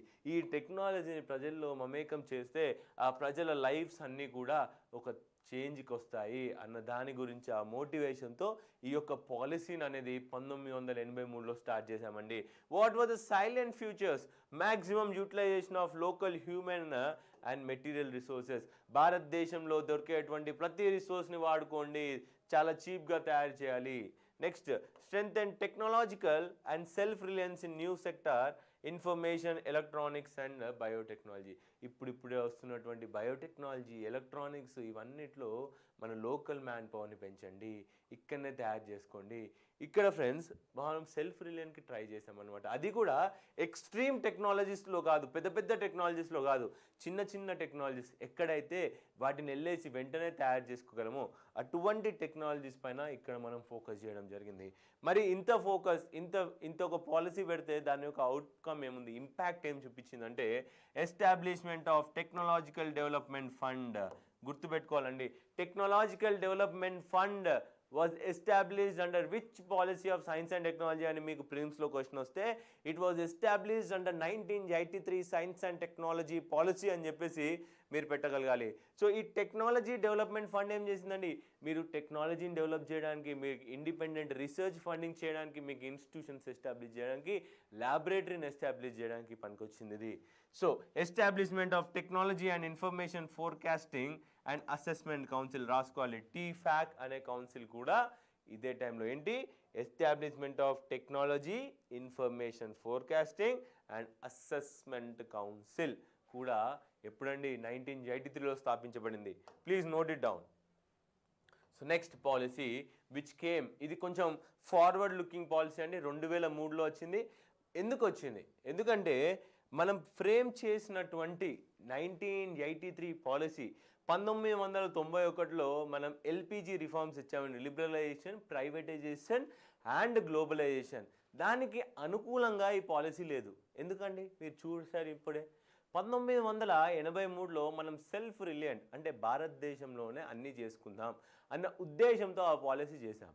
కానీ 91లో మనం LPGకి వెళ్ళిపోవాల్సి వచ్చింది, అంటే గ్లోబలైజేషన్, ప్రపంచానికి వెళ్ళిపోవాల్సి వచ్చింది. సో దానికి అనుకూలంగా మనకి ఇప్పుడు పాలసీ అవసరం.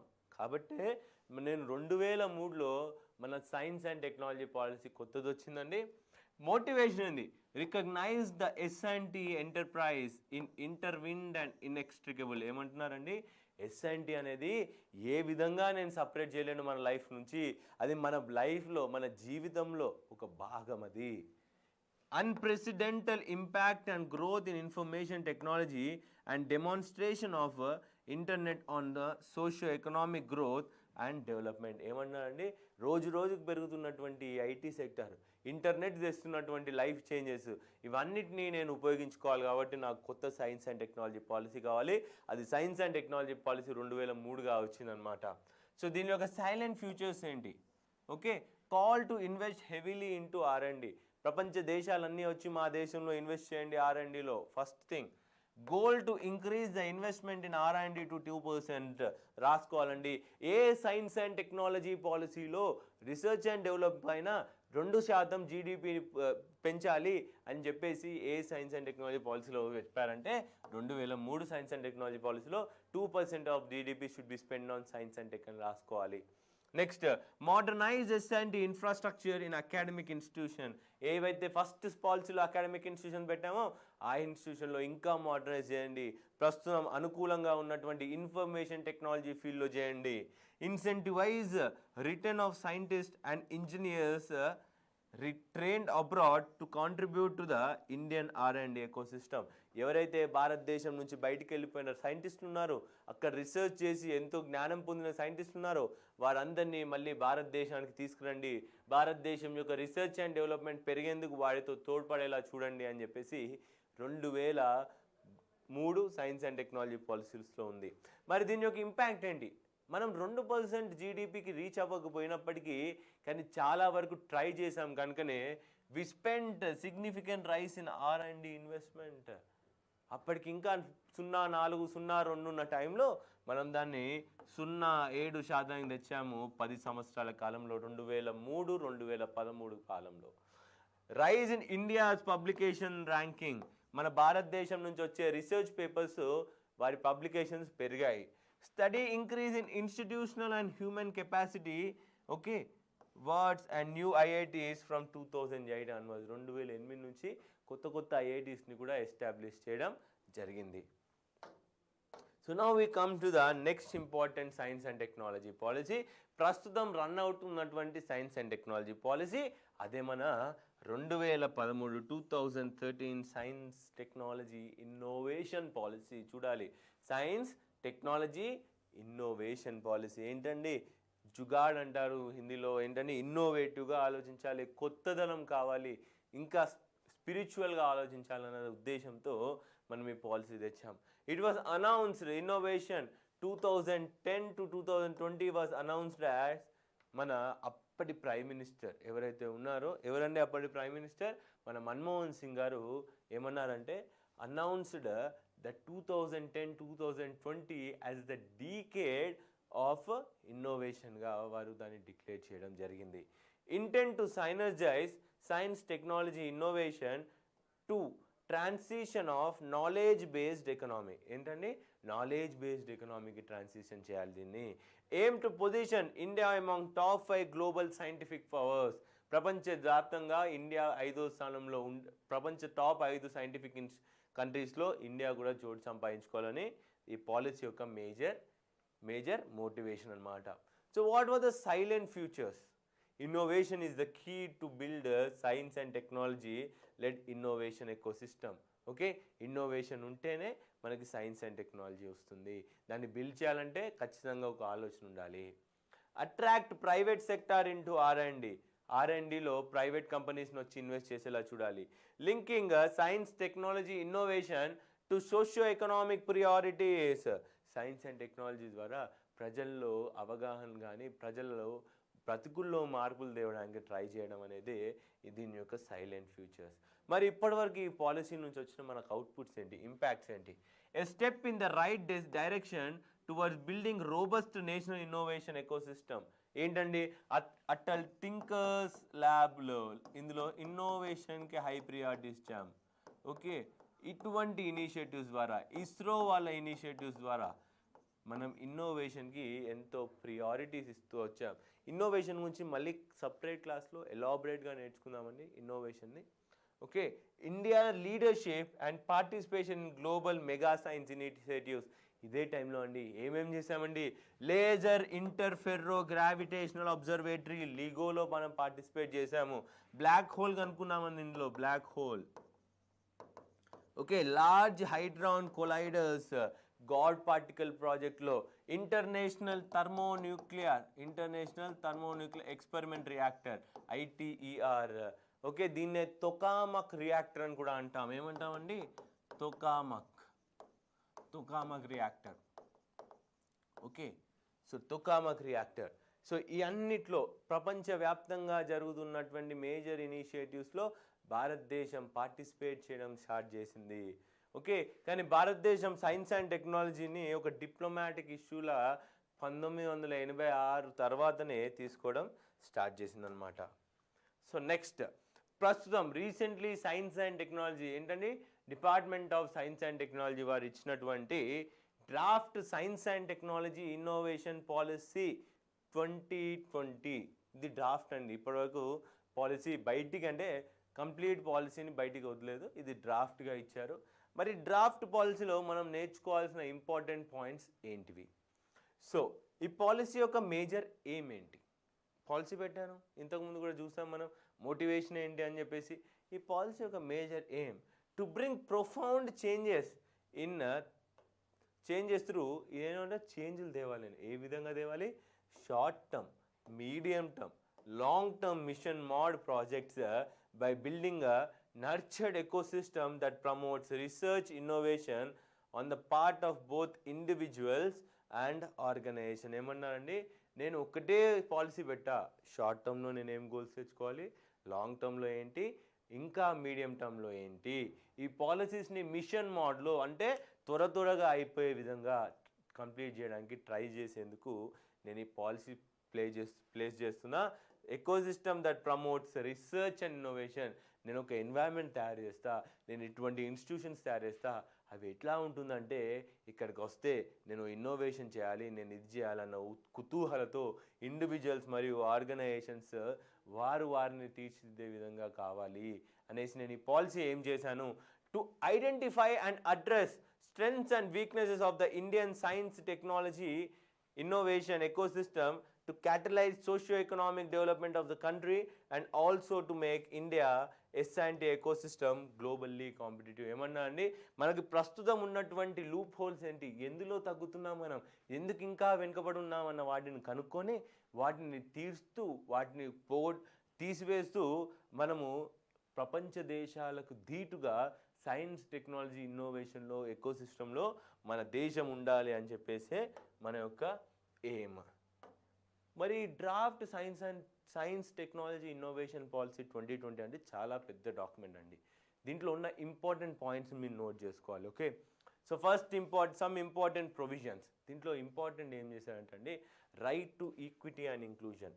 ప్రతి ఒక్కరిని కలుపుకోవాలన్న ఉద్దేశంతో ఉమెన్కి, డిఫరెంట్లీ ఏబుల్కి, ఇంకా సైంటిఫిక్ టెంపర్ రావాలి, వాళ్ళని కూడా ముందుకు తీసుకెళ్లాలన్న ఉద్దేశంతో ఈ పాలసీలో ఈ ప్రొవిజన్స్ ఇచ్చారండి.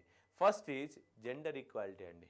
ఇట్ ప్రపోజెస్ దట్ ఏమంటున్నా అండి, at least 30% representation be ensured from women in all decision making bodies as well as postal benefits be provided to partners of scientists belonging to LGBT అండి, lesbian, gay, bisexual, transgender, queers plus community. ఏమన్నారండి, women minimum 30% ఉండేలా చూడాలి ప్రతి decision making in science and టెక్నాలజీలో. అవే కాకుండా ఇప్పుడు ఏమంటున్నారండి, spousal benefits be provided to partners of scientist. సైంటిస్టుల యొక్క భర్తలకు కూడా వాళ్ళకి బెనిఫిట్స్ వచ్చేలా చూడండి. అలానే ఎవరైతే ట్రాన్స్జెండర్స్ ఉన్నారో వాళ్ళందరికీ కూడా ఈ సైన్స్ అండ్ టెక్నాలజీ పాలసీ వాళ్ళని కూడా కలుపుకొని ముందుకెళ్ళే విధంగా ఉండాలి. The LGBT community should be included in all conversations related to gender equity and provisions to be made for their safeguard of the right and promote representation and retention in the science and technology sector. వారిని కేవలం రప్పివ్వడమే కాదు, వారిని అక్కడే ఉండేలా మనం ఎకోసిస్టమ్ని create చేయాలనేది ఈ science and technology policy యొక్క మేజర్ ఇనిషియేటివ్ అండి. Next, child and elderly care. Okay, ఈ సైంటిస్టులకి పిల్లలు ఉంటారు మరియు వాళ్ళ ఇంట్లో ముసలి వాళ్ళు కూడా ఉంటారండి. వీళ్ళని మనం ఏ విధంగా రీసెర్చ్ అండ్ డెవలప్మెంట్లో ఉంచుకుంటూ వాళ్ళ పిల్లల్ని మరియు వాళ్ళ ఎల్డర్స్ని ఎలా కేర్ తీసుకుంటారు. Child care benefits are propose to be made gender neutral and flexible work timings and adequate parental leave are to be offered for quartering maternity, childbirth and child care. వాళ్ళ పిల్లల్ని వారు జాగ్రత్తగా చూసుకునేందుకు adequate leaves అవన్నీ provisions ఇస్తే ఈ women scientist ఇంకా ఎక్కువగా పనిచేయగలుగుతారు.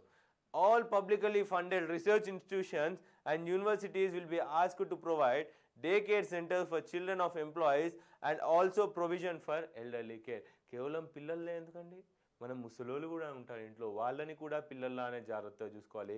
అదేవిధంగా not just child care but also elderly cares కూడా ఆయా రీసెర్చ్ ఇన్స్టిట్యూషన్స్లో ఉండాలన్నది దీని యొక్క మేజర్ ఎయిమ్ అన్నమాట. సో మరి ఇప్పుడు డిసేబుల్స్ కూడా ఉంటారు కదండి. భారతదేశంలో దాదాపు 1% డిసేబుల్స్ ఉన్నారు. 1 to 2% of the population is disabled in India. So for the benefit of people with disabilities the policy asked all publicly funded, మన దేశంలో ఉన్న అన్ని public funded scientific institution to make structural and cultural changes. Structural మరియు 2 కల్చర్లో కూడా changes తీసుకురండి to support there inclusion. ఇదే ఈక్విటీలో ఇంకా ఏమున్నాయి ప్రొవిజన్స్ అంటే, for age related cut off in the matters relating to selection, promotion, awards and grants, academic age and not the biological age will be consider. ఏమన్నా అండి, నువ్వు ఈ ఇన్స్టిట్యూషన్కి వచ్చి ఎన్ని సంవత్సరాలైనా దాన్ని కన్సిడర్ చేస్తాను కానీ నువ్వు 50 ఏళ్ళ వాడివా 30 ఏళ్ళ వాడివా అని కన్సిడర్ చేయను. మీరిద్దరు ఒకటే టైంలో వస్తే ఆ అకాడమిక్ ఏజ్ని మాత్రమే కన్సిడర్ చేస్తాము. Removal of bars on married couple being employed in the same department or laboratory. ఇప్పటివరకు ఏంటంటే మ్యారీడ్ అయితే సేమ్ డిపార్ట్మెంట్లో సేమ్ ల్యాబొరేటరీలో చేయకూడదు అనేసి ఉండేది. అటువంటి బార్ని కూడా తీసేసాము, మీరు రావచ్చు ఇక్కడ చేసుకోవచ్చు. As of now married couples are not posted in the same department leading to the case of loss of employment or forced transfer when colleagues decide to get married. ఏంటండి, వీళ్ళు కొలీగ్స్ అయ్యి మ్యారేజ్ చేసుకోవాలంటే ఖచ్చితంగా Eno department ట్రాన్స్ఫర్లు అవుతాయి, వాళ్ళ family life బాగుండదు. ఖచ్చితంగా లాస్ట్కి ఏం చేస్తారండి ఆడవాళ్ళు, రీసెర్చ్ నేను వదిలేస్తా, నేను చక్కగా ఇంట్లో ఉంటా, నువ్వైనా జాబ్ చేసుకోవచ్చు కదా అని అంటూ ఉంటారు మన రాష్ట్రంలో, మన దేశంలో అయితే. సో ఇలా చేయబట్టి ఏమవుతుందండి, ఎస్పెషల్లీ ఉమెన్కి అన్యాయం జరుగుతుందన్నమాట. So next, open science policy, 1 nation 1 subscription. ఇది కూడా సైన్స్ అండ్ టెక్నాలజీ పాలసీ 2020లో డ్రాఫ్ట్లో ఇచ్చినటువంటి మేజర్ ఇనిషియేటివ్ అండి. ఏంటండి, నేను సైంటిఫిక్ సబ్స్క్రిప్షన్ పొందాలి, బుక్స్ పొందాలి అంటే చాలా ఖర్చు అండి. ఒక్కొక్క బుక్ ఇంటర్నేషనల్ది ఎంతెంత ఖర్చు పెడతామని, 1000 రూపాయలు 2000 రూపాయలు ఉంటాయి రీసెర్చ్ పేపర్లు చదవాలంటే. అటువంటి రీసెర్చ్ పేపర్స్ని మన గవర్నమెంటే కొనేసి అవి అందరికీ ఫ్రీగా వచ్చే విధంగా చూడడమే ఈ యొక్క పాలసీ. 1 నేషన్ 1 సబ్స్క్రిప్షన్, ఒక దేశం ఒకటే సబ్స్క్రిప్షన్, అందరూ వచ్చి చూడండి. To make scientific knowledge and data available to all, andarki, the government has proposed to buy bulk subscription of all important scientific journals across the world and provide everyone in India free access to them, free access ivali. To set up science, technology, innovation observatory that will serve as a central repository of all kind of data generation and scientific research in the country.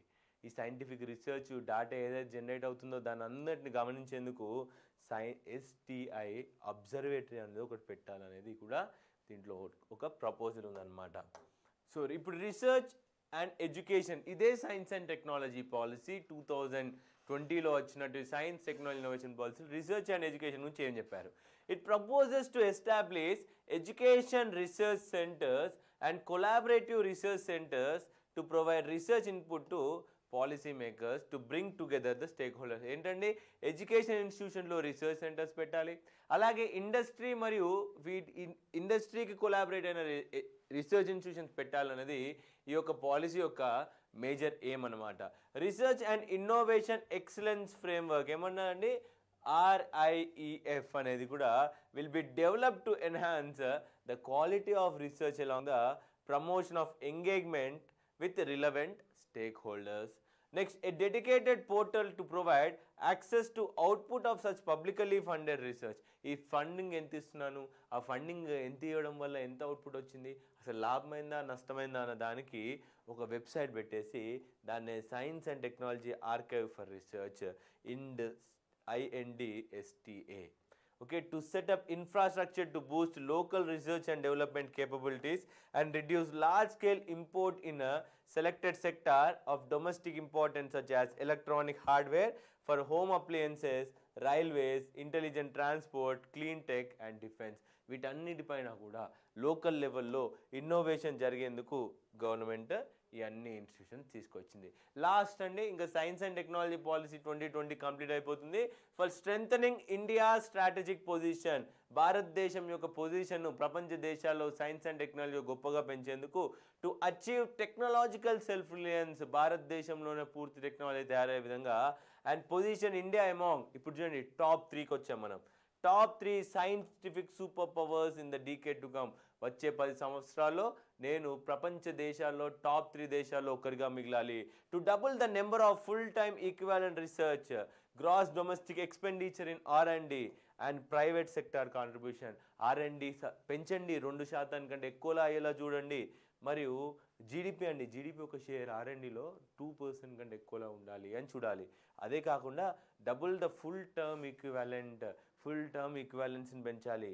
ఆ తర్వాత private sector వారు కూడా ఈ R&Dలో మొత్తం input ఇచ్చే విధంగా, డబ్బులు పెట్టే విధంగా చూసుకోవాలి.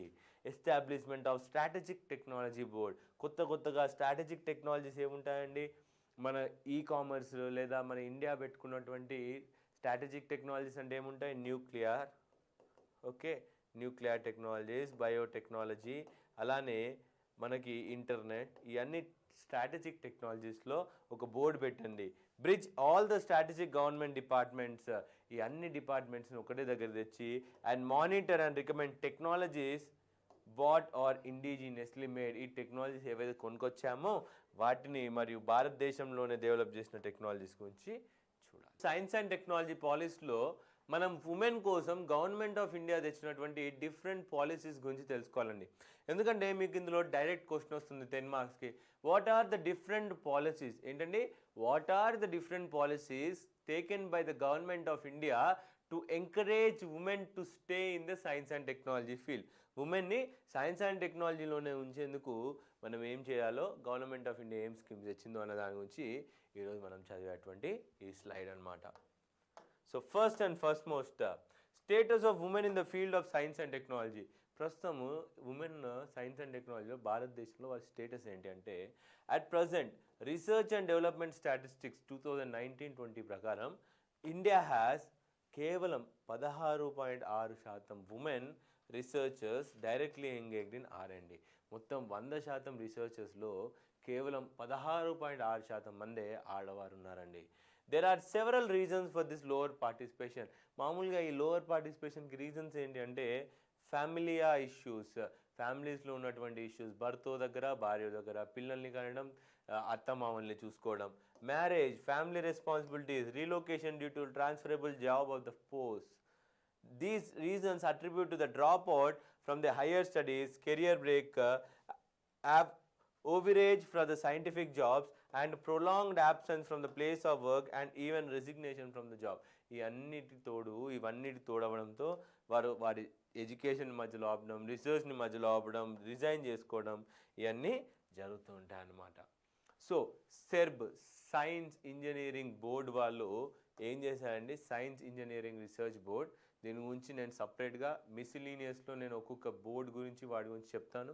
సో దానికి ముందు ఈ బోర్డు వారు తెచ్చినటువంటి ఇనిషియేటివే సెర్బ్ పవర్ ఫెలోషిప్. ఏంటండి, సెర్బ్ పవర్ ఫెలోషిప్ రాసుకోవాలి.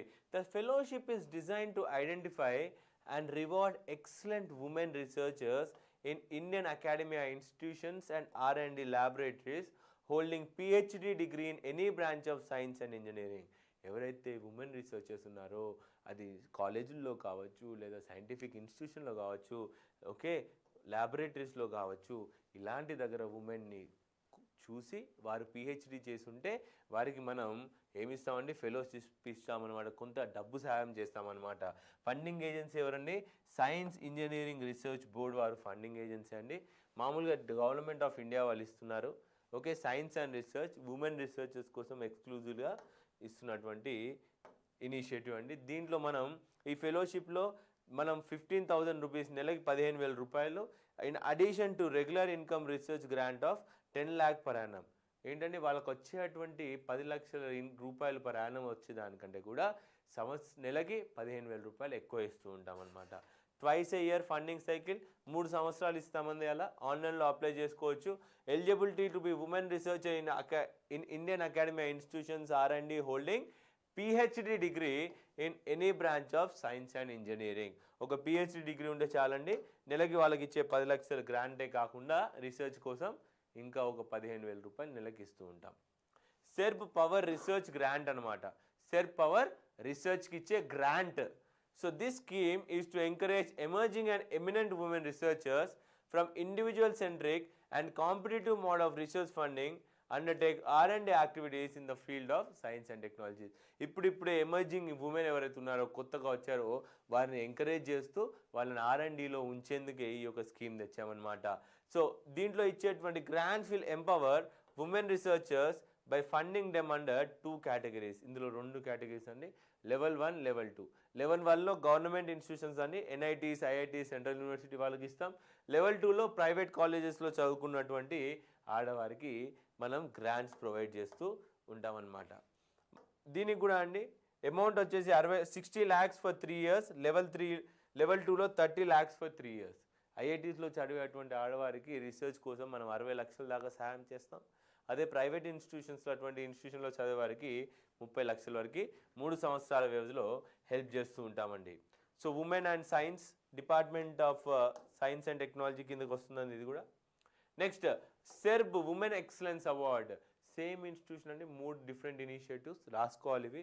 దీంట్లో కూడా SERP women excellence award is one time award given to women scientist who have received recognition from any one or following national academies as young scientist. ఏమన్నా అండి, ఇది ఒక single time award women సైంటిస్ట్కి ఇస్తున్నాం.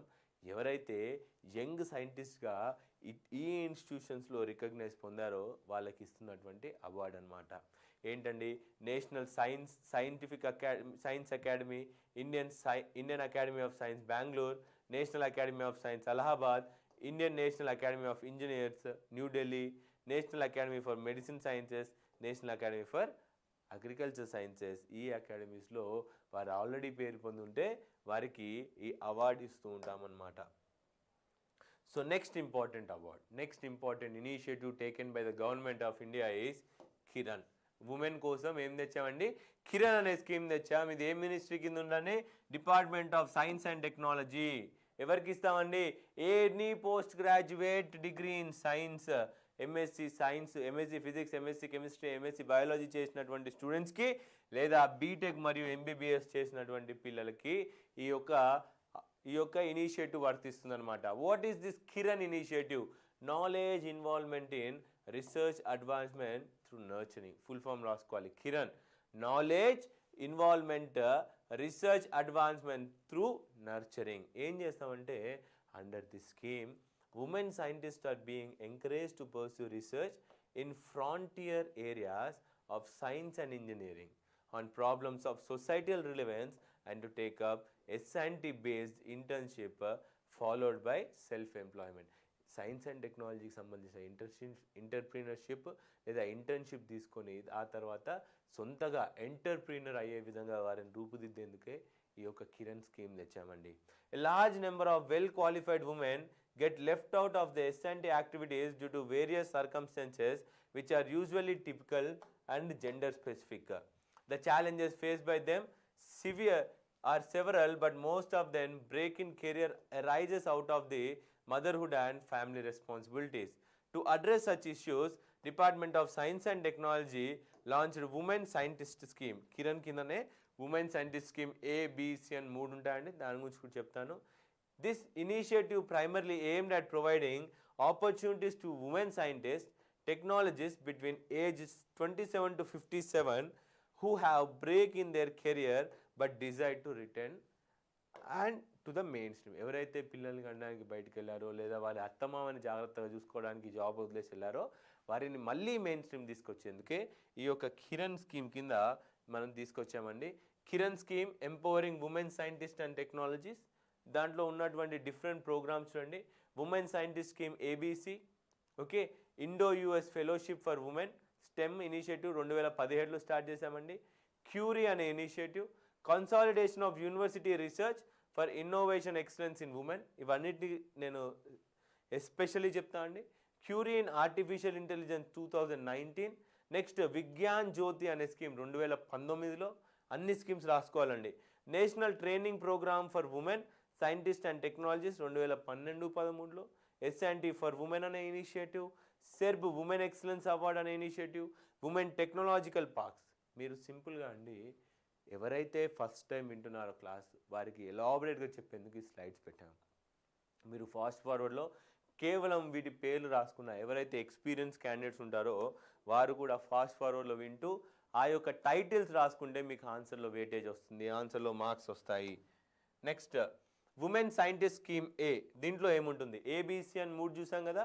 ఏలో women scientist A provides platform for women scientist and technologies for pursuing research in basic applied science in frontier areas of science and engineering. Basic సైన్స్లో women ఏ ఉంటారు. Okay, next వచ్చేసి eligibility వచ్చేసి 27 to 57 years అండి. మామూలుగా fellowship ఇందులో women ఏలో 55,000 per month for PhD or equivalent, rupees 40,000 per month for MPhil, MTech or equivalent. Total project 25 lakhs వరకు ఇస్తాము. ఇందులో అయితే 30 lakhs వరకు, rupees 31,000 for MSc equivalent of total project including 20 lakhs వరకు ఇస్తామన్నమాట. మంత్లీ మనం ప్రాజెక్ట్ అంతవరకు చేయవచ్చు. Next women scientist scheme below ఏంటి? ఏలో అయితే frontier research, basic research, engineering and research. ఇందులో focus on projects related to science and technology inventions for social benefit అండి. ఇది ఒక్కటి రాసుకోవాలి మీరు. సైన్స్ అండ్ టెక్నాలజీ ప్రాజెక్ట్స్ ఏవైతే సొసైటీలో బెనిఫిట్ని ఇస్తాయో ఆ ప్రాజెక్ట్స్ ఇందులో ఉంటాయి. Such projects should address the well defined social challenge and deliver possible solution by development of viable technology, technique or lab to land technologies. సింపుల్గా చెప్పాలంటే గుడ్డివారు ఉన్నారండి, గుడ్డివారికి ఉపయోగపడే విధంగా వారికి మీరు ఏదైనా సైంటిఫిక్ రీసెర్చ్ చేసి వారికి ఏమైనా ఎక్విప్మెంట్ తయారు చేస్తే దానికి ఆయా ఉమెన్స్కి, లేదా ఉమెన్ మెన్స్చురేషన్ అవుతూ ఉంటారండి, మెన్స్ట్రువల్ సైకిల్ ఉంటుంది, వారిని హైజీనిటీ నుంచి, వ్యాధుల నుంచి కాపాడేందుకు మీరు ఏదైనా సైంటిఫిక్ రీసెర్చ్ చేస్తే దానికి మీరు ఉమెన్ సైంటిస్ట్ స్కీమ్ బి కిందికి వచ్చి మీరు ఈ యొక్క బెనిఫిట్స్ పొందొచ్చు అనమాట. దీంట్లో బెనిఫిట్స్ ఏముంటాయండి? మళ్ళీ ఇందులో 55,000 రూపాయలు ఇస్తారండి పిహెచ్డి హోల్డర్ అయితే పర్ మంత్. ప్రాజెక్ట్ కాస్ట్ వచ్చేసి 30 లక్షల వరకు. సో సేమ్ టు సేమ్ ఉంటుంది ఎలిజిబిలిటీ. ఒకసారి పాస్ చేసుకొని చూడాలి ఇది మీరు. So next women scientist scheme సిలో ఏముంటుంది? బిలో సోషల్ ఇంపాక్ట్ చూసాం. సిలో ఏంటి? Scheme aims to train women. Women దేంట్లో ట్రైన్ చేస్తామండి? ఇంటలెక్చువల్ ప్రాపర్టీ రైట్స్ మేనేజ్మెంట్లో, ఐపీఆర్లో and their management for the period of 1 year వరకు ట్రైనింగ్ ఇస్తామన్నమాట. వారికి ఐపీఆర్ గురించి అవగాహన తెచ్చి వారు కనిపెట్టినటువంటి ఇన్వెన్షన్ని వారు ఎలా పేటెంట్ చేసుకొని ఎలా ఉపయోగించుకోవచ్చు అన్న దాని మీద, ఓకే, ఇన్వెన్షన్ ద్వారా ఎన్ని లాభాలు ఉంటాయో వాటి మీద అవగాహన తేవడం. దీంట్లో అంతగా ఫండింగ్ ఎక్కువ లేదండి, అంటే ఇంతకుముందు అంటే డైరెక్ట్ రీసెర్చ్, ఇది ఐపీఆర్ఏ కాబట్టి పర్ మంత్ మీకు 25,000 రూపాయలు ఇస్తామండి. ఎంఎస్సి వాళ్ళకైతే కొంచెం తక్కువ. These numbers are not very important, but remember the scheme. Age ఒకటి స్కీమ్ ఒకటి గుర్తుపెట్టుకోవాలి. Age 27 to 45. But I have provided every information. కుతూహలంగా ఉన్నవారు టైం ఎక్కువ చేసుకుందాం అనే వాళ్ళు మొత్తం చదవచ్చు. It's my responsibility to provide everything on the slides. Next scheme అండి క్యూరీ అనే స్కీమ్. ఏంటండి క్యూరీ అంటే ఏంటి? Consolidation of university research for innovation and excellence in women. యూనివర్సిటీస్లో రీసెర్చ్ని అన్నింటినీ కలయిక చెంది అది దేనికి ఉపయోగపడాలి? ఉమెన్లో ఇన్నోవేషన్ అండ్ ఎక్సలెన్స్ పెంచేందుకు. The objective is to develop state of the art infrastructure in women universities. ఏవైతే ఉమెన్ యూనివర్సిటీస్ ఉన్నాయో అందులో రీసెర్చ్ ల్యాబొరేటరీస్ని హైలీ డెవలప్డ్, సొఫిస్టికేటెడ్, లేటెస్ట్ ఎక్విప్మెంట్తో ఉండాలనేది to attract, train and retain promising girl students in S and T domain. ఈ ఎస్ఎన్టీలో ఆడవారిని attract చేసి మరియు వాళ్ళు రీసెర్చ్ని ముందుకు తీసుకునే విధంగా చేసేందుకే ఈ యొక్క ఇనిషియేటివ్ తీసుకొచ్చామండి. Consolidation of university research, innovation and excellence, CURIE రాసుకోవాలి. Next important initiatives. ఈ ఇనిషియేటివ్స్ వచ్చేసి డిపార్ట్మెంట్ ఆఫ్ బయోటెక్నాలజీ కింద వచ్చినటువంటి ఇనిషియేటివ్స్ రాసుకోండి. డిపార్ట్మెంట్ ఆఫ్ బయోటెక్నాలజీ కింద వచ్చినటువంటి ఇనిషియేటివ్స్. ఏంటి biotechnology based programme for women first initiative ఏంటి biotechnology based programme for women. In women sector large number of women including SHGs ఏంటంటే self help groups benefited directly through biotechnology packages for floriculture, horticulture, cultivation of mushrooms, medicinal and aromatic plants, biofertilizers, organic farming, vermicomposting, sericulture, aquaculture, animal husbandry, poultry. Several training modules were prepared for creating awareness on health, nutritional food preparations and agricultural practices. ఈ యొక్క ఆడవారికి అందరికీ అవగాహన వచ్చే విధంగా ఆ యొక్క initiative తీసుకొచ్చామండి. Okay, next important initiative in the department of biotechnology ఏంటంటే బయోకేర్. ఏంటండి BioCARe? What is this BioCARe? Biotechnology career advancement and reorientation programme. ఏంటండి biotechnology career advancement and reorientation programme. దీంట్లో ఏం చేస్తున్నాం? The programme is for career development of employed and unemployed women. ఎవరైతే women employment లేదు plus employ అయిన women సైంటిస్టులు ఉంటారో up to 45 years age ఉంటారో to whom it's the first extramural research grant. వీళ్ళని రీసెర్చ్లోకి తీసుకురావడానికి వాళ్ళకి గ్రాంట్ ఇచ్చి వాళ్ళని రీసెర్చ్లోకి లాగొస్తున్నాం అనమాట. ఓకే, ఫోకస్డ్ ఏరియాస్ ఏంటండి medicinal biotechnology, plant agriculture biotechnology, Animal marine biotechnology, bio engineering and biomaterials, bio informatics. ఈ రీసెర్చ్లో ఉమెన్ని లాగేందుకు మనం తెచ్చినటువంటి ఇనిషియేటివ్. యాన్యువల్ ఫండింగ్ ఇస్తామండి. డిపార్ట్మెంట్ ఆఫ్ బయోటెక్నాలజీ ఫండింగ్ ఇస్తుంది వారికి. ఎందుకంటే వారి కెరియర్ని మళ్ళీ స్టార్ట్ చేసేందుకు, ఆల్రెడీ జాబ్ ఉన్న వారిని రీఓరియంట్ చేసి ఇంకా స్కిల్ పెంచేందుకు ఈ స్కీమ్ తీసుకొచ్చాం. నెక్స్ట్ బయోకేర్లో ఇంకో initiative BioCARe for women scientist. ఏంటండి biotechnology career advancements and reorientation programme. ఎవరికి? ఆల్రెడీ ఉన్నటువంటి ఉమెన్ సైంటిస్టుల కోసం. In an attempt to enhance the participation of women scientists in biotechnology research, Department of Biotechnology launched BioCare for Women Scientists. దీని programme ఏం చేస్తుంది? For career development of employed and unemployed women scientist up to 55 years. ఇంతకుముందు 45 years వరకే చూసాము. దీంట్లో 55 years వరకు కూడా women already scientist అయి ఉంటే తనని ఎంకరేజ్ చేయడం. Of age for whom it is the first extramural research grant. The scheme is open for all areas of life sciences. ఇదండి మీరు మొట్టమొదటి వ్యక్తి అయితేనే, అంటే మీ ఫస్ట్ గ్రాంట్ అయితేనే ఇందులో డబ్బులు వస్తాయి తప్ప ఆల్రెడీ మీరు ఎక్కడైనా గ్రాంట్ తీసుకొని ఉంటే మీకు రావు. ఎలిజిబిలిటీ వారు ఎంటెక్ లేదా పిహెచ్డి లేదా ఎండి చేసి ఉండాలి. అప్ టు 55 years అండి. ఇంతకుముందు స్కీమ్లో 45 years. అది గుర్తుపెట్టుకోవాలి. దాదాపు అడగరు కానీ సింపుల్గా గుర్తుపెట్టుకోండి. Next important initiative is Vigyan Jyoti. రాసుకోవాలండి. ఏంటండి Vigyan Jyoti scheme.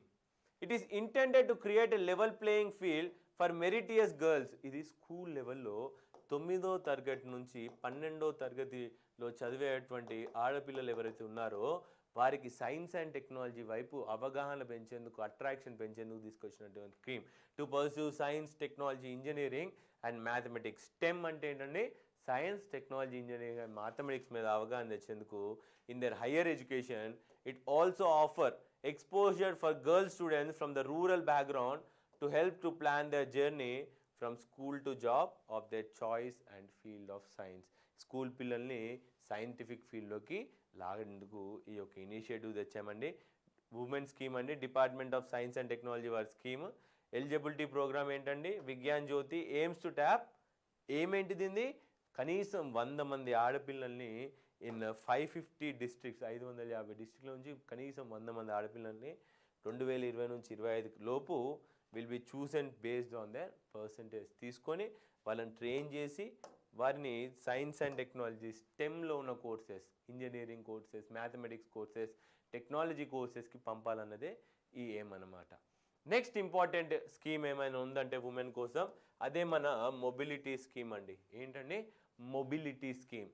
Mobility scheme is aimed to provide an opportunity to women scientists who are facing difficulties in present job due to the relocation, marriage, transfer, husband ఏదో ఒకటి, and will act as a filler while searching other career option in the new place. ఏంటండి ఈ women సైంటిస్టులు, women ఎవరైతే work చేస్తున్నారో okay వాళ్ళు వాళ్ళ husband వల్లనో ఇంకే కారణాల వల్లనో వాళ్ళు వెంటనే జాబ్ వదిలేసిపోవాల్సి వస్తే ఆ గ్యాప్లో వాళ్ళ దగ్గర ఇన్కమ్ ఉండదు, రీసెర్చ్ కంటిన్యూ చేయడానికి డబ్బు ఉండదు కనుక వారికి డబ్బు సహాయం చేసేందుకే ఈ మొబిలిటీ స్కీమ్ అనేది తెచ్చామండి ఫర్ ఉమెన్ సైంటిస్టుల కోసం.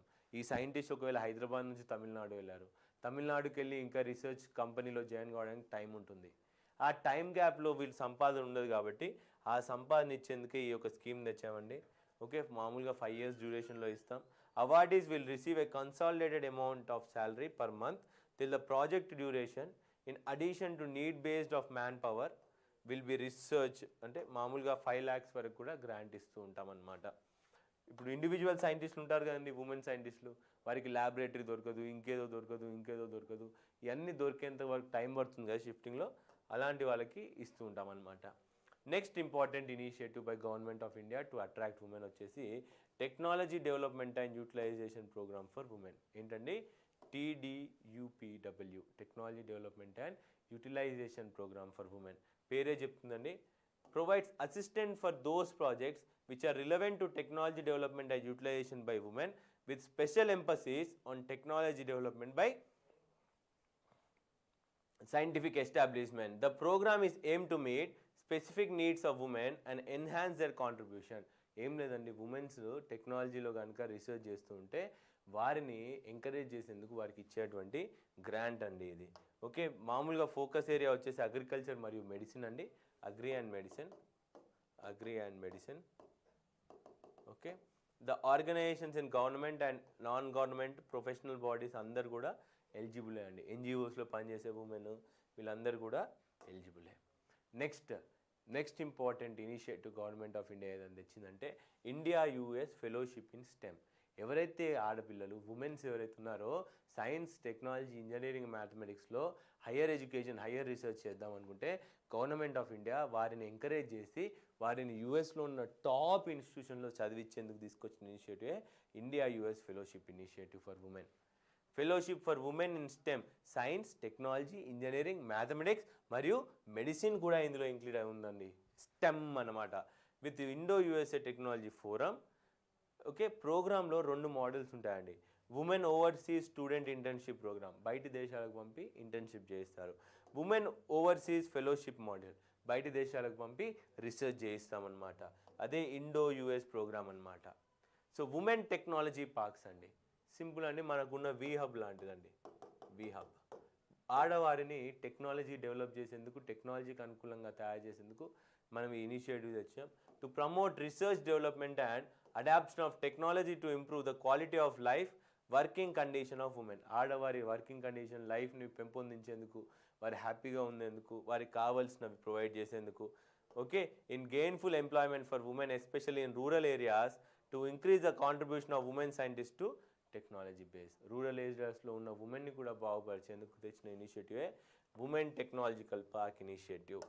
Last but not least women entrepreneurship quest. ఎవరైతే ఉమెన్ సైంటిస్ట్ ఉన్నారో, ఉమెన్ ఉన్నారో, ఇన్నోవేషన్ ఉందో, వారి ప్రోడక్ట్స్ని లాంచ్ చేద్దాం అనుకున్నారో వారికి ఫండింగ్ సపోర్టు, ఇంకా వారికి ఫ్యాబ్రికేషన్ సపోర్ట్ ఇచ్చేందుకు ఈ initiative. is a competition designed to strengthen and build a dynamic support ecosystem for women entrepreneurs in India. The objective of this competition is to encourage, promote, showcase technology startups founded by women entrepreneurs, thus competing the Government of India program of National Policy on Skill Development and Entrepreneurship. Ido competition andi, indulo compete అయి నా skill పెద్దదా, నీ skill పెద్దదా, నా startup గొప్పదా అన్న దానిపైన discuss అవుతూ ఉంటుంది అనమాట. దీంట్లో further the council of scientific and industrial research, ఇంకా ఇనిషియేటివ్ ఏంటి, ఫర్దర్ ఇనిషియేటివ్స్ లేదా మోర్ ఇనిషియేటివ్స్ కింద మీరు రాసుకోవాలి. ఓకే, ఏం తీసుకొచ్చిందంటే CISR వాళ్ళు ఏం చేశారంటే ఉమెన్కి ఏజ్ లిమిట్ పెంచారండి. మామూలుగా అయితే ఇండియాలో ఉమెన్ ఏజ్ లిమిట్ సపరేట్గా ఉండదండి, ఎక్కడ కూడా క్యాస్ట్ బేస్డ్ రిజర్వేషన్లోనే ఏజ్ లిమిట్ ఉంటుంది. కానీ CISR వాళ్ళు ఉమెన్ ఎక్కువ మంది మనకు వచ్చి రీసెర్చ్ చేయాలన్న ఉద్దేశంతో వారి ఏజ్ లిమిట్ పెంచారండి. So upper age relaxation 5 years వరకు ఇచ్చారనమాట. మామూలుగా మీ ఏజ్ అయిపోయినా 5 years వరకు మీకు ఎక్స్టెన్షన్ ఇచ్చాం కాబట్టి రండి రీసెర్చ్ చేయడానికని ఇచ్చారు. To recognize the contribution of women scientists in the field of earth sciences, ministry of earth sciences వాళ్ళండి ఉమెన్ యొక్క గొప్పదనాన్ని గౌరవించేందుకు national award for women scientist అనేది ఇస్తున్నారండి. Has initiated a special award called national award for women scientist and being conferred to women scientist each year on the foundation day of ministry of earth sciences. So ఇన్ని initiatives తెచ్చామండి. సింపుల్గా question వస్తుందండి, what are the various, direct question, ఇంకో question వచ్చే అవకాశం ఉండదు. Single scheme గురించి question ఇవ్వడు, ఇస్తే కనుక ఇది 2 మార్కులు 3 మార్కులకే. కానీ క్వశ్చన్ ఏమొస్తుందంటే what are the various initiatives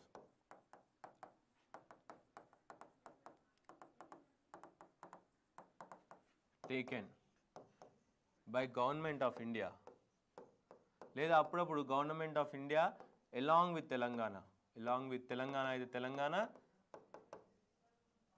లేదా ఆంధ్రప్రదేశ్ అయితే ఆంధ్రప్రదేశ్,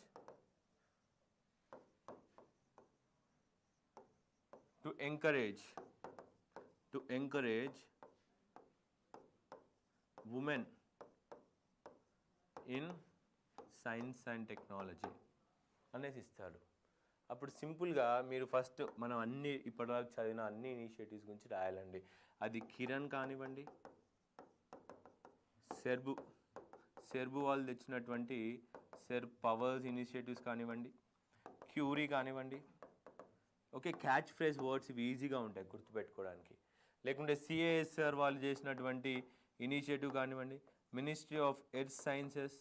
ఓకే, మీకు ఇంకా ఏమైనా ఉన్నాయా ఇప్పటివరకు చదివిన దాంట్లో? ఉమెన్ సిఏబిసి. ఓకే, ఉమెన్ సైంటిస్ట్ స్కీమ్లో ఏబిసిలు అండి, ఉమెన్ సైంటిస్ట్ స్కీమ్ సింపుల్గా. ఇవే కాకుండా ఇప్పటివరకు మనం డిస్కస్ చేసినటువంటి India US fellowship. Okay, department of biotechnology వాళ్ళు తీసుకొచ్చినటువంటి బయో ఇనిషియేటివ్స్ అవన్నీ కూడా మీరు రాసి ఇలా సింపుల్గా రాసేయండి. ఒక్కొక్క వర్డ్లో ఈ ఇనిషియేట్లో ఇది, ఈ ఇనిషియేట్లో ఇది, ఈ ఇనిషియేట్లో ఇది అని రాసేసి కన్క్లూషన్లో ఏం రాయాలండి? దాట్ భారతదేశంలో ఫస్ట్ స్లైడ్ ఉంది కదా, అది కన్క్లూషన్ అయిపోతుంది అనమాట. ఇక్కడ ఏంటి? India still lakhs in the number of women scientist. It has only 16.6% of women as the scientists and researchers in India.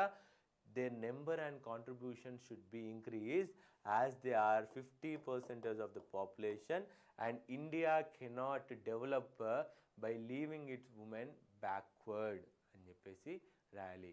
ఎలా అండి? మీరు ఇంకా యాడ్ చేయాలనుకుంటే ఇంకా వరల్డ్ ఎకనామిక్ ఫోరం వాళ్ళు చెప్పినటువంటి ఏదైనా according to world bank, if the women work as much as men in India, the Indian economy would boost to 3 times. ఇలాంటి వర్డ్స్ రాసేసి కంక్లూడ్ చేయాలండి. దీంట్లోంచి మీకు ప్రిలిమ్స్ క్వశ్చన్స్ వస్తే ఆ సంవత్సరం తెచ్చినటువంటి ఇనిషియేటివ్స్, లైక్ ఎగ్జాంపుల్ కిరణ్ లాంటి ఇనిషియేటివ్స్ ఆ సంవత్సరం తెస్తే దాని యొక్క బేసిక్స్ మీరు తెలుసుకోవాలి. దయచేసి ఫ్రెండ్స్, ఇవి స్టాటిక్, ఇవి గుర్తుంటే చాలు మీరు ఈ ఆన్సర్ కంప్లీట్ చేయడానికి. కానీ కరెంట్ అఫైర్స్ వారు ఎక్స్క్లూజివ్గా ఎక్స్పెక్ట్ చేసినప్పుడు అయితే కరెంట్ అఫైర్స్తో మిమ్మల్ని మీరు అప్డేట్ చేసుకుంటూ ఉండాలి. ట్రాన్స్జెనిక్ ఎనిమల్స్ అనే టాపిక్ గురించి మాట్లాడబోతున్నాం. ఇది బయోటెక్నాలజీలో టాపిక్ అయినప్పటికీ ఆంధ్రప్రదేశ్ యొక్క సైన్స్ అండ్ టెక్నాలజీలో క్లియర్గా మెన్షన్ చేయడం జరిగింది. So what exactly are transgenic animals? అసలు ట్రాన్స్జెనిక్ అంటే అర్థం ఏంటి? So transgenic animals are the animals with modified genome. మనము ఒక ఎనిమల్లో ఉన్నటువంటి గుడ్ క్వాలిటీస్ తీసుకొని అదే ఎనిమల్ని మళ్ళీ ప్రొడ్యూస్ చేయడం క్లోనింగ్ టెక్నిక్ ద్వారా, లేదా ఈ 2 ఎనిమల్స్లో ఉన్నటువంటి బెస్ట్ క్వాలిటీతో ఇంకొక బ్రీడ్ని తయారు చేయడం అనే దాన్నే ట్రాన్స్జెనిక్ ఎనిమల్స్ అంటాం. బేసికలీ మనం ట్రాన్స్జెనిక్ ఎనిమల్స్ని ఎందుకు తయారు చేస్తాం? ఇప్పుడు ఎప్పుడైతే మనం ఒక జీన్స్ని ఒక బ్యాక్టీరియాలో మరియు ఈస్ట్లో పెట్టేసి మనం ఈ కాయిల్లో బ్యాక్టీరియాలో పెట్టేసి మనం ప్రొడ్యూస్ చేసినటువంటి ఎంజైమ్స్ అనే టెక్నాలజీ డెవలప్ అయిందో అప్పుడే మనిషికి ఒక ఆలోచన పుట్టింది. ఎందుకు మనం ఈ జంతువుల్లో ఒక పిక్యులర్ జీన్స్ని ఇన్సర్ట్ చేసి వాటిలో నుంచి వచ్చే ఎంజైమ్స్ కానివ్వండి, మిల్క్ కానివ్వండి, మనిషిలో నుంచి వచ్చే ఎంజైమ్స్ మిల్క్కి ఈక్వల్గా ఉండే విధంగా ఎందుకు క్రియేట్ చేయాలన్న ఆలోచన నుంచి పుట్టిందే ఈ యొక్క ట్రాన్స్జెనిక్ ఎనిమల్స్. వాటి యొక్క జెనెటిక్స్ని మాడిఫై చేసేసి వాటిని మనుషులకు ఉపయోగ విధంగా చేసుకోవడం. సింపుల్గా చెప్పాలంటే ఒక ఆవు నుంచి వచ్చే పాలు తల్లి నుంచి వచ్చే పాలుకి సమానత్వంగా ఉండడమే దీన్ని ట్రాన్స్జెనిక్ ఎనిమల్స్లా ప్రొడ్యూస్ చేసుకుంటూ ఉంటాం. So a foreign gene is inserted into the genome of an animal to alter its DNA. This method is done by improve the genetic traits of the target animal. Initially the improvement of genetic traits was to be done by selective breeding. మామూలుగా వాటి యొక్క traits improve చేయాలంటే selective breeding చేయాలి. కానీ selective breeding అనేది long term process, మెల్లిమెల్లిగా జరుగుతుంది. అనుకున్న బ్రీడ్ వస్తుందో రాదో తెలియదు. కాబట్టి in this, the animals of desired genetic characteristics were made to produce an individual with improved genetic characteristics. Since this technique was time consuming and expensive, it was later replaced by recombinant DNA, RDNA technique ద్వారా మనం ఈ transgenic animals అనేటివి మొట్టమొదటిసారిగా form చేసుకోవడం జరిగింది. The transgenesis is the phenomena in which a foreign gene with desired ఏదైతే quality నాకు కావాలో, ఇప్పుడు ఆవులో నుంచి వచ్చే పాలు తల్లిపాలు లాగా ఉండాలంటే ఆ తల్లిపాల డిఎన్ఏని మాత్రమే నేను ఇన్సర్ట్ చేస్తాను. Characteristics is introduced into the genome of the target animal.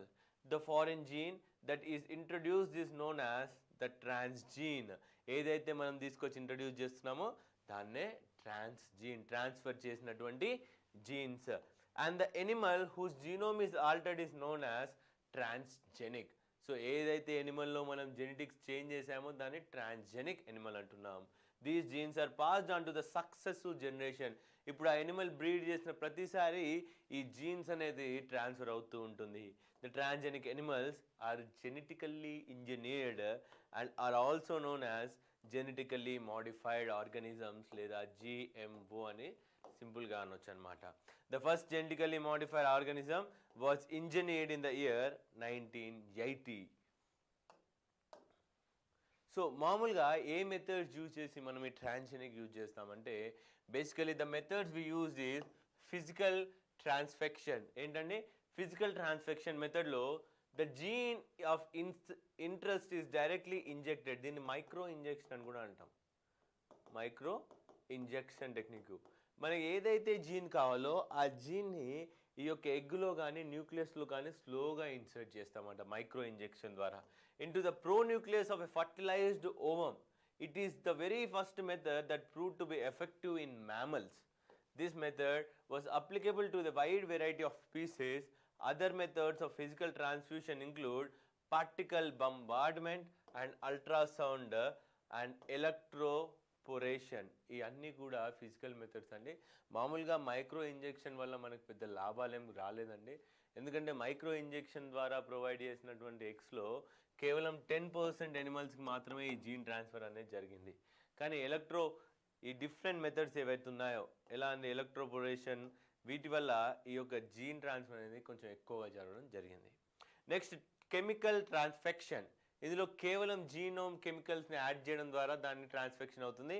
ఇందులో అక్యురసీ ఎక్కువగా ఉంటుందండి. దాదాపు 90% ఎనిమల్స్ ఏవైతే దీంట్లో నుంచి ప్రొడ్యూస్ అవుతావో అన్నిటికీ కూడా ఈ ట్రాన్స్జెనిక్ జీన్స్ అనేవి వస్తూ ఉంటాయి. One of the chemical methods of gene transfer include transformation. In this method the target DNA is taken up in the presence of calcium phosphate. Calcium phosphate లో ఆ target DNA తీసుకొని the DNA and calcium phosphate co-precipitate which facilitates the DNA uptake. The mammalia cells process the ability to take up the foreign DNA from the culture medium. Okay, ఈ calcium ఫాస్ఫేట్లో ఉన్నటువంటి DNA ఏమవుతుందంటే కొత్త డిఎన్ఏని తీసుకోవడానికి ready అయిపోతుంది అనమాట, just because of the calcium phosphate medium. So this is how exactly transfection is done. Transfection అంటే ట్రాన్స్జెనిక్ ఎనిమల్స్ తయారు చేయడం. ఇక్కడ చూడండి, మామూలుగా ఒక డిఎన్ఏ తీసుకుంటాం, సెల్ కల్చర్ చేసాం, ఈ సెల్ కల్చర్లో న్యూక్లియర్ ట్రాన్స్ఫర్ చేస్తున్నాం చూడండి మైక్రో ఇంజెక్షన్ ద్వారా. దాని నుంచి మీకు ఒక ఎనిమల్ ప్రొడ్యూస్ అయింది. Transfer of an embryo to the recipient. Okay, 90 to 100% of the newborn carries the transgenics. Next micro injection ద్వారా చేసినటువంటి మెథడ్లో కేవలం లెస్ దెన్ 10% ఏవైతే పుడతాయో ఆ ఎగ్ నుంచి తక్కువగా ఉంటాయి. ఇది వచ్చేసి ప్రోన్యూక్లియర్ ట్రాన్స్ఫర్ అండి. ప్రోన్యూక్లియర్ ట్రాన్స్ఫర్ కెమికల్ మెథడ్ ప్రోన్యూక్లియర్ ట్రాన్స్ఫర్లో. కానీ మైక్రో ఇంజెక్షన్లో కేవలం 10% ఆఫ్ ఎనిమల్స్కే. 100 ఎనిమల్స్ పుడితే దాంట్లో 9 ఎనిమల్స్కి మాత్రమే ట్రాన్స్జెనిక్ అవుతాయి.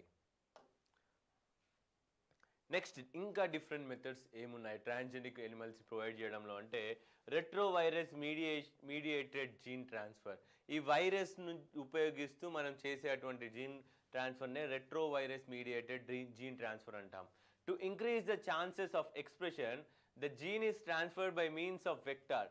Since retrovirus have the ability to infect the host cell, they are used as a vector to transfer the gene of interest into the targeting genome. Viral vectors, virus ni use chesi vector ni introduce chestam. Viruses are used to transfect rDNA into the animal cell. The virus possesses the ability to infect the host cell, express well replica efficiently. Next bactofection, బ్యాక్టీరియాని use చేసి transfection లేదా transgenics ప్రాసెస్ని start చేస్తాం. It is the process by which gene of interest is transferred into the target gene with the help of bacteria. బ్యాక్టీరియాని use చేసి transfer చేస్తున్నాం. Next examples ఏంటండి, అసలు ట్రాన్స్జెనిక్ ఎనిమల్స్ ఉన్నాయా లేవా అంటే ఉన్నాయి. ఎగ్జాంపుల్ వచ్చేసి ఫస్ట్ ట్రాన్స్జెనిక్ ఎనిమల్ వచ్చేసి డాలీ షీప్. ఏంటండి, డాలీ షీప్. ఈ ట్రాన్స్జెనిక్ ఎనిమల్స్ని ఇంతకుముందు ప్రపంచవ్యాప్తంగా భయపడేవారండి. జెనెటిక్ ద్వారా వచ్చినటువంటి ఎనిమల్స్ ఏ విధంగా ప్రొవైడ్ చేస్తున్నాయి, ఆ ప్రొవైడ్ చేసినటువంటి మెటీరియల్ మనం వాడచ్చా లేదా అని. సో కానీ 2011 నుంచి యూరోపియన్ యూనియన్ వారు ఆ బ్యాన్ తీసేసి వారు ప్రొడ్యూస్ చేయడం, అమెరికా వారు కూడా FDA నుంచి క్లియరెన్స్ పొంది వారు డిజైన్ చేయడం. ఇప్పుడు భారతదేశంలో జెనెటికల్లీ మాడిఫైడ్ ఆర్గానిజమ్స్ మీద పర్సంటేజ్ యూసేజ్ అనేది రెస్ట్రిక్షన్స్ ఉండడం వల్ల భారతదేశంలో friends genetically modification of animals is not allowed. మన ఇండియాలో genetic modification of animals is not allowed. It is allowed only through selective breeding technique లేదా ఆర్టిఫిషియల్ ఇన్సెమినేషన్. ఇంత పెద్ద జెనెటిక్ ఇంజనీరింగ్ చేసేసి ఆ ఎనిమల్ని బయటకు వదులుతా అంటే దానికి ఒప్పుకోదు. ఇప్పటివరకు అయితే లేదు, ఫ్యూచర్లో అయ్యే ఛాన్సెస్ ఉంది, కావాలి కూడా. So Dolly the sheep was the first mammalian to be cloned from and adult cell. Cloning ద్వారా ఈ యొక్క ఫస్ట్ ట్రాన్స్జెనిక్ ఎనిమల్ని తయారు చేశామండి. In this the udder cells from a 6-year-old Finn Dorset white sheep were injected into the unfertilised egg of the Scottish black faced ewe which had its nucleus removed. The cell was made to fused by electric pulse. After the fusion of the nucleus of the cell with the egg, the resultant embryo was cultured for the 6 to 7 days and then implanted into the other Scottish black-faced ewe, which gave birth to the transgenic sheep Dolly. ఒక తెల్ల గొర్రె నుంచి తీసినటువంటి ఈ యొక్క genetics ఏదైతుందో మనకు కావాల్సింది దాన్ని ఒక బ్లాక్ ఈవ్లోకి పంపించి ఫస్ట్ ట్రాన్స్జెనిక్ ఎనిమల్ని ప్రొవైడ్ చేయడం జరిగింది. Transgenic mice are developed by the injecting DNA into the oocytes or 1 to 2 celled embryos taken from the female mice. After injecting the DNA, the embryo is imported into the uterus of the receptive females. మామూలుగా transgenic ఎక్కువగా మైస్లో చేస్తామండి, ఎందుకంటే మనము drug testing కోసం చాలా మైస్ని లేదా ఎలుకల్ని వాడుతూ ఉంటాము. సో ఆ హ్యూమన్ నేచర్ ఉండే విధంగా తయారు చేసేందుకు ఈ ట్రాన్స్జెనిక్ ద్వారా ఆ మైస్లని క్రియేట్ చేస్తూ ఉంటాం. What are the applications of transgenic animals? Majorly మీకు చెప్పాను, ఫుడ్ కోసం, ఎంజైమ్స్ కోసం, ఆ యొక్క కెమికల్స్ కోసం, ఓకే, ఆ న్యూట్రియంట్స్ కోసం, లేదా మనం తయారు చేసేటువంటి డ్రగ్స్ ఒక మనిషి మీద ఎటువంటి ఎఫెక్ట్ చూపిస్తాయి అన్న దానిపైన ఎక్స్పెరిమెంట్ కోసం కూడా మనం ట్రాన్స్జెనిక్ ఎనిమల్స్ని తయారు చేస్తూ ఉంటాం. Foreign gene is introduced due to which growth factors is altered. Hence, animal facilitate study of gene regulation and their effect on everyday functions. Okay, మామూలుగా జీన్ ఎడిటింగ్ అనే టెక్నిక్ ఎలా పనిచేస్తుందనే ఎక్స్పెరిమెంట్స్ కూడా దీన్ని వాడుతూ ఉంటాం. స్టడీ ఆఫ్ డిజీజెస్, డిఫరెంట్ డిజీజెస్ని study చేయడానికి. Transgenic animals are specially design to study a role of genes in development of certain diseases. Moreover, in order to devise a cure, research for the development of medicine, Alzheimer's లాంటి ప్రమాదకరమైన వ్యాధులకు కూడా medicine కనిపెట్టాలంటే ఈ transgenic animals పైన research చేయడం ద్వారానే మనకి ఇది సాధ్యపడుతుంది. నెక్స్ట్, వ్యాక్సిన్ అనేది సేఫ్టీగా ఉందా లేదా. బయాలజికల్ ప్రోడక్ట్స్ అని నేను చెప్పాను, తల్లి పాలలాగానే రెప్లికేట్ అయ్యే విధంగా పాలని ఒక ఆవు నుంచి ప్రొడ్యూస్ చేయడం. First transgenic cow Rosie in 1907 produced milk containing human protein. మన హ్యూమన్ నుంచి వచ్చే మిల్క్లో ఉన్న ప్రోటీన్ 2.4 grams per liter.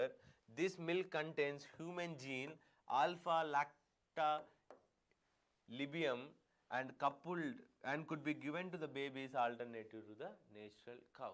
ఆవు పాలు అనేది పిల్లలకి అంత శ్రేష్టం కాదండి. పుట్టిన వెంటనే తల్లిపాలే శ్రేష్టం కనుక అదే ఆవు పాలలో ఈ తల్లికి సంబంధించినటువంటి జీన్ ఉంటే ఆ పాలు ఇంకా శ్రేష్టకరంగా మారుతాయని చెప్పేసి ఈ యొక్క ట్రాన్స్జెనిక్ ఎనిమల్ ద్వారా రోసి అనే ఒక కౌని ప్రొడ్యూస్ చేసి దాంట్లో తల్లిపాలను కూడా ప్రొడ్యూస్ చేయడం జరిగింది. A number of biological products such as medicines and nutritional supplements are obtained from the transgenic animals. Research for the manufacture of medicines to treat diseases such as phenylketonuria and hereditary emphysema is going on. Next. మరి ఇప్పుడు ఈ breeding పైన animals transgenic animals అని చదువుతున్నాం. Breeding of animals అనే topic కూడా మనకి ఇదే సైన్స్ అండ్ టెక్నాలజీలో పక్కనే ఉంటుందండి. మరి ఈ బ్రీడింగ్ కొరకు మంచి బ్రీడ్స్ తయారు చేసుకునేందుకు హెల్తీ బ్రీడ్ ఎక్కువ రోజులు ఆరోగ్యంగా మరియు లైఫ్ టైం ఉన్న బ్రీడ్ని తయారు చేయాలంటే మనకు బ్రీడింగ్ మిషన్ కూడా ఉందండి భారతదేశంలో. That is called Rashtriya Gokul mission. ఏంటంటే national missions on improving the animal బ్రీడ్లో మనకేముంది రాష్ట్రీయ గోకుల్ మిషన్. ఈ యొక్క మిషన్ కింద భారత ప్రభుత్వం దాదాపు 2000 కోట్లు ఖర్చు చేస్తూ బ్రీడ్ ఇన్సెమినేషన్ ఇన్సెమినేషన్ మంచి బ్రీడ్స్ నుంచి తీసినటువంటి సెమెన్ని ఎనిమల్స్కి అందుబాటులో ఉండే విధంగా దాని నుంచి బెటర్ బ్రీడ్ని ప్రొవైడ్ చేసే విధంగా ఇన్సెమినేషన్కి కోల్డ్ రెఫ్రిజిరేటర్స్ ఇన్ఫ్రాస్ట్రక్చర్ని తయారు చేస్తుందన్నమాట ఈ స్కీమ్ కింద. Rashtriya Gokul mission is being implemented for development and conservation of indigenous bovine breed. మన భారతదేశానికి చెందినటువంటి ఇండిజినియస్ బోవైన్ బ్రీడ్ని ప్రొటెక్ట్ చేసేందుకు. The scheme is important in enhancing the milk production and productivity of bovine to meet growing demand of milk and making dairy more remunerative to the rural farmers of the country. The scheme is also continued under umbrella scheme Rashtriya Pasudhan Vikas Yojana 2021 to 2026 with a budget outlay of 2,400 crores. The Rashtriya Gokul Mission will result in the enhanced productivity and the benefit of the program percolating to all cattle and buffaloes of India, especially small and marginal farmers. This progress will also benefit women in particular, since over 70% of the workforce in the livestock farming will be women. మామూలుగా ఆడవారు 70% వరకు ఈ leave స్టాక్ని చూసుకుంటూ ఉంటారండి ఇంట్లో. So వారికి ఎక్కువగా లాభకూరుస్తుంది, అలానే ఇన్కమ్ పెరుగుతుంది. ఎవరిదండి? Small and marginal farmers. ఎవరైతే ఎక్కువ ల్యాండ్ లేదో, వారు ఎక్కువ ప్రొడక్షన్ చేయలేరో వారికి కూడా ఒక ఇన్కమ్ సపోర్టివ్ మరియు న్యూట్రిషన్ సపోర్టివ్గా పనిచేస్తుంది. మరి ఈ రాష్ట్రీయ గోకుల్ మిషన్ యొక్క ఆబ్జెక్టివ్స్ ఏంటండి? Productivity of bovine breeds and increase milk production. మన భారతదేశానికి చెందినటువంటి జాతులు ఏవైతే ఉన్నాయో బఫెలోస్లో, కౌస్లో, వాటి మిల్క్ ప్రొడక్షన్ పెంచాలి. అదేవిధంగా high genetic merit bulls of breeding purpose, ఎక్కువగా హెల్తీగా ఉన్న బుల్స్ని బ్రీడింగ్ పర్పస్కి అవైలబుల్గా ఉంచాలి. To enhance artificial insemination coverage through strengthening breeding network and delivery of artificial insemination services at farmers doorstep. Farmer ఇంటికే వారి కొట్టంలోకి వెళ్ళి వారి యొక్క ఎనిమల్స్కి ఆర్టిఫిషియల్ ఇన్సెమినేషన్ అందుబాటులో ఉండే విధంగా చూడడమే ఈ యొక్క మిషన్ యొక్క మేజర్ ఆబ్జెక్టివ్ అండి. To promote indigenous cattles, buffaloes rearing and conservation in scientific and holistic manner. ఇదే మిషన్ని ఫాలో అవుతూ మన ఆంధ్రప్రదేశ్ మరియు తెలంగాణ కూడా ఈ బ్రీడింగ్ ప్రక్రియని ముందుకు తీసుకెళ్తుంది. So next important thing is national livestock mission. ఈ లైవ్ స్టాక్ని ఎలా డెవలప్ చేయాలి? లైవ్ స్టాక్లో కేవలం ఆవులు, బర్రెలు రావండి, ఈవెన్ పౌల్ట్రీ వస్తుంది, పిగెట్రీ వస్తుంది, డిఫరెంట్ ఎనిమల్స్ కూడా వస్తూ ఉంటాయి. సో దీంట్లో 3 సబ్ స్కీమ్స్ ఉన్నాయండి నేషనల్ లైవ్ స్టాక్ మిషన్లో.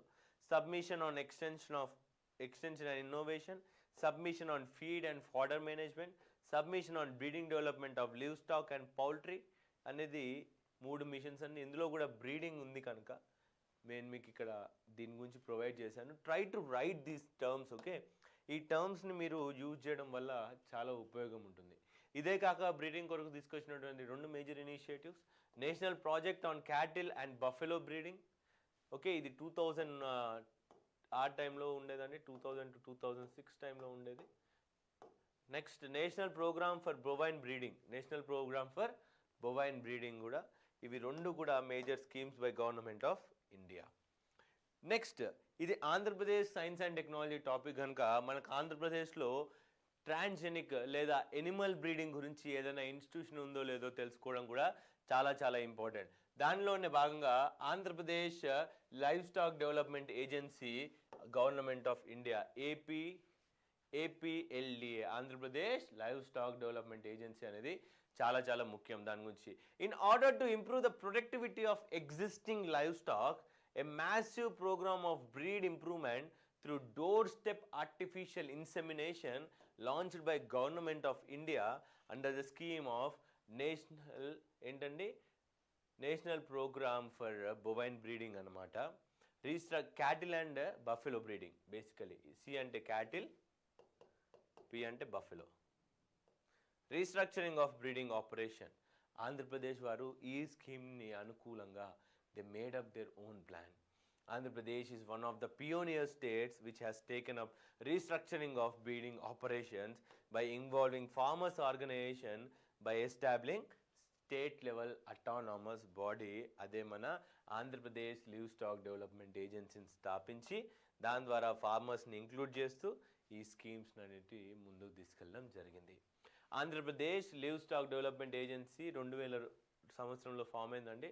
Quality improves for channelizing inputs to artificial insemination practices to take up artificial insemination at doorstep. Gigantic task to expand artificial insemination facilities to cover entire breedable population aiming at productivity optimization. Artificial insemination కి సంబంధించిన ఇన్ఫ్రాస్ట్రక్చర్ని కూడా develop చేసుకోవాలి. Provides animal breeding services at farmers' doorstep on cost of recovery basis covering total breedable population of 105.83 lakh cattle and buffaloes belonging to 30 lakh farmers spread over 28,245 revenue villages in the state. APLAD is an autonomous organization with special objectives. దీని యొక్క objectives ఏంటో చూద్దాం. Expand the artificial insemination, channelize inputs needed to provide artificial insemination facility, capacity building of personnel for effective management, regulate and ensure quality control and input services. Quality బాగుండాలి, artificial insemination నేను అందుబాటులో ఉంచాలనే దాని మీద దీని యొక్క major base లేదా aim. So మీరు ఎప్పుడైనా ఆంధ్రప్రదేశ్ గురించి రాద్దాం అనుకుంటే మనం ప్రొవైడ్ చేసినటువంటి ఒక గ్రేటెస్ట్ బ్రీడ్ ఏదైనా ఉందంటే అది ఒంగోలు గిత్త అండి. ఒక మెడివల్ టైమ్స్లో ఈ ఒంగోలు గిత్త అనే బ్రీడ్ని ఎంతో ట్రాన్స్జెనిక్ ద్వారా లేదంటే అప్పుడు ఎన్నో బ్రీడింగ్ టెక్నిక్ యూజ్ చేసి ఒక ఎఫిషియంట్ బ్రీడ్ని తయారు చేసాం, అదే ఒంగోలు గిత్త అండి. ఈ ఒంగోలు గిత్త బ్రీడ్ని మన బ్రిటిష్ వారు ఎంతగానో స్టడీ చేసి దీంట్లో ఉన్నటువంటి ఎన్నో ప్లస్ పాయింట్స్ని తీసుకొని వాళ్ళ దగ్గర ఉన్నటువంటి జెర్సీ ఆవులో ఇన్సర్ట్ చేసి ఇండియన్ ఎన్వైరన్మెంట్కి అనుకూలంగా ఉండేటువంటి కొత్త బ్రీడ్ని కూడా వాళ్ళు తయారు చేయడం జరిగింది. So apart from that let us also see what are the different cattle breeds which are available in the state of Andhra Pradesh. Murrah bull అండి, ముర్రా బఫెలో చిన్నప్పటి నుంచి చాలా వరకు చదువుకున్నాం. అత్యధిక మొత్తంలో పాలిస్తుంది. ఇది డ్రాఫ్టింగ్కి కూడా చాలా బాగా పనిచేస్తుందండి, పొలాలను దున్నడానికి. ఒంగోలు గిత్త, next Jersey bull, next Holstein Friesian bull, next Punganur bull, ఆ తర్వాత దియోనీ బుల్. ఇవన్నీ కూడా మన ఆంధ్రప్రదేశ్లో ఉన్నటువంటి ఫేమస్ బ్రీడ్స్. ఇవి ఇప్పటికీ కూడా వర్కింగ్లో ఉన్నాయి. So friends, we will end our class here. We will see what are the model questions which can come from this topic. ఏం అడగొచ్చు అంటే ఇప్పుడు ట్రాన్స్జెనిక్ ఎనిమల్స్లో model mains question.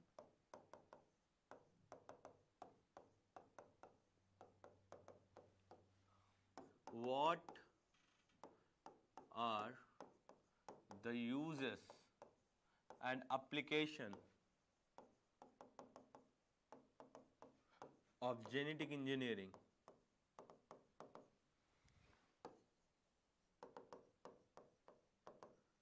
in the field of bovine breeding or animal breeding?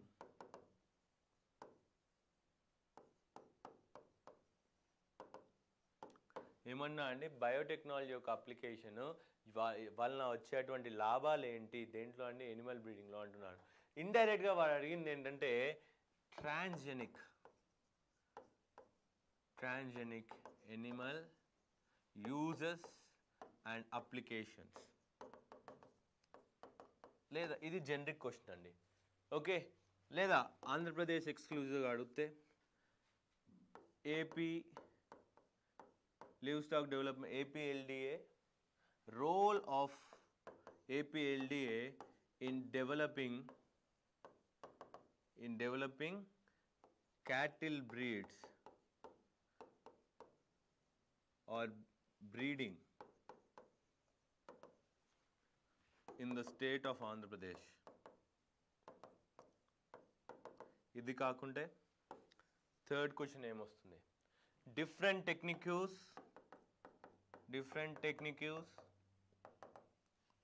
used in formation of transgenic animal, explain an efficient method of transgenic. ఏమంటున్నా అండి, various techniques use in the transgenic, మరియు ఏదన్నా ఒక మెథడ్ని explain చేయండి. అది ప్రోన్యూక్లియర్ చేయొచ్చు మీరు. ఎప్పుడైతే మీరు బయోటెక్నాలజీలో నేను చెప్పానండి what is pronuclear, what is reverse transcriptase, ఇవన్నీ కూడా డిఫరెంట్ మెథడ్స్ ఆఫ్ ప్రొవైడింగ్ ఏంటండి జెనెటికల్లీ మాడిఫైడ్ ఆర్గానిజమ్స్లో జీన్ ఎడిటింగ్లో CRISPR-Cas9 కానివ్వండి, ఇవన్నిటి గురించి నేను ఎక్స్ప్లెయిన్ చేయడం జరిగింది. సో అలాంటి మీకు తెలిసిన ఏదైనా ఒక టాపిక్ని ఎలాబరేట్గా ఇక్కడ మెన్షన్ చేయవచ్చు. అదే కాకుండా మీకు డిఫరెంట్ టెక్నిక్స్ అన్నారు. ఈ థర్డ్ క్వశ్చన్ గురించి నేను మాట్లాడుతున్నా. థర్డ్ క్వశ్చన్లో డిఫరెంట్ టెక్నిక్స్ అంటే ఏంటంటే మైక్రో ఇంజెక్షన్ టెక్నిక్, లేదా మీరు ఫిజికల్ టెక్నిక్ అనొచ్చు, కెమికల్ టెక్నిక్ అనొచ్చు. కెమికల్లో ఉన్న టైప్స్ రాయండి. బంబార్డ్మెంట్ ఫిజికల్లో ఉంటుంది, కెమికల్స్ యూజ్ చేసి ఇంట్రడ్యూస్ చేస్తాము, ఎక్కువగా సింక్ అవుతుంది కెమికల్లో. అది కాకుండా ఏంటంటే virus based, okay, retrovirus based, మామూలుగా వైరస్ బేస్డ్, తర్వాత bacterial based of insertion of genetics into the transgenic animals అనేది కూడా చూసాము. సో దీంట్లో చూడండి role of Andhra Pradesh livestock development agency in development of breeds అంటే దానికి ఉన్నటువంటి ఇన్స్టిట్యూషన్స్ రాయండి, దానికి ఉన్న ఆబ్జెక్టివ్ ఏంటో రాయండి. Artificial insemination at the door step, అందరికీ అందుబాటులో ఉండే విధంగా. దాని దగ్గర ల్యాబొరేటరీ ఫెసిలిటీస్ ఉన్నాయి, ఇన్ఫ్రాస్ట్రక్చర్ ఫెసిలిటీస్ ఉన్నాయి to store the artificial insemination. ఒకవేళ తెలంగాణలో కూడా ఇట్లాంటి క్వశ్చన్ వస్తే మీరు centre for cellular and molecular biology CCMBC గురించి రాయాలండి. హైదరాబాద్లో ఉంది. ఇక్కడ కూడా మనం డిఫరెంట్ ఎనిమల్స్ యొక్క జీన్స్ని మనం సేవ్ చేస్తూ ఉంటాం, వాటి జీనోమ్ సీక్వెన్స్ని సేవ్ చేస్తూ ఉంటాం. ఎందుకంటే ఫ్యూచర్లో ఆ యొక్క ఎనిమల్ అంతరించిపోకుండా ఉండేందుకే ఈ యొక్క టెక్నిక్ని మనం చేస్తూ ఉంటాం. అది కాకుండా యూజెస్ ఏంటి అని ఫస్ట్ క్వశ్చన్లో అడిగాం. ఆ యూజెస్లో మీరు ఏం రాస్తారు, ఎంజైమ్స్ తయారు చేయడానికి, బయాలజికల్ మెటీరియల్స్ కావాలి, దానికి మీరు వ్యాక్సినేషన్ టెస్ట్ లేదా డిజీజెస్ రాకుండా ఉండేందుకు, ఓకే, మరియు వాటి యొక్క బ్రీడ్ లైఫ్ టైం, మరియు వాటి నుంచి వచ్చేటువంటి మీట్ ప్రోటీనేషియస్ అవ్వేందుకు, ఈ అన్నిటిని కూడా మీరు ఇక్కడ యూజెస్లో రాయొచ్చు. అప్లికేషన్స్ మరియు యూజెస్లో మీరు రాస్తూ పోవచ్చు అనమాట. సో అప్లికేషన్స్లో ఏం రాస్తారండి, టెస్టింగ్ ఆఫ్ డ్రగ్స్ అలాంటివి ఉంటాయి. యూజెస్లో ఏముంటాయి, సేమ్ ఉంటాయి దాదాపు. So try to write your answer as simple as possible, but try to include the institution. ఆంధ్రప్రదేశ్లో ఉన్నటువంటి APLDA గురించి కానివ్వండి, లేదా మనం చేసినటువంటి రాష్ట్రీయ గోకుల్ మిషన్ లాంటివి, national mission for breeding cattle, okay, national mission for cattle and buffalo breeding, లేదా cow and buffalo breeding, national mission for bovine breeding, ఇలాంటి మిషన్ పేర్స్ రాస్తే మీకు మంచి మార్క్స్ వస్తాయి. ఇదే కాకుండా మీకు ఎక్స్ట్రాగా రాయాలంటే national livestock disease control programme ఒకటి ఉంటుందండి. ఈ లైవ్ స్టాక్స్లో ఎటువంటి డిజీజెస్ వస్తున్నాయని ఎప్పటికప్పుడు అబ్జర్వ్ చేస్తూ ఆ డిజీజెస్ని అరికట్టేందుకు మనం ట్రై చేస్తూ ఉంటాం. ఈ మధ్యకాలంలో లంప్స్ అనేటివి ఫామ్ అయ్యే ఒక డిజీజ్ చైనా నుంచి వచ్చింది కౌస్లో. ఈ లంప్స్ అనేటివి మెడ కింద ఫామ్ అవుతుందండి. ఆ ఆవు యొక్క లేదా ఎద్దు యొక్క మెడ కింద ఫామ్ అవడం వల్ల ఆ మీట్ వాల్యుయేషన్ తగ్గిపోతుంది. సో ఇలాంటి పాయింట్స్ కూడా మీరు ఖచ్చితంగా, నేను ఎందుకంటే మనకున్న టైం ఫ్రేమ్లో మనకున్న సొల్యూషన్స్ని వెంటనే కంప్లీట్ చేసుకోవాలి కాబట్టి I have try to provide as much as possible. You also try to add bit more. ఇంతకు మించి మీకు అవసరం లేదు, కానీ కొద్దిగా యాడ్ చేసుకోవాలి ఖచ్చితంగా. విత్ కరెంట్ అఫైర్స్లో ఉన్నప్పుడే దాన్ని యాడ్ చేసుకోవాలి. So friends, thank you for watching our video. This is Nikhil from Telugu one academy. Thank you.